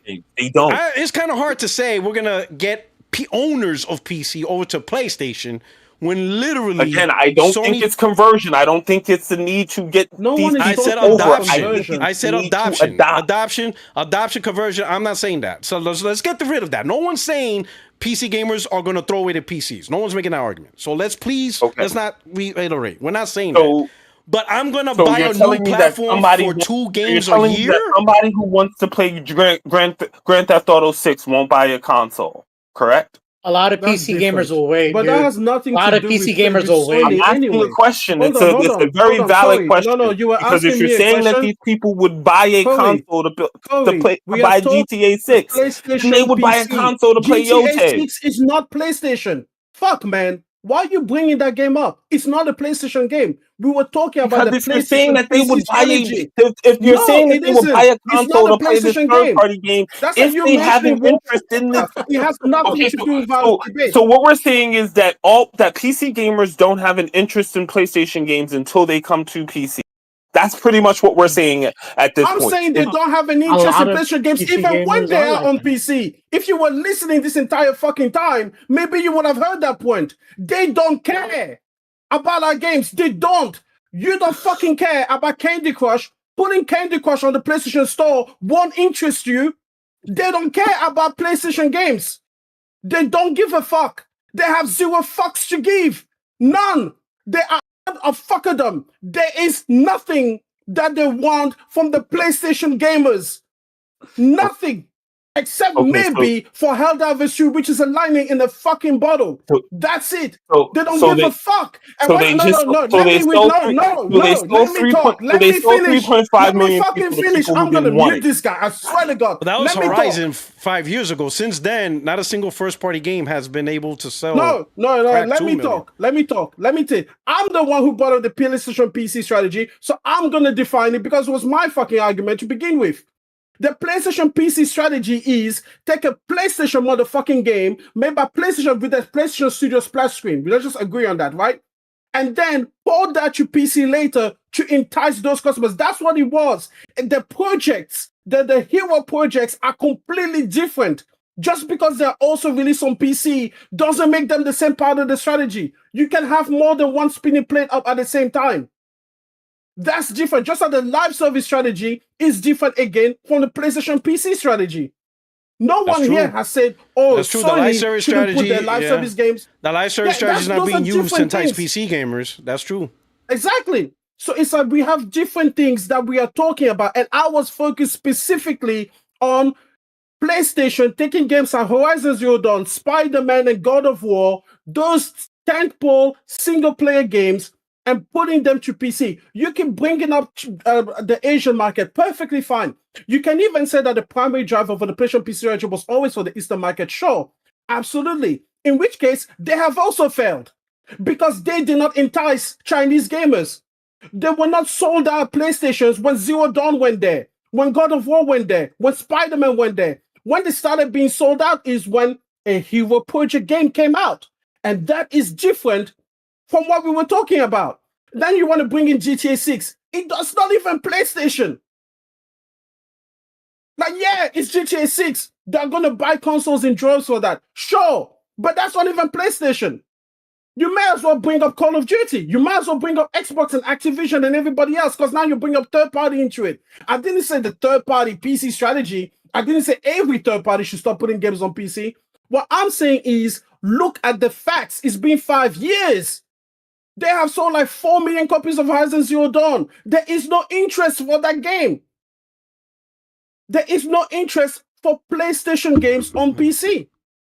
You have like what 1, 2, 3, 4% of the entire user base is maybe interested in that product. What I can we think the just better say? one Hey, is how did Forbidden West? Forbidden West is on PC, right?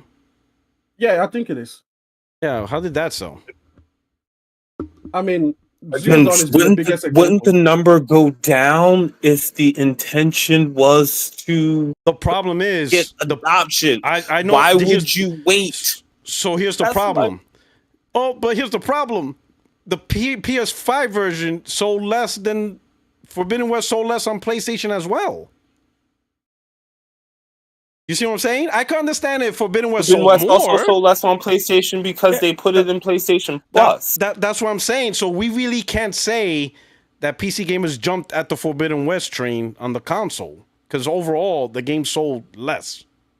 Overall, We've also seen a lot the by a lot too, number almost of. half. We've also seen the number of.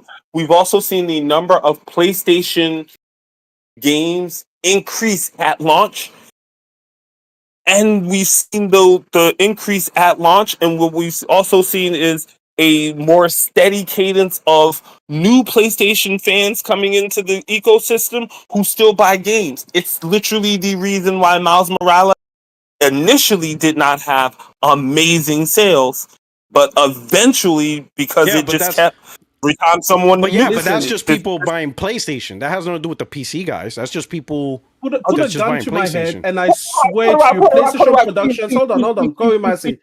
Put a What am I gun to saying? my head, and I swear to you, I will bet my life.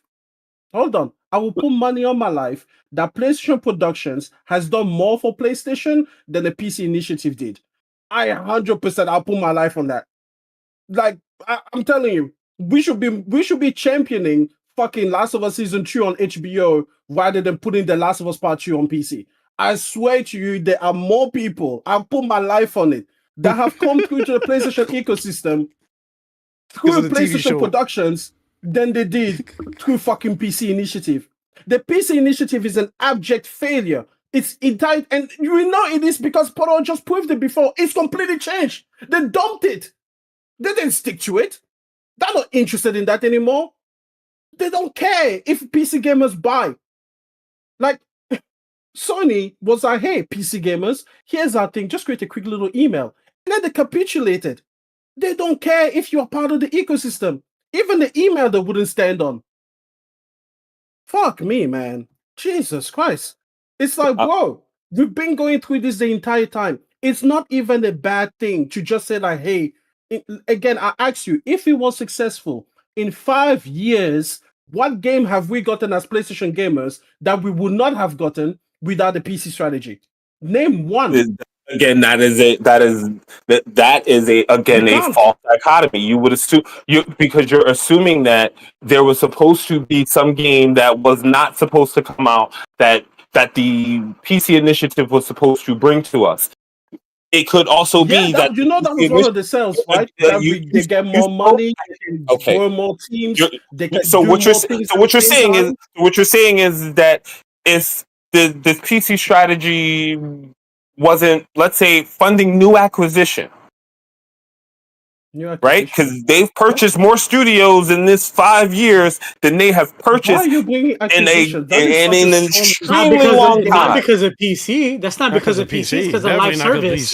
Definitely not because of PC. I love it. The mental gymnastics of the PlayStation community to argue something out of pure fucking intention. Like it's laughable. We're saying nobody buys a PC. Nobody who owns a PC would buy a console, except those people who buy a PC, who buy a console, even though they have a PC. Those people don't count. We are not counting those people. There are not enough of those people to justify the fact that the intentionality is to grow the market. The argument I'm saying is the juice wasn't worth the squeeze, because you saw, like, right now, PlayStation 5 is a little bit behind PlayStation 4, but there's other reasons to that. I could maybe understand if, like, PS5 rocket past the momentum of PlayStation 4. Then I could see, we're just rocketing past, month-to-month sales, but we're not. PlayStation 5 still is still also have the largest amount of people on last gen. Then we've have a larger amount of people at this stage in the generation on last generation hardware than we've ever had in any generation before that. They effectively have two markets chasing money. I agree, and I think it's because chasing money. That's it. And I agree, and it's because a couple of things. One, that PC strategy is not. Listen, PC strategy don't help PlayStation 4 gamers go to PS5. It's not a good look.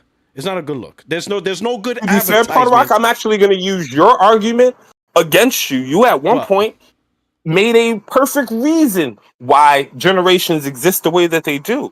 And it was because there are a number of people who just will not buy a console at $500. Bullshit. But here's the thing. What do you mean generational console? I never argue for generations. I never argue to make changes. Porter Rock, there's a Professor Porter Rock video of you explaining how the price drop within consoles helps perpetuate the volume of sales throughout a console generation. I absolutely agree with that. But that's not me advocating for cross-gen. That's a different point. Stop. That has nothing to do with me advocating. That has nothing to do with me advocating for cross-gen. That is just me arguing that people will buy consoles. I'm not saying that it had anything to do with advocating for cross-gen. I'm saying that think about it. The combination of cross-gen. Listen, the combination of games going to PC, that's not a selling point to buy a PlayStation 5 for most gamers. The extended length of cross-gen.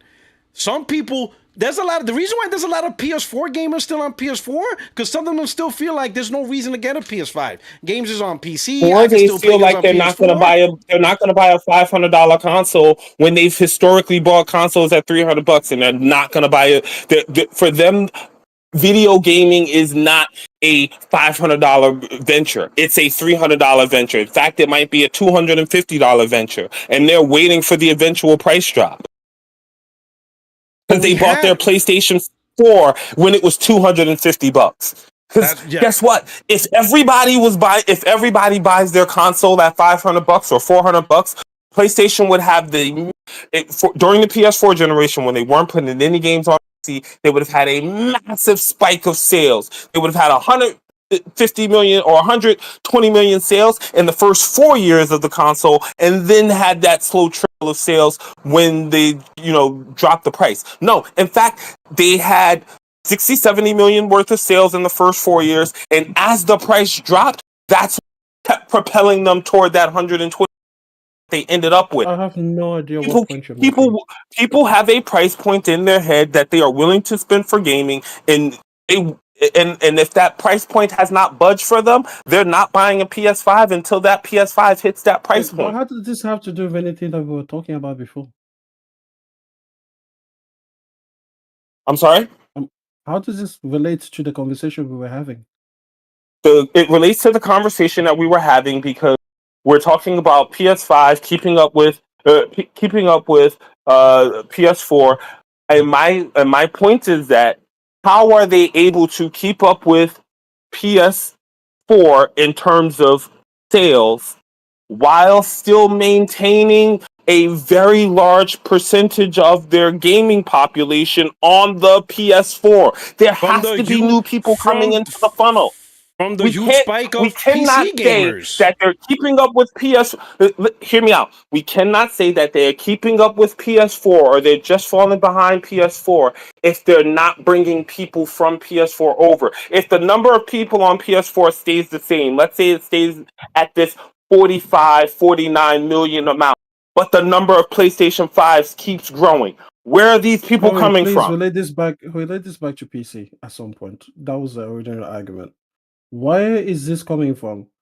If you're saying that there's just more people selling on PlayStation, that's because there's like people born every day and they're interested in gaming at some point. Like, okay, so the number of people who are born every day does not account for 43% increase in the number of gamers. Does not account. You cannot say, there are 43% more people who wanted to buy a PlayStation this time as opposed to the last one. I think the problem number is how much is that attributed by PC owners? How many PC owners contributed to that number? We don't really know. But it's hard for me to envision. That's what I'm saying. It's hard for me that there's a significant relevant PC fan base that bought PlayStation 5s because of 2 games a year. Again, I just don't see what you're saying. In fact, to be honest, we have data that shows majority of PC gamers actually don't buy new games. We have data that shows a huge margin of PC gamers actually don't even buy new games, even on their own platform. So I doubt they'll buy a separate platforms to buy new games. Most PC gamers don't buy new games anymore. Why wouldn't you buy a new game if your old system doesn't play those games well? I'm talking about PC gamers. PC gamers, yes. If you have an older PC, it would play an old game well, but it might not play a new game well at all. And so if you have a console, you might be able to play that new game well on your console. They will put the $500, but not be able to play the new game well on your old PC. They'll put the $500 towards the upgrade.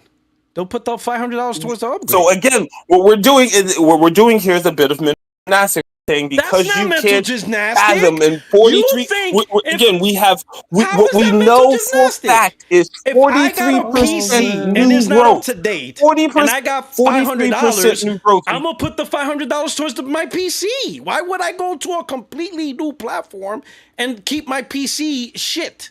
I would take the $500 most and bump up my PC are not $500. Most what? upgrades for PC are not $500. So then, Like right now, you okay, have a PC. listen. If you wanted to upgrade that PC, it We're would not have cost doing you more than we're not doing $500. an Correct? economics class here. Okay, listen. What we're saying to you, Corey, and I don't understand how this is difficult to understand. But for example, you said there's 43% of gamers that are coming brand new to the PlayStation ecosystem. Okay, we agree. 40% of gamers are brand new. Some of those gamers could have come from other places. They could have come from PC, they could have come from Xbox, they could have come from Nintendo, they could have come from mobile Correct. phone. Point is, they already had video games and they just decided to also get a PlayStation. Cool. Another Correct. one could just be brand new people to video gaming or to PlayStation. They could have just been like, hey, I turned 15. I'm going to buy this PlayStation thing people keep talking about because I'm curious. Also Oh, wow, correct. it's amazing. Cool. We don't know where they are coming from exactly. We don't, that survey where they're like, where did you find this website or this product? And they're like, was it Google? Was it social media? Was it your friends? Was it this? Was it that? Right? We don't know where Agreed. these people are coming from. What I'm saying to you is, I will bet my life that more people came from HBO and freaking what is it? What was all the ones that they did? The Peacock and the cinemas with Uncharted. More people came from PlayStation Productions initiative into PlayStation, right? And let's not forget, for example, another big third-party game that converted a lot of non-gamers, Hogwarts Legacy. A lot more people came from that than from PC. If you're taking a look at 43% are brand new, I guarantee you less than 5% out of 43 are from PC. The PC initiative isn't putting people in. What is putting people So in? Transmedia and exceptional games like Hogwarts Legacy pulled a lot of Harry Potter fans in because they never had a Harry Potter game. And when they were like, oh MD, shit, I get to be in Hogwarts, the MD, PlayStation sold out when it was you invest. around Hogwarts Legacy. Do you invest? Like, do you invest in like your personal life? Like, do you have a portfolio of investment? No, not at the moment. Okay, then that might explain that position. Because a 5% increase across any medium is not a small number to sneeze at. Like, especially when we're talking in the millions, a 5% increase is a pretty big number, right? Where is it coming from? So Yeah, but I was just again, using it there's as a a difference number. in It's not like perspective it's here where we're 5%. talking. If you're saying of this number 40, and only 5% of the people are coming from PC, that's I that's didn't a say pretty that. I said it substantial as an number, example. considering the I fact said that less instead of than it being 5%. 43%, it could be Oh, 38%, right? Without any PC conversion. that's crazy. That so I said less than 5%, and you say I'm saying 5%. The less than is very operative in there. Again, Okay. and even you're saying less than 5%, your Yeah. low ball of that number could very well be the exact Zero. opposite. It could be It could be 25% of the people are people who are like, you know what, let me just get a PlayStation 5. I own a PC. For whatever reason, I'm going to get a PlayStation 5 because maybe I want to be able to play some of these games day one. I don't want to wait. Whatever the case is, again, I think the larger spectrum of gamers exists outside of the spectrum or outside of the purview of the internet. On the internet, absolutely 100%, you are going to get people. You are going to get the majority of people who are going to say, "No, I will never." I don't think that the majority of people actually that sentiment. I think people will have adoption of things that Why do they you But think want, here's why do hold you and up, I even nah, think think that about hold up. I got seeing conversion? it on I the just TV I show, just thought about even if this they one. have a PC, they I would just thought buy the about this. game where the game exists. I just thought about this. I just thought about this, right? Because you clearly we said it's not about conversion, it's about adoption. Adoption for what? Adoption. For what? Adoption of the console. For what? Adoption of the console in the ecosystem. For what? Because when you buy a PlayStation, you're buying a ticket into the PlayStation store. It's literally your gateway into the PlayStation To do store. what? Especially if you buy on To, PC because to you are already used to buying games but digitally, to do what? which means that it is like So a PC gamer bought a PlayStation console. Now what? To play a first party game. That's all they're gonna to do. play a first party game. That's And it. now when Wait, No. are you gonna say they're gonna buy third Nope, party? that's not it. That's not it. Because now that you Ah, have yeah. So what they're gonna do? They're just gonna play first party games. no, that's not it. That's not it. Again, What they're if gonna you do? have an older PC that is capable of playing older games, but you buy a new console that is capable of playing So new games, so and your now old PC plays those new games pretty poorly, now you it's might a want to then PC play those gamer. games on your So it's a PC. PC I'm gamer sorry, on with your old console. hardware who plays, but the old hardware is good enough to run PlayStation first party games. No, a lot of the times you'll see online and in forum and conversations, you'll see that a lot of these games don't run well on PC. You see a lot of a lot of people play these games on PC will not be playing those games at the same fidelity that you're playing them on. You know That is what's only funny? something you hear from the No, online hold on, hold space, on, hold that on. Do everyone you is what's playing these hilarious? games at the You are now fidelity of arguing. your You are now PlayStation arguing 5. for The conversion. majority of people are You are not. literally you are literally now arguing for conversion. You are saying the person with the older PC is gonna get the new PlayStation, play the first party game, and now I'm he's like, holy shit, I can play everything on this, and he's gonna No, run I'm better than saying my that old PC. I'm not saying Now you're they can play arguing. You're the everything one on it. I'm arguing for saying that they conversion. can buy some newer games. Trust me, That's conversion.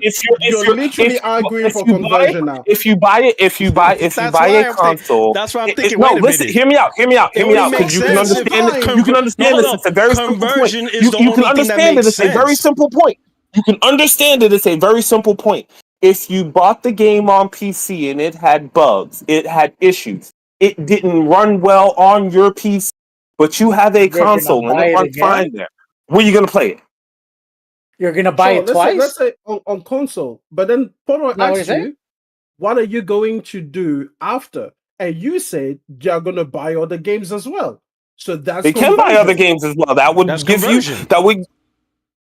that that is not That necessarily conversion, because you could still be playing your what? PC. It's not like you have to give up. Conversion would imply that you are giving up your PC, that you No, stop. conversion I'm means that never going going to play on forward, PC you go again. on I'm going this to be a console platform. guy. That's Listen, conversion. Conversion listen. is When I we went say no, from no, no, all hold PC on. That is to so all crazy. console. That is No, conversion. that's insane. Adoption That is is an I insane, have a disingenuous PC, thing. I So buy That's a insane. console, I they're play gonna some on PC, I play some on so they're gonna console. play some games on PC that are bad when they could play the good ones on PlayStation. You see what it don't make sense? That's why I'm thinking. Wait a minute. I'm surprised I didn't catch this I'm sorry, earlier. I missed your point. What did you but just I say? thought about it now. Your play only makes sense for conversion, because if a PC gamer has a PC gaming platform, but they buy a PlayStation, they're really only doing it for the first party. They're gonna buy a PlayStation console. The game comes out, they play it, they put it on the shelf. Like right now, if they if they done that, let's say Astrobot was the game that caught, or let's say they've been done that. Let's say they've been converted. The last game they played was Astrobot. They literally did not touch their PlayStation until now with Death Stranding. Then once they beat Death Stranding, it's gonna go back in the oven or go back in the closet, because Lost Solar Side is on PC, so they're gonna play Lost Solar Side on PC. So the PlayStation is gonna stay dormant until Ghost of Yotai comes out. They're gonna play Ghost of Yotai. So I have a question. Assuming, and now I have a here's the question. thing. Here's the biggest thing I tell people. This is assuming everyone cares for every PlayStation game. This is the assumption that every PlayStation game, they're gonna get all of them. That's not necessarily the case. Because even me as a PlayStation fan, I didn't play Astrobot. I didn't play Gran Turismo. So that's not even, and that's me owning a PlayStation. And Agreed. I I don't think play every most PlayStation game. gamers play every PlayStation game. Yeah. So I have a imagine question. a PC gamer. And it Let me put it relates this to way. the point that What you if were the making. PC gamer only cared about Ragnarok? And that's it. They're gonna get a PlayStation? Or So my question actually piggybacks off of your question. PC gamer gets a PlayStation because of Ragnarok. They play Ragnarok. Lost Soul Aside comes out in August 30th or August 29th. Last day, the end of August. It comes out on PC. It doesn't run so well on PC, right? And it's got UE5 problems, and it's stuttering, and it's bad on this fictitious person's PC. Does he has a PlayStation now, right? Has a PlayStation. He Why? played Lost Soul Aside on Steam. It doesn't work well. Where he can return it because he hasn't played it for 2 hours. And maybe then just use the money to get the PS5 version. If the PS5 version could that not be the case? If it's So he broken, Not converts- yes. necessarily that he's playing No. If the game's broken, all yes. his games on No. PC now. No, He's if- just So hold on. buying the So he games that work converts- well for the system hold that on, he hold on. has So he access to. converts his Steam copy into a PlayStation copy. You're arguing for conversion. Again, I'm not asking for conversion because if you have that That's what you're PC, arguing for, though. your PC can still work for all of the other games that you still play. It I just feel- I may feel not like work you're well for the one creating- game that you are trying to play now. You're creating a hole in the needle in order for your argument to make sense. And it's like the thread is incredibly short. You're saying, hey, listen, here's a PC gamer with a perfectly capable rig. Also, he wants to play this first party Sony game and he doesn't want to wait. Okay, now he buys a console. Oh, but no, guess what? Oh, coincidentally, the next game from PlayStation and PC is going to be shit on PC, but fantastic on PlayStation. You know? Oh, Which there's happens. great there. Okay, so which is funny because it happens. It happens actually more than what we're Let's last say it thing happens for sounds Lost Soul like. Aside. It happens exactly like you say. It's garbage on PC. It's amazing on PlayStation. Then what does he do with his PlayStation after? He puts it in the closet, yes? He has Another game- access another to game is whatever trash. future. Again, he has access to whatever future games that are coming on PlayStation. He's bought a console. He's bought But into why the would he care ecosystem. about them? Because he can just play all of those third-party games on PC. Where he's You always don't played. care about them. PlayStation does. That's my point. Are there You PlayStation don't games care on about PC? that. Are we You talking don't care PlayStation about that specifically? individual, but PlayStation does. I feel like, yeah, PlayStation does. They Yeah, want them to buy the game I do think they do care. That's why live service strategy is Yeah. day one, and now they're putting more single On player games day PC. one. on PC. You're right, they do care about them. Yeah, yeah. But Fighting they don't care Souls, if he buys Toka, the look at console. Toka. Yeah, they, right? they care. Look at They Tocone. care about Tocone is day adoption one on and PC. conversion. They care Let me put about it the this way. person who will adopt their platform. I've never at any point in this discussion said that they did not care about people who are interested in adoption and conversion. In fact, I think the people who that they do not care about are the people who will like, I'll wait. They don't care that people you that will don't wait. care It about doesn't hurt. It doesn't hurt them or help them in See, any this is- capacity. see, If you're like, oh, I'll just wait. That's at what the this. PC So games somebody are said- for. let me- That's what so the Kay, PlayStation PC so- games are for. So Kay say this in the chat. Toka's multiplayer based game though. See, this is what I don't understand. It is a project created by PlayStation that would make the PlayStation 5 look banger. Why couldn't they Yes. delay the PC version a year at least? You know, to see if PC gamers like, wait a minute, look at this game. Is it coming to PC? Nope. When's it coming to PC? Sony hasn't announced it. All they announced is it's coming out on PlayStation on this date. Nothing about the PC version. The PC guy must be like, fuck, I love fighters. And you fuck. and you, You know you what? still Fuck assume, it. and I'ma you get a still assume with PlayStation being the platform of evil that people who have a PC won't want to play it on the platform where it is probably going to be most popular, especially if That's they BS. don't. See, this is That's what I'm BS. talking about. That's This is what BS. I'm talking about. No, Especially wait, if wait, they wait, don't hold on, hold on. This things is like there's hold on, always about a that Evo caveat. especially in a PlayStation community where the This- PlayStation community, by and See, large part, does not turn All the off Tekken See what Pro I'm talking players about. play on PC. All the Did I not Tekken Pro say- players play on PC. Did I not say Like, there's what? always a caveat? There's always a caveat. There's always something that PlayStation can't have exclusives. There's always something. It's blah blah blah. Again, this your China, your blah, argument blah, for blah, exclusives multiplayer, is simply to have the Evo. exclusive. Like nothing. We can't get nothing exclusive. Nothing. Listen, It's what I will say is this: as a company, you can't have both. You can't have a first-party strategy and a multiplayer strategy at the same time. Yes, I You have agree. to choose your Exactly. lane. You have You to pick have a to lane. choose your lane. You have know? to pick a lane. And listen, maybe if Sean Exactly. Layden's idea was right, you could have stacked the deck just right where you find thread and needle when neither people feel like they are losing out or being exploited or whatever. But they haven't gotten that balance right. The PlayStation PC strategy, imagine if every single game that went to PC was 5 years later. 5, just it, So flat 5, not any sooner than 5 years. Then you could say, okay, I am giving my console audience the benefit for half of a generation, because that's what 5 years in. And then after that, I can port that game to PC and I can make more money on the back end. And also I can try that whole bullshit about enticing people, even though we all know now that wouldn't work. But at least you could tell yourself that, right? Okay, cool. That would be how you could kind of try to fight it. You're still not doing a first party strategy. You're still doing multiplat, but you're doing a delayed multiplat strategy that doesn't feel as bad for the first party. That's a lot. But that's not That's what a they're long doing. wait. Yeah, exactly. That's a long wait. That's not what they're doing. Now they're doing a whole bunch of games day and date. now the problem is right? the A whole length bunch of of games time day for and date. wait. In fact, I think this year there will be more day and date games than there will be exclusive games. Right? It's one of those things where Lost Soul Decide was day and date with PC. Like if you start stacking the if you start stacking the deck, eventually we're gonna get to a point where there are more day and date PC releases than there are console exclusives releases in a given year. That's what we're gonna get. Because if that whole 12 So we're live not service there yet. strategy, hold on, okay, yeah, sure. So we're We are projecting obviously headed this. there.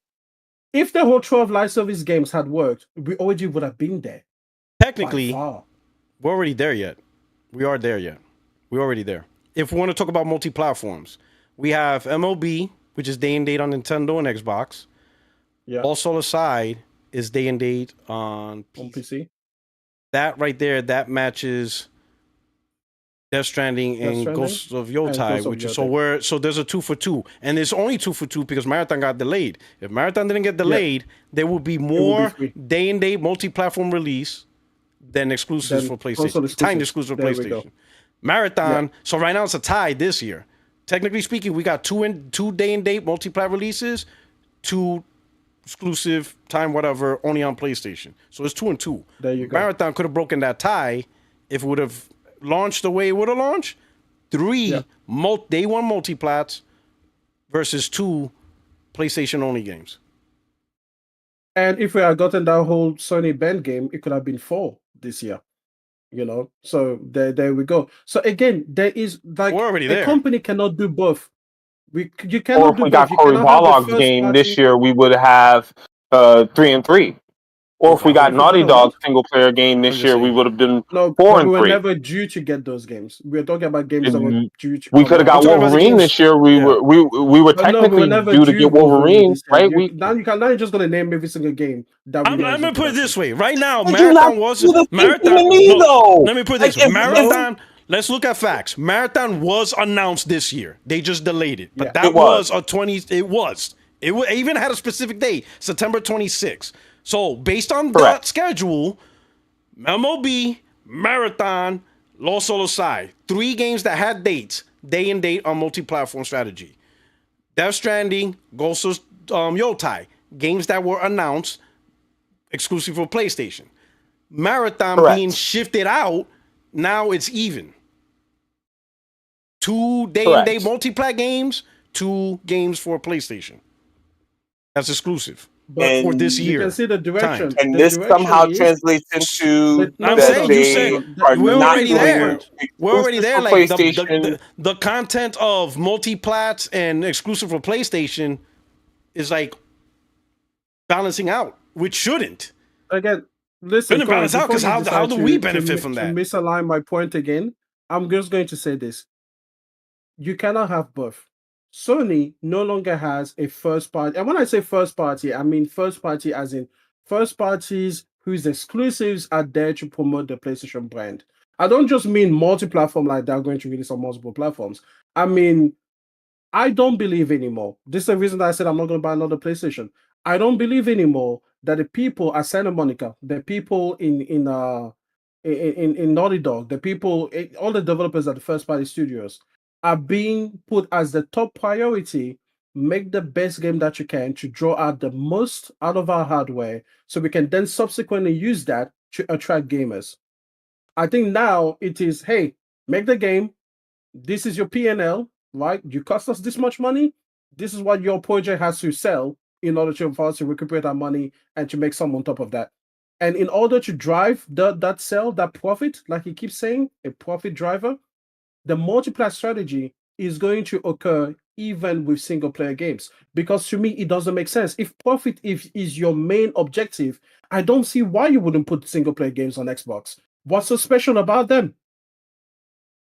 This again goes back to my point that with Helldivers, there is a recurring revenue that exists in keeping the Arrowhead working on Helldivers.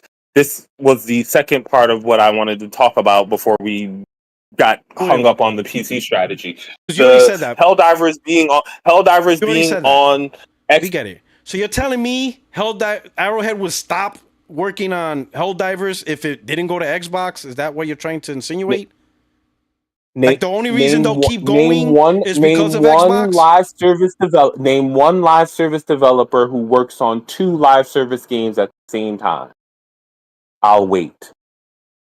Works on 2 live service games? Name any one live service developer who makes 2 live service games at the same time. You mean actively running? I'm sorry? Actively in like the player Actively, they have 2 live service games running at the same time. The same studio making 2 live service games running concurrently at the same time. Blizzard? Bethesda. Blizzard. Bethesda? Blizzard? Bethesda? Blizzard, Bethesda. Bethesda has 2 live service games. Yeah. Because I could swore ESO is ZeniMax, which is not Bethesda Game Publishing. Okay. So then ZeniMax, does ZeniMax also does Fallout? Who does Fallout? Fallout is Bethesda Game Publishing. Wait, but is it so ZeniMax was the parent? ZeniMax was the parent company. They owned Bethesda They owned Bethesda Bethesda Game Software, BGS, and ZeniMax makes ESO. Bethesda Softworks makes Fallout. So okay, ZeniMax Online Studios makes ESO. Just a quick question: how does this relate to Wood? Because if Helldivers, if Arrowhead makes Helldivers, because if Arrowhead makes Helldivers, that's their game that they are working on. That's the game that they are putting on. ZeniMax is Fallout 76 also. Elder Scrolls Online and ZeniMax in Fallout 76 is theirs. 76, Fallout 76 again. ZeniMax owned Bethesda. Bethesda makes Fallout 76. Bethesda Austin made Fallout 76, not ZeniMax Online. ZeniMax did not make Fallout 76. Okay, ZeniMax let's go back to the other point. Let's go back to Helldivers. Helldivers is made by Arrowhead. You're saying that if Arrowhead wants to take on a second project, they have to release Helldivers 2 on Xbox? If I'm saying if they were to release a second project, it is likely going to be end of life for their current project because they could not work on both. And if they end Helldivers 2 on Xbox help with that? Because it keeps them working on Helldivers 2. How? They could just keep working on it for PlayStation. Because they're now making content. They're now making more skins. They're now but they can working do that for PlayStation Wait a minute. and PC. The skins that they make, they would have made anyway for PlayStation PC. Again, that's the point. They were making. They're making. Hear me out. They're making these skins. They're making all of these war bonds. If they were to start working on their next multi-platform game, which will not be a Helldivers game because Sony owns it, and they're not working with Sony. They have to work on their independent second project game.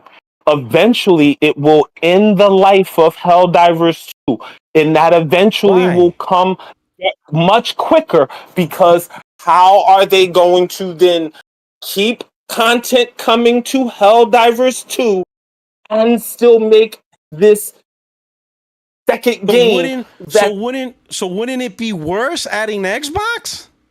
That's what I'm That's saying. They'll be worse. more busy. Now they They got have more No, another platforms. system to again, deal the with. point is to keep them 2 other working systems to on deal with. Helldivers. They're still gonna make By the adding game. another They're platform, still you making add the more game. onto the Helldivers plate. You make them work more on Helldivers Brother man. because eventually they will say, you know what, Sony, we're at the end of our contract. We're done. We're gonna move on. And Brother this was man. the point that I was going to make because M brought up contracts, and I like When the did fact that he brought up contracts. when did They're they going to announce? get to the point of the When did end they, of their contract, and they're going to say, "Hey, Sony, we're done. We're going to go work on our project now." Okay, If but they even if they have did a that, how does successful, Xbox putting the game on Xbox help them? Since Sony is still it the was one to what own the they IP. wanted in the first place. So you It was think that what they someone putting it wanted on hold in the up. Xbox first is place. going to They like wanted the sugarcoat game them? to be multi-platform. So by putting it in by making the game multi-platform, by giving them the multi-platform game that they wanted, it delays them from EOLing Helldivers to work on the next multi-platform game. That's the point that I brought up in the beginning, is that the whole point is to delay the inevitable end of Helldivers 2, which we know is coming, but This Xbox this does a job of delaying that to allow Sony to continue to maximize their no. So I'm gonna recurring tell you why. revenue from Because Helldivers. our had announced their new game without Sony as a publisher this year. Helldiver Correct. port to Xbox started last year. Why you think Because they started again, the port? they would have No, started listen to what I'm saying. brainstorming ideas Listen to the about story. leaving PlayStation last year Listen, when they were having issues trying to listen. get the game No, on listen, PlayStation, and listen, PlayStation was making those decisions like, listen, no, we're gonna make you put PSN listen. No, on the game that's going to lock out certain players. And listen. the They director started the of the port. game literally spoke They out against Sony. they He started. literally said, "We don't want to do Listen, this." they started the port last gen. They announced their new project this year. If making a game for Xbox impacted their schedule, then they would have not announced that they're going to work on a new game without Sony this year. They would have not announced anything because they're too busy working on the Xbox. That's what I'm trying to tell you. Their work Again, towards Xbox started last year. They announced this year, hey, we doing our own stuff. So that's why it doesn't make sense what you're saying. If what you're saying any truth, we don't know they when would have never the work for Xbox started. We don't know when the work for Xbox started. You think they we don't know started porting? You think they started porting in January and they're going to be ready in August? 8 months port. They get ports done in 8 months. Sure. Nexus did the port. Nah, come on now. Let's stop. Sure. They're working with Nexus. They're working with We're not doing Nexus. this. No, in 8 months. Okay. So wait a minute. So you're telling me. Keep in mind. You're telling me whole conversations about them putting first-party games in 15 months. In 15 months, that's 7 months. That's 7 months less than the 8 months that they now have between January and. But here's the thing. We don't know when we just know that the game launched 15 months after release. We don't know when they actually started the port. Okay, but this is you. You're gonna try to use this angle. Obviously, they're not gonna start over Christmas holiday. So you're Nexus is working on a port of a game that wasn't even finished. Is that what we're saying? What are you talking about? No, you know what? This is what's hilarious. And I had this argument when Extreme first showed up here. I told them that if I was his boss and I told him, hey, we're going to launch a game on this date and I want the PC port released in 12 months or year after release, I just gave him a time window. Guess what Extreme's going to do? He's just going to work on the multi-platform strategy. He's not going to strictly focus on the PS5 and ignore the PC. And then after 5 years, he's going to be like, all right, let me work on the PC version. God damn, I need more than 12 months. And then he's going to come talk to me and explain to me, his boss, oh, I can't get your game in 12 months. And I'm going to be like, why the fuck not?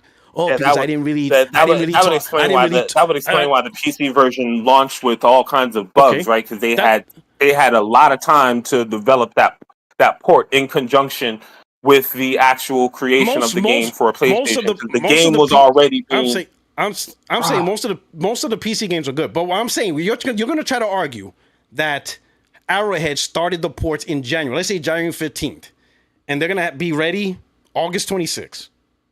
That has to be the Sure, fastest yes. port. Get out of here! Ain't nobody Why? buying that Why? nonsense. Well, Even a year is pretty here's fast. here's why that port But works, even then, and this is going to piss PlayStation dudes but off. even then, Is because there's not let's a go with your huge January difference between scenario. the Let's Xbox go. and the PlayStation. Let's go with your January scenario. So let's say that's true. Hell, I'll give you February. There's not I'll a even huge difference between the I'll- Xbox and the PlayStation. I'll give you February. They're I both even give you. AMD. Okay, I'll They're give you both February. RDNA 2. I'm hooking you up. I'm gonna give you February. They started in February. Okay. Okay. The announcement of the new game was after February. It was like April. Okay. So unless you're saying they started porting in June, what I'm trying to say is they were already porting the game and they still told us they're making a new game. That's the point I'm trying to tell you. So your argument makes no sense. They are making a new game and adding Xbox did nothing. It didn't do anything. It didn't slow down. It didn't put them in a bind. They announced their new game. Even if they started the port in February. Hell, give you March. I'll give you March. The announcement was like April, May. So I'll give you March. They did a port in April, May, June, July, August. 5 months. There you go. Somehow they're that good. They could do a port in 5 months. Fine. They did a port in 5 months. They still made their announcement after. The only argument you can say they didn't is if they started a port in June. Are you really gonna say they did a 2 month port? So they announced this game in April, May, right? Yeah. That they're working on a new game. That they greenlight a new project on their own. Okay. So all this talk about they're Xbox and greenlighting a new project. So they're greenlighting a new project. And so my question, the thing that I bring up to you is they're working on a new game. If they're working on a new game and they're making money on their existing game, Mm-hmm. are they in a rush to get the new game out? I don't think Right? it's a rush. Are they on the 5 year, 6 year, 7 year strategy, or are they on a 3 year strategy because they got to get the game out the door, right? Because they got to start making money, right?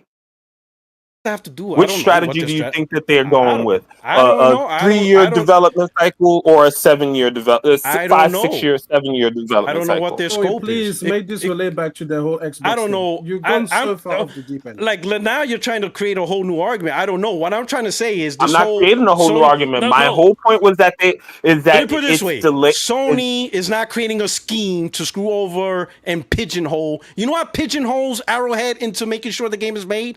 Contracts. I'm not saying that they're trying to screw over or pigeonhole Arrowhead. I'm trying to say that they are keeping Arrowhead working on the game that makes Sony money. Even then, that still doesn't actually answer the question.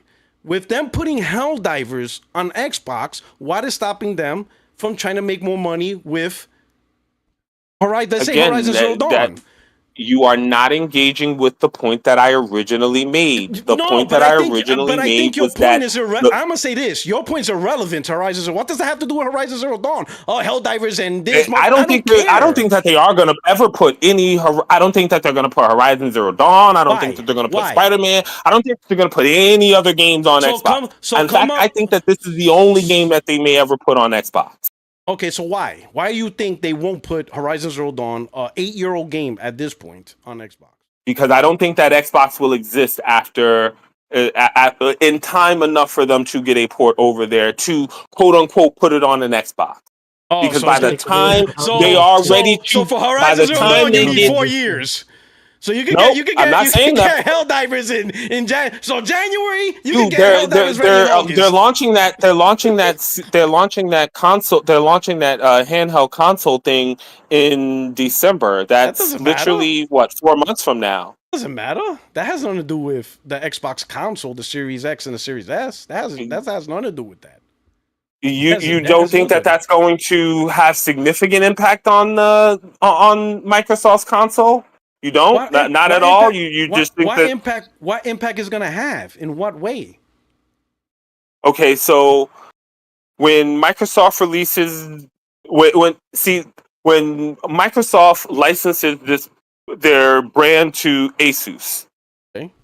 right? So the Asus can release this Xbox Comes out this ROG December. Ally X This December. or Xbox ROG Ally, whatever one that you buy, the $599 one or the $9 one, case may be, whatever one of those handheld consoles you buy, right? Or you don't buy, whatever the case is. They've licensed their brand to Asus. Yes. If Asus does not get adoption for their handheld, what makes Asus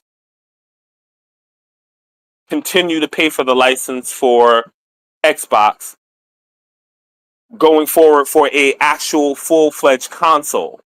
So all right, so Hold I'm gonna on, answer your question, but your question has nothing to do with the Series X and S. It has nothing to It do with that. does. So It no, does because It doesn't again, mean anything. the Series X and S are already at EOL. They've already stopped making them or But apparently not started enough putting them in EOL to. less markets so that they don't have to, so that when apparently, they do stop making them, they're not going to have as great of an impact. but apparently whatever they do have is good enough to put Helldivers. There we Whatever go. they do have, let me put it this way. They've got a market share of about 31 million. Yeah, they've listen. got enough people that can play Helldivers. Yes, And if you're good enough for Helldivers, you're good enough for an 8-year-old game that is barely selling. It's 8 years old. You can make a lot. And again, you're putting that 8-year-old game on the a Series X and S. You're putting that game on an Series X and S that is literally sharing the same ecosystem as this handheld, according to Microsoft, because the handheld should technically be sharing the same ecosystem. What? What? I don't understand your tying with the handheld. That's what Microsoft said. Microsoft said that they are creating their. I don't understand your tying with the handheld. I don't understand how Horizon Zero Dawn being put on the Xbox Series X and X has anything to do with the Rogue Ally or Helldivers. Like the only thing I use Helldivers is if Helldivers could make money on Xbox, then those games are already there. What games are already there? Those games are already on those games are already on Steam. So what? You're going to put them on the Windows Store so that they can be on the Windows Store in Steam? No, but the Series X and the S has nothing to do with the ROG Ally X. And I guarantee most of those Series X owners are not going to buy the ROG Ally X. That thing's like $900. Anywhere between, they're not going to buy that. Most of them are not going to buy it. So they're going to keep their Series X and S, right? Yeah. They're going to keep their Series X and S. PlayStation's going to put Horizon on there or Spider-Man 2018 on there, or whatever the case may be, whatever we're arguing that PlayStation is going to put on there, right? PlayStation is going to put more games on. I'm arguing. What's the logic in them saying no? That's all I'm asking. I don't know if they're actually going to do it, but I want to hear. The logic that I put forward. You already said that the logic that I put forward don't make sense. So now I got to go with the logic that you're giving me. The logic that you're giving me. I'm gonna tell you why. All right, I'm gonna explain to you why your logic don't make sense. Helldivers, you went on this tangent about Helldivers, and we got to keep that doesn't answer anything about Horizon Zero Dawn. Like I don't know because again, if the goal is if Microsoft paid to put Helldivers on PlayStation, if Microsoft that's what happened. Any type of consideration to put games on. Hold on, you think Microsoft paid?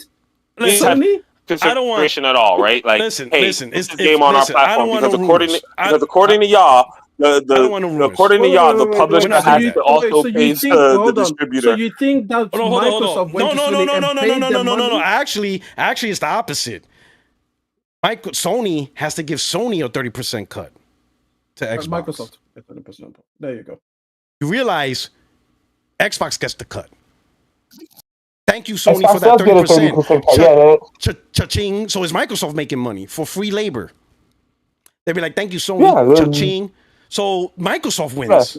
They win in this thing. I'm not debating that. I'm agreeing that. But this is the point. This is the point. This is what I'm talking about. Sony's gonna make 70% off of every sale and 70% off of every money transaction on Helldivers because they want more money. So if they want more money, why wouldn't they put Horizon Zero Dawn on Xbox, which will result in 70% more money? That's what I'm asking. That's all I'm asking. And people say, "Oh, that's never going to happen." Fine. If people are having what I'm saying is, between a if Helldivers people, and a Horizon is that Helldivers is at its EOL. You just said that we just said that they are all right, working on Helldivers is at another his EOL. game. So is Horizon Zero Dawn. It's 8 years old. It's 8 No, years Horizon old. is still in it. Horizon as a franchise is still ongoing. There's gonna be making Horizon 3. The Guerrilla has game already said that they're making Horizon the 3. game The itself, though. The game itself. Helldivers The game third game itself. Horizon Zero Dawn is not because making money. because if we assume if Wow. End of life. Horizon Zero Dawn is not making money. It's an old game. Horizon Zero old as Dawn hell. still does make money on both the PlayStation Store and on PC. God, It dude, doesn't sell. listen, It doesn't are sell you in the sure you large wanted Xbox volumes, but fan? it still makes money every you time sure it you wanted sells. Xbox Which makes fan at more some money point? now? Helldivers or Horizon Zero Dawn? Helldivers right now. Okay. So the game that's making more money right now, they put on Xbox to make more money, but the game that's not making more money is going to stay not making more money. This is the point this is why I see this don't make sense. Again, they're not. I started off by saying that they did not put Helldivers on Xbox specifically to make more money. They put it on Xbox because the overall revenue stream, that is Helldivers, is connected to Arrowhead still making more Helldivers. If Arrowhead stops, the entire Helldivers train also stops with it. Wait a minute. So for more money? Hold up. How does Xbox ensures Helldivers continues on? Because the content, Xbox is going to do is get the content that was going to be made anyway for PlayStation and PC. Yeah. So there It's is just rumor, more or at people least getting across access to it. there is rumor across the Helldivers forum that they are working on crossover content, stuff like Master Chief stuff from Xbox and Wait, hold on. stuff that Hold on. So you're saying that PlayStation's own IP is not going to have crossover with PlayStation like IP first, right? Because I think they did one with like the Hellgas. The Hellgas. They already had crossover content. So in other words, carry Xbox on. saved Helldivers. Hold on. That's what we're saying. They only did that Xbox one. I'm not saved saying Xbox Helldivers. saves Helldivers. The console that's end of life is saving Helldivers because without Xbox, the live service I never said it's saving Helldivers. I just said it's delaying the inevitable. What are you saying? I'm saying it's delaying the inevitable. You don't have a point, bro. Just let it go. Let it go. So they didn't put Helldivers to make more money. They put it because you literally say they don't put Helldivers to make more money, but the revenue stream is connected to Arrowhead in such a case that when they make more money, they'll be able to keep the game. So it is for money. Again, the entire revenue stream of Helldivers is connected to Arrowhead making content. Money. It's not just making more money, it's making the existing money that they already make. All right, Arrowhead making content relies on the contract. Their contractual obligation to make content. With or without Xbox. With or without Xbox. They are contracted to do it. Now, there might be a time. Now, this is me as a company. Do I think Arrowhead is in the position for them to make content forever? If I was Sony, I would not bet on that bank. I would bet on a transitional period where I have a studio that takes over. Because there might be a time where Arrowhead maybe is contractually obligated to make content for 5 years. If I was Sony, I would be smart and be like, hey, you're contracted to do content for X amount of years. At that point, you are relieved of your duties. We already have another studio that's going to take over. You guys do what you want. My question for you is very simple, then, Porter Rock. Who's your studio to do that? That's for Sony to figure out. Who's the PlayStation studio to do that? To make content for Helldivers? They don't have to be a PlayStation studio. They could just purchase or acquire another one. Or contract another studio. So It doesn't have to be. So they got to purchase Activision. another studio you know to who they could make contract? I'm gonna Helldivers. give you one. Or contract another one. I'm gonna give you Or one. They contract. could just contract Crystal Dynamics. Okay, there you go. Those guys need a project. Those There you guys go. do They need a could just project. You're not contract wrong. Crystal Dynamics. All I'm saying is this: you made this. I have to say this tinfoil mystery thing. No, Helldivers on Xbox to make more money. It's simple. Ain't no contractual fear. No, they want to make more money. They see an audience. But my thing is that passion, that little spark of make more money. Somebody's gonna take that little spark and be like, hey, since we're on the topic of more money, how about Horizon Zero Dawn on Xbox to make more money? They're gonna. I guarantee Sony's gonna look at the negatives to it. The thing is, we've already established that it can't be for more money, because if it was for more money, then It is for more selling money. it to the larger Are you speaking PlayStation 4 French? What do audience you would mean have we've made more established? Who's money we? than selling it on Xbox. The fuck? Selling it to the larger PlayStation 4 audience would have made more money than the Xbox. That's assuming God. that game, the But it PlayStation 4. doesn't- That's assuming the PlayStation 4 could run the game. They're going to get it to run on the S. It's going to Okay, run on. yeah. It would run on But the the PlayStation S 4. but I guarantee- or but I according to guarantee- to this multi-platform strategy, it's going to be on a Switch too, right? I don't know about the Switch 2. I didn't say it's going to I be didn't on the say Switch Switch 2. I said that it But makes the sense. S, the to S go is on more the Switch powerful 2 than the and as PS4. many I mean, I places talk as shit about the possible. S, but come on now, let's not get carried away. I call the S dog shit, but Where- it's not a PS4 now. It's not that bad. I call it dog So shit. all day. we're saying that it could Okay. run. We're saying that it could run on a Series S, Yeah, but it well, can't run obviously. on a PS4. Well, yeah. You know what? I don't even want to get into this argument, but yes, I don't want to make this an argument. I just want this to make this a fact. I'm not Oh, gonna. God, yeah, I'm not gonna we're- say the PS. I'm not gonna say the PS4 is equivalent to the Series S. We're not gonna do that. I'm not going. I'm not going to say the PS4 is equivalent to the Series S, but I talk shit. we're talking about a level of work to get this thing running on a Series S, and we're I going to talk say shit that about the S big time. I talk, but we're talking about a PS4 running on Jaguar cores, my brother. That shit is humming. That shit sounds like a flight out of Heathrow to going to JFK. it don't have to run at 60 FPS, because it might not run at 60 FPS on the S. I think it's running at 60 FPS on the S. God. I think so. Listen. It It might doesn't not run matter. at 60 The point is, FPS it's on on the that. PlayStation 4. That is just such a tangent. My To God, be you honest, are the I king don't of even tangents. believe they fully exploited the PS5, which is why they can port it to Series S. Because it is a day and Yep. date on PC, and there's PCs that are spec lower than a PS5 that this game works on.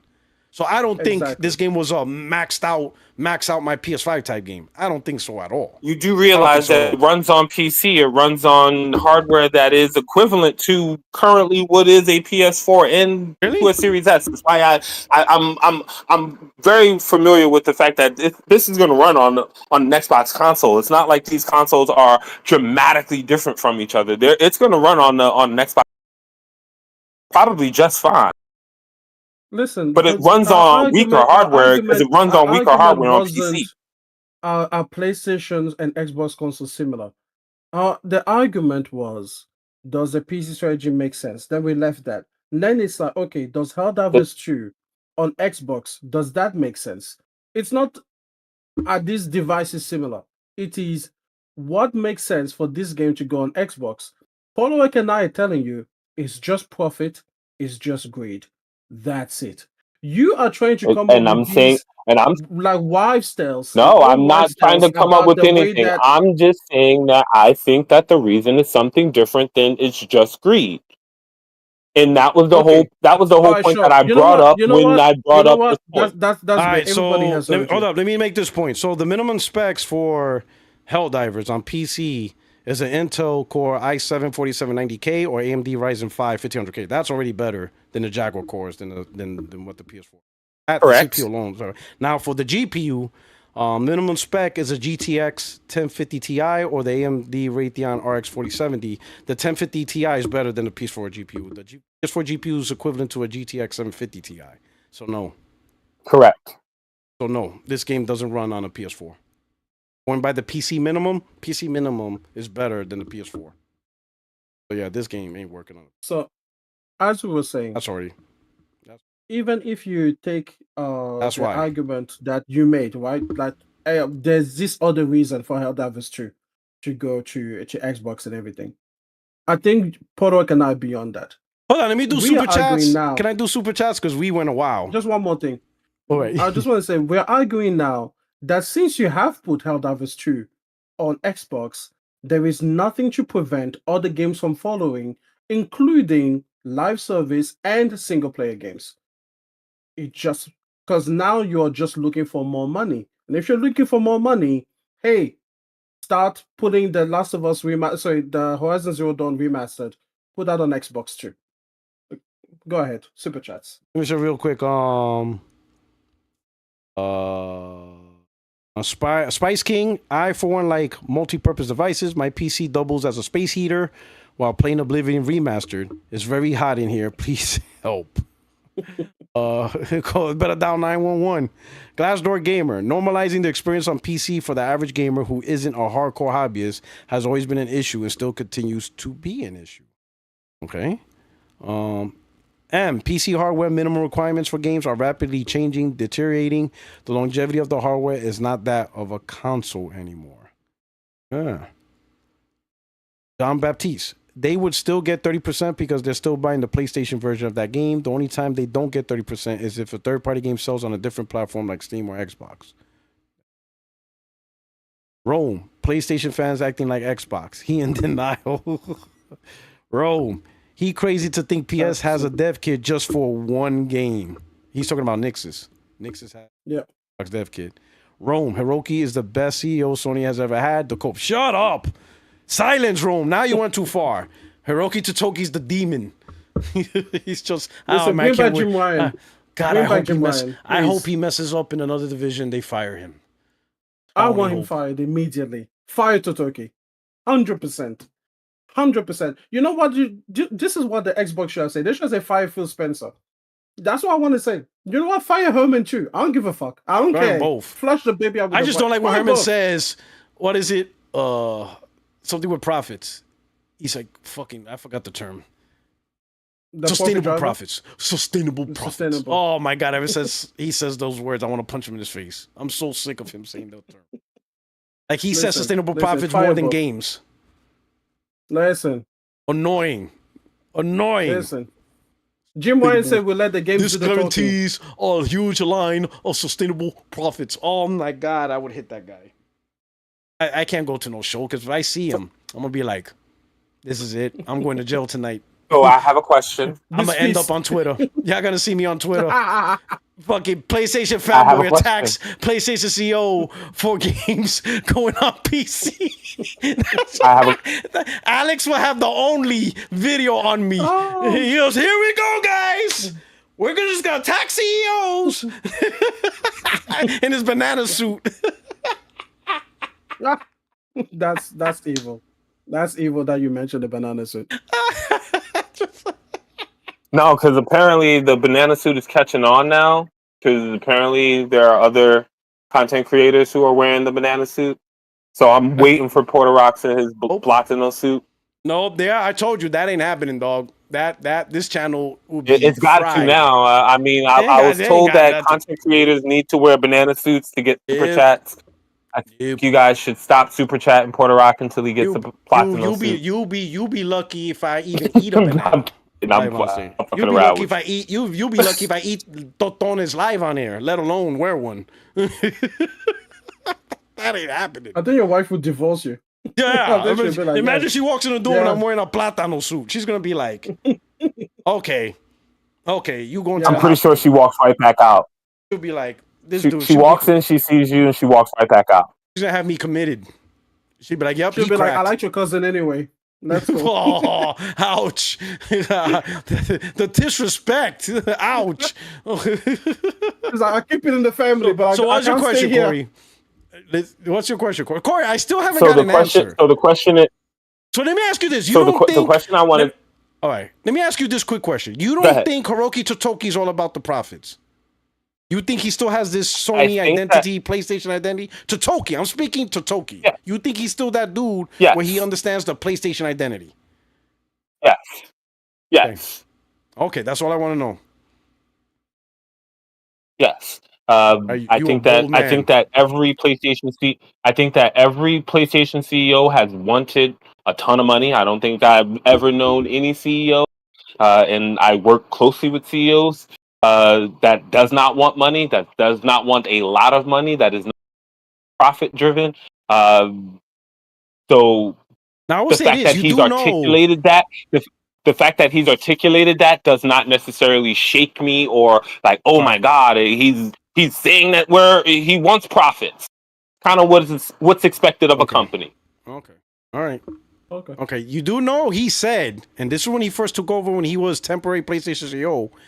He said when he took over, he said the PlayStation Studios do a good job of making games, but they make terrible decisions making profits. They do. The way they've been doing business, he says, no, this ain't it. You do realize that before he was the acting CEO, he was the CFO, the Chief Financial Oh, Officer. So his I know. job was to count the pennies.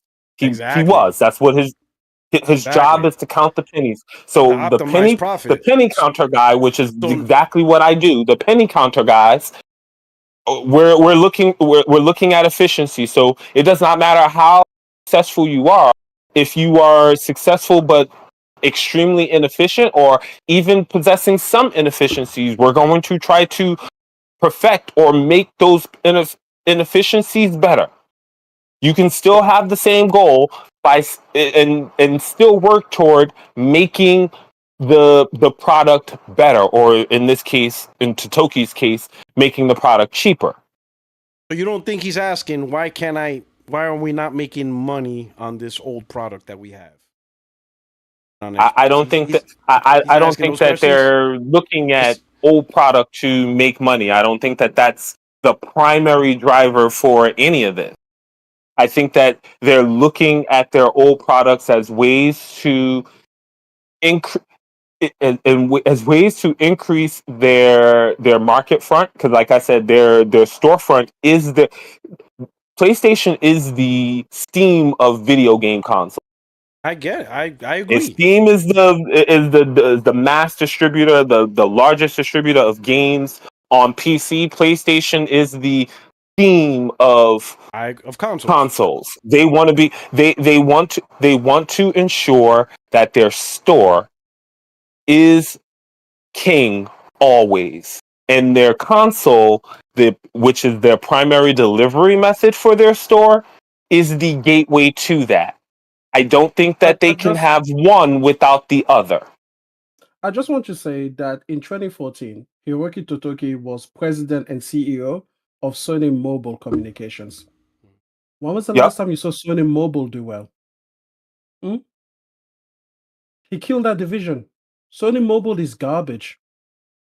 So he was the CEO of Sony Mobile, and this is the person you want to trust with the future of PlayStation? That's insane to me.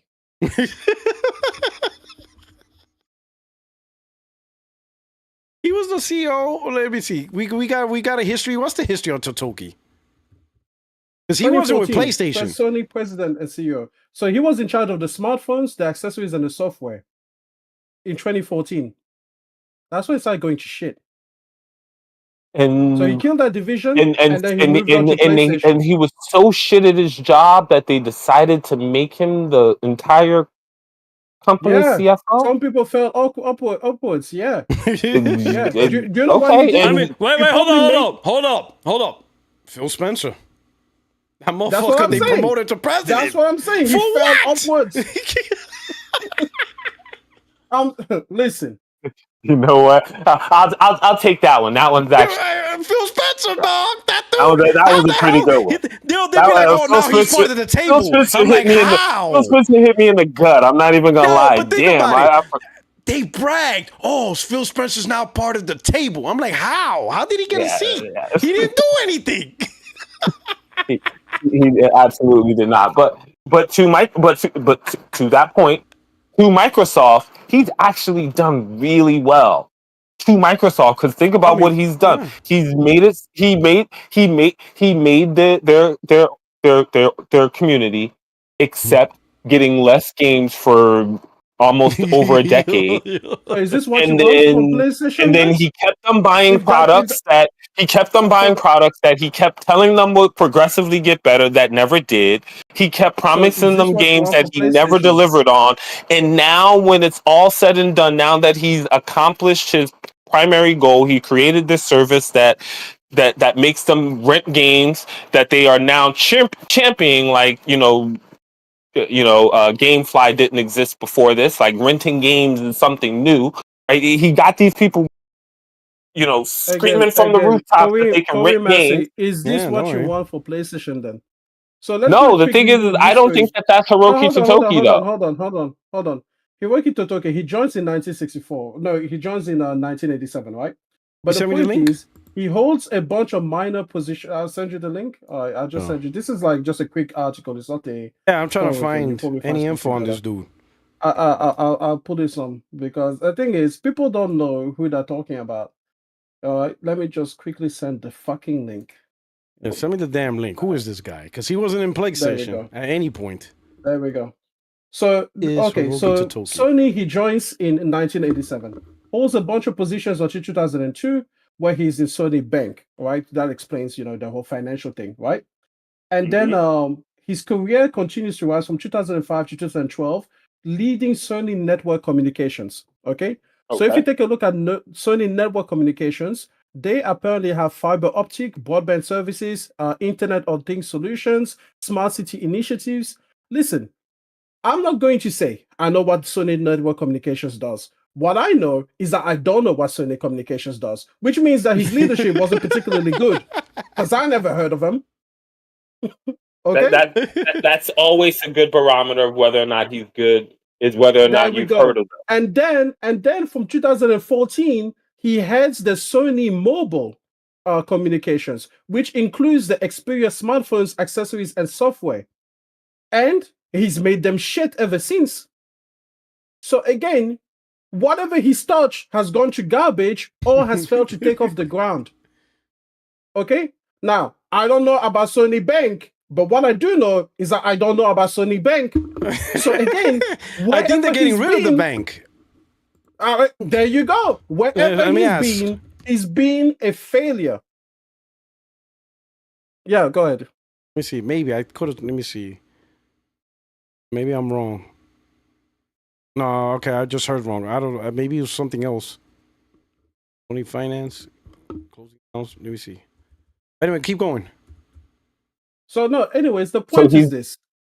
Whatever So he he's has their touched, chief financial officer from what 2014 till what 2020? 2014, he was the president and CEO of Sony Mobile Communications. At some Okay, point when later did he down get? the line, okay, so at 2019, he served as a director of Sony Corporation, okay, and so I guess he got the whole, what is it? He also held various positions, including chief financial officer. This is not the thorough history on him. This is just the first thing that I found. I can look for another one that has a more step-by-step thing. Maybe somebody can find his LinkedIn profile and send it to Podorock. But the point is, this guy has, to me, he has been the whole let's make things efficient. Because I remember I had an Xperia smartphone, right, for like during the 2010s. For the longest, I had the Z1, the Z2, the Z3. Like I stayed with the Xperia for a long time.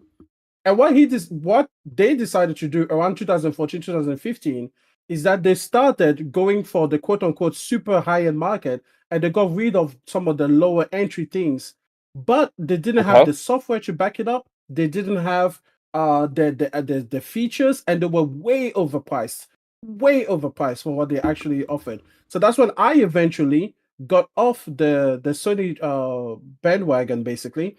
And on top of that, they stopped selling the phones in my region in Australia, right? So I didn't even have a choice really to leave Xperia. But the point is this: if you take a look at his moves, that is making him more efficient. Oh, we don't sell in this market, let's stop competing in it. Oh, we don't do well in the mid-range, let's stop competing in it. Oh, we want to make more money, just charge the price 25% more than it should be. That's a really good, like, paper pusher spreadsheet kind of behavior. Reduce the losses, increase the profits. Except it didn't work in the real world for the Xperia smartphone. When was the last time you guys heard about the Xperia smartphone? I do because I'm a photographer and I keep interested in what the phones can do. but they are never a good value for money. They are never better enough compared to a standard iPhone or Samsung that it will be worth paying the premium that you often pay on top of an iPhone. Can you imagine a phone being more expensive than an iPhone? What it will have to do to entice you? That's where they try to play because of people like him. Totoki is not the person you want to trust with your brand. So they should have just kept competing in a market that they were just blowing money in. Is what you're I have saying? no idea, but they certainly shouldn't have put Totoki in charge. That's what I'll say. That's a I don't matter know of about opinion. listen, it's not a matter of opinion Well, I when will you say ruin this: Xperia.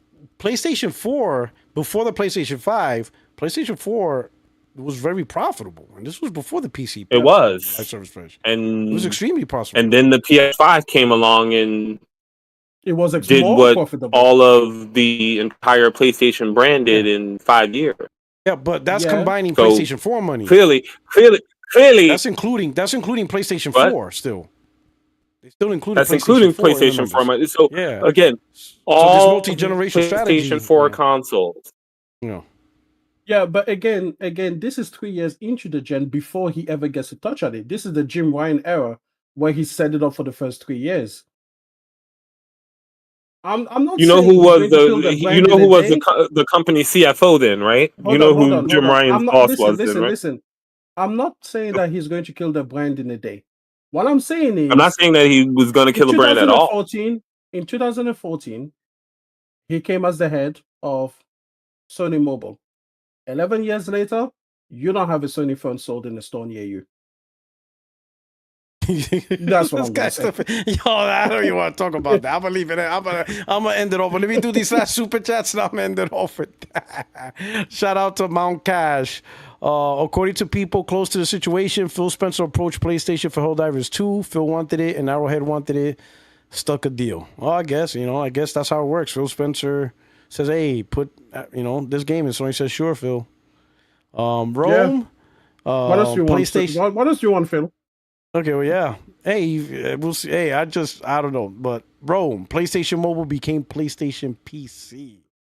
Yeah, so we're gonna end off because it's almost 11 o'clock here, which means it's probably, I don't know if you're in the East Coast or whatever, Corey, but this is probably one of the longest Tuesday 60 frame no lag. See, you know what?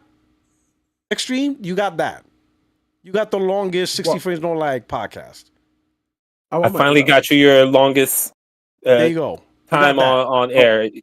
I don't want second best. Okay? No. This is first best because this is 60 frames no lag. Yes. I want the channel record. No. That's not how it works. Because that's not happening. We're not doing that. We're not doing that. I want the championship. I'm not doing that. You'll most likely see me. I can't do an 8-hour one. You'll see him. I don't even know how I did that. I think Josh edit was so frustrating that I lost sense of time. It was just, you know what I mean? It's like you lose sense of time. I didn't even realize 8 hours was even happening. I did not realize it at all because I was just like, this ain't happening. Like this whole time, that whole debate, I'm like, this can't be real. This guy has to be rage bait. It's got to be rage bait. He's trying to make me crash out on my own channel. But I held composure. I'm like, and my whole time, I'm like, he's not going to make me crash out. That's not going to happen. Nope. You're not doing this to me. You're serious. But with that, hey, let's do the outros, Sam. I know you got a new video up, right? I do. I have a video talking about the ghost of Yote. It's good. It's good. The ghost of Wote? Oh, is that what they're calling it now? No, I just made that up. No, that's good. The ghost of Wote. That was actually pretty good. For troll bait, I can guarantee you'll see that on Twitter tomorrow. Yeah. Oh yeah, they're gonna copy. Hey, if you see that shit, you know where it came from. Chat. Yeah. I'm a glimmer. I'll shoot you. I'll shoot you a Twitter DM. You see people using it now. Now all of a sudden you can see Ghost of Woke, and somebody's gonna be like, "Who's the fucking idiot that came up with that stupid name?" I'm gonna be like, "I don't know, dog. These guys, these asshole gamers, bro. I'm gonna be like, these asshole. You know what? Gamers, at this point, blame it on me. I'm an easy target. I'll say it was Corey Massey. That's her. I don't tweet out. I just literally watch Twitter because this shit is entertainment. I think Craig, blame it on Craig. That'll be believable. I mean, it's Craig Harris on my show. He called it Ghost of Woke Tie. All right. So All right. people, go ahead, go to my channel. You're gonna love it over there. It's got like videos and stuff. So that's Yeah, in there. videos on YouTube. Yeah, I know. It's crazy, you know? Crazy. All right, Corey. Corey, he's always out chilling with us. I'm glad you were able to hop on. Thank We you, always get- sir. Thank you for having me. Oh, always. And it was good. It was good finally arguing with you live because sometimes you say stuff and I'm arguing with you in the Tell me. chat and you don't He's like, respond. nah. Now you'll Now he's respond like, to me. fuck that. Now he's like, I'm gonna show up now. Listen, You can't hide. listen. What we have to do is just We're trying to encourage get more and more Trucknet and people to Aaron. come from the chat. We try to get exactly. Trucknet and Aaron. Go back to the chat and bring so- Aaron and Trucknet, and we can all see that the same person. So you only have to do once. You only have to do it once. You get 2 for 1. It's a 2 for 1 package. Bring So them forward, Aaron- and we would love it. Aaron used to be in the chat with me, but he started being weird with like Xbox, and now I have to block him. So yeah, I don't know if Aaron will actually. You block Aaron? I That did was a trade. absolutely block Aaron. Why? That was my trade. I had to block him on another. He was there on He every saw me- podcast. He was tried and true. He was a believer. He was tried and true. That's a guaranteed view. So I don't He would tweet still out be any. I here. don't tweet out He would still anything. be here right now if you didn't block him. He would I don't still be tweet out anything. So when you find me on Twitter, bro, you've done some stalking. You've done some Oh, really? He found behind you? the scenes research. I literally do not tweet anything out He ever. found you? Like I Aaron literally found you. only use Twitter to see what other people say, and this man found you and then Aaron found talked to me in chat about something that he sent me in Twitter, and I was like, "Yo, bro, that's too much. I'm Well, good." so you blocked him for finding your Twitter profile? That's crazy. No, I blocked him because I blocked him because he allegedly. It's too late. He got you. There's no blocking him now. That's Well, like at this point, that's like trying to. That's like at trying this to point, close it. at That's this like point, I turning- don't see what he says on anything. I don't see what he says on anything. That's So like turning. That's like turning the knob lock on Jason in Friday the 13th, bro. It's too late. at that point, I'm worried, right? I should be looking over my shoulder right now. He probably. Yo, He's gonna find your no. He's gonna send you a text. Unblock me now. Listen, Block me now. listen, Unblock I'm me sorry, now, you but blocking bastard. someone because they found your Twitter profile is insane. That's an insane reason to block someone. Oh no, I will block you if you find my Twitter. I don't even like Aaron, but I feel like that is an insane thing to do. Oh, No, I will block you if you find my Twitter profile. I'm gonna miss It Aaron. literally means that you've done too much digging into a person who literally. So, Just wait, you think he's talk shit dunked in the you chat, because he right? found your Twitter profile?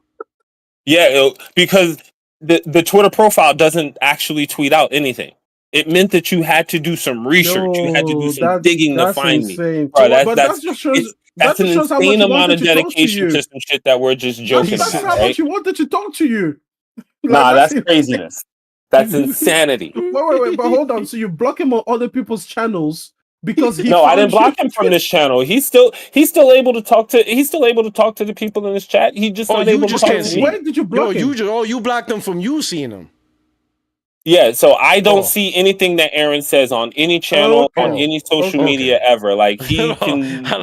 He's like he's like, so you block him on other people's channel because he found your Twitter. No, I don't block him on. I don't block anyone on the on. I don't block anyone on the channel unless they say something like That is completely petty. racist or something crazy where I feel like they're That is inciting petty. violence. I would have been like, listen. Yeah, no, I don't block. fucks with- I didn't I'd block be like, him. hey, I I don't would have block fucked him with the on any pettiness. channel. I'd be like, I fucks with the pettiness. That's some petty shit right there. Nah, I don't block. I don't block people. That's on, some petty no, shit. because Because that's what this shit is Extreme all was thinking. jokes, bro. He's Like, like, he's I like, think that's crazy. he's like, wait a minute, you This is blocked all him jokes. on Porterog's channel because he found your Twitter. He's like, that's what Extreme no, was getting at. He's like, this that is all, wild. This Like, is yo. all jokes. Like we hear, we laugh. Like Yeah. you know, from Talk the shit. Bang Bang days yeah. and the Oh man, you Bang know, Bang on this is Facebook. joke. Oh man, We're not supposed Are to. you old school? We're not supposed to. You know, we're not supposed M to don't stalk know each about other. Bang Like Bang. that's not, M doesn't know about Bang Bang. M wasn't Yeah, here I for don't- Bang Bang. Oh, he was I not. wasn't, and I don't want to know. He doesn't know. Oh boy. man, M, That you was a missed a Facebook good time. group? those Bro. were the console wars, bro. That was a when war pit. That was a war pit. That was Next Gen's group. you Oh had my to God. you had to be prepared to fight every time. Just being in the chat, just listening. Oh, But man, yeah, it listen. was. I think we can tell that fighting is not an issue for me. But the point is, the way you block the person for finding your Twitter profile is You got to do too much to find my Twitter profile. You got to man do too said, much to man find my said you Twitter crossed the profile. He said line. not even the CIA could find his Twitter profile, but Aaron did. Hold on. He's dangerous. You got to do too much. You literally have to do too much. You have to be Ag. you Oh have my to be God. taking this shit way serious because you gotta find out like, okay, who is this person? How do I relate this person to this person on YouTube? You got to do a lot. And he looked the through thing all is, your YouTube chats and see like, oh, you know this person. that's my point. Oh. Like he So he now- saw me in another chat, and I was talking about Twitter, and then he found me on Ooh. Twitter, and he sent me some type of DM, and then He's he like, I messaged, found and then you. he said something to me about it on YouTube, and I'm like, yo, and I checked my DM, and I'm like, oh, this you, and I blocked him after that. Like, So listen, now I don't see whatever he says. Like I don't block him from other people's channel. I just block him so that I can't see what he said. he already created a new channel. He created a new Twitter. He's finding you. He's like, I'm gonna find where you live. I'm gonna get your phone number. This and I'm Wait, for this hold reason, on. I don't tweet out to nobody because I he's don't gonna want hit you people up to on- know who I am. Because he's gonna hit you up on WhatsApp. He's been like, unblock my me actual now. Twitter is blocked by my Corey. work, and He's gonna be like, let's just I'm say unblock me afraid- now. I shouldn't be doing the amount of trolling online that I do Oh, for the Corey, job that Corey, I know. Corey, Yo, listen. you're gonna get a mail and Corey. you're gonna get a letter. You've And then been next thing, what's this envelope? You're gonna open it. It's just gonna say unblock me now. You know what? If that shit happens, I'm blaming you, Porter Rock. yo, listen. I don't even know your Twitter. I don't even know. Nobody knows my Twitter. I don't tweet to nobody. Hey, Corey, listen, Corey, listen. He's gonna read listen, up Corey, now. listen. Certified. Well, you have You've to been sign playing for the it. entire time. Please Do you know sign for why? this. Because Sign that for was it. probably the Unblock me origin of now. Trucknet. That was probably the origin of Trucknet. You created him because you blocked Aaron from seeing all of your From things, and he was Trucknet. like, "I know, I'm going to create another account, and you're Truck, he not going to know created a it's me." persona. It's okay. I blocked There you Trucknet go. too. He blocked Trucknet too. Did you find your Twitter I blocked profile too? Trucknet because he cursed at me one day, and I got angry at him, and I was just like, "Screw that! I don't want to talk to you no more." Stress. I don't need this damn stress. I don't need the stress. Like Did he was curse just at talking you real saying, reckless "Hey, to me one day. fucking unblock me"? Was that what he said? I forget. It was so long ago. I forgot what he said, but I know I blocked him because I don't see what he says in chat either. Oh man, listen. And, Yo, listen, we haven't seen Aaron in a while, so you're Yeah, I thinking gotta about make blocking sure. him, not from the channel. I feel like you blocked him from the entire thing. I Because definitely don't did see not Aaron block in him this from chat. the channel. I blocked him from some place where I'm not a mod, and now any channel that I'm on, he doesn't Ron. show up. Oh, he said, "Oh, I remember. Yeah, I haven't seen Vicky in a minute." He might be Vicky Bengali too. Bengali, yeah, Vicky Bengali. That was another one. Yo. Yo, Anyway. Chad, have you seen AA1 anytime soon? Anytime lately? Have we seen AA1? What was the last AA1 sighting? We need to make sure this guy isn't blocked, okay? He's not blocked from the channel. We can't. I don't trust Corey Massey. Okay, this guy said that if you guess his middle name, he's blocking you. He's blocking you. You know what? If you do guess my middle name, you get blocked. That's how that works. Is your middle name John? What? Blocked. Blocked. He's not even gonna answer. You just know. Yeah. You just know you got it right if you get blocked. That's how that works. There you go. There you go. All right, people. And this way you can never tell anybody you got it right because. Yo, this is wild. This is funny. My man out here on a blocking spree. Don't contact them on Twitter because you're getting blocked. No guessing names. Don't stalk me, bro. No guessing games. No guessing games, chat. My job actually follows my Twitter, and so that's why I can't have the constant war dumb shit in my Twitter. Listen. When I retire from the military and I get a new job and they're like, "You need a Twitter," I'm creating a whole new account. Oh, of course, you have to, because And you're not, because Puerto Rock the thing is poison. what I do. The They Colombians have will look to at my shit, be like, monitor "What my the social fuck?" media. They will look at that shit like, I- what the fuck is going on here? That shit is I want you bad. to know that if I got a new job, they would love my social media. No Yeah, no, controversy No, whatsoever. they're not. Nope. My shit is I'm innocent. brand new. Like I gotta start creating one now, just so I can have like, because if they see one created like January 1st, Yeah, the 5 2026, days ago. they're gonna be like, wait a yeah, minute. I need to start making one now I'm and a- just follow like finance reports and shit. yeah. Like, I'm about 5-10 years from retirement. Once I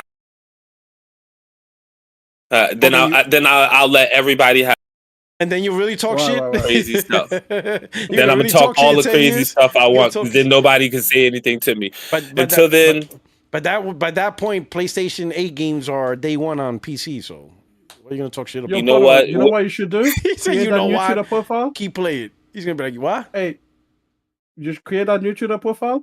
Follow Sony Network Services. Great. And Sony You know what? Mobile. It's Sony Mobile. Sony Mobile. There you go. Come on, There that's you what go. I'm doing. my new Twitter will definitely follow Sony Mobile and Sony You can Network see them Service. die in And real Sony time. Finance. There you go. Sony Bank. Sony Bank. We're gonna have the token list. So I'm just Oh, gonna track. God. I'm gonna track Totoki's things. Let's see what's going on Yeah, here. I'm gonna follow all the Totokis now. All right, people.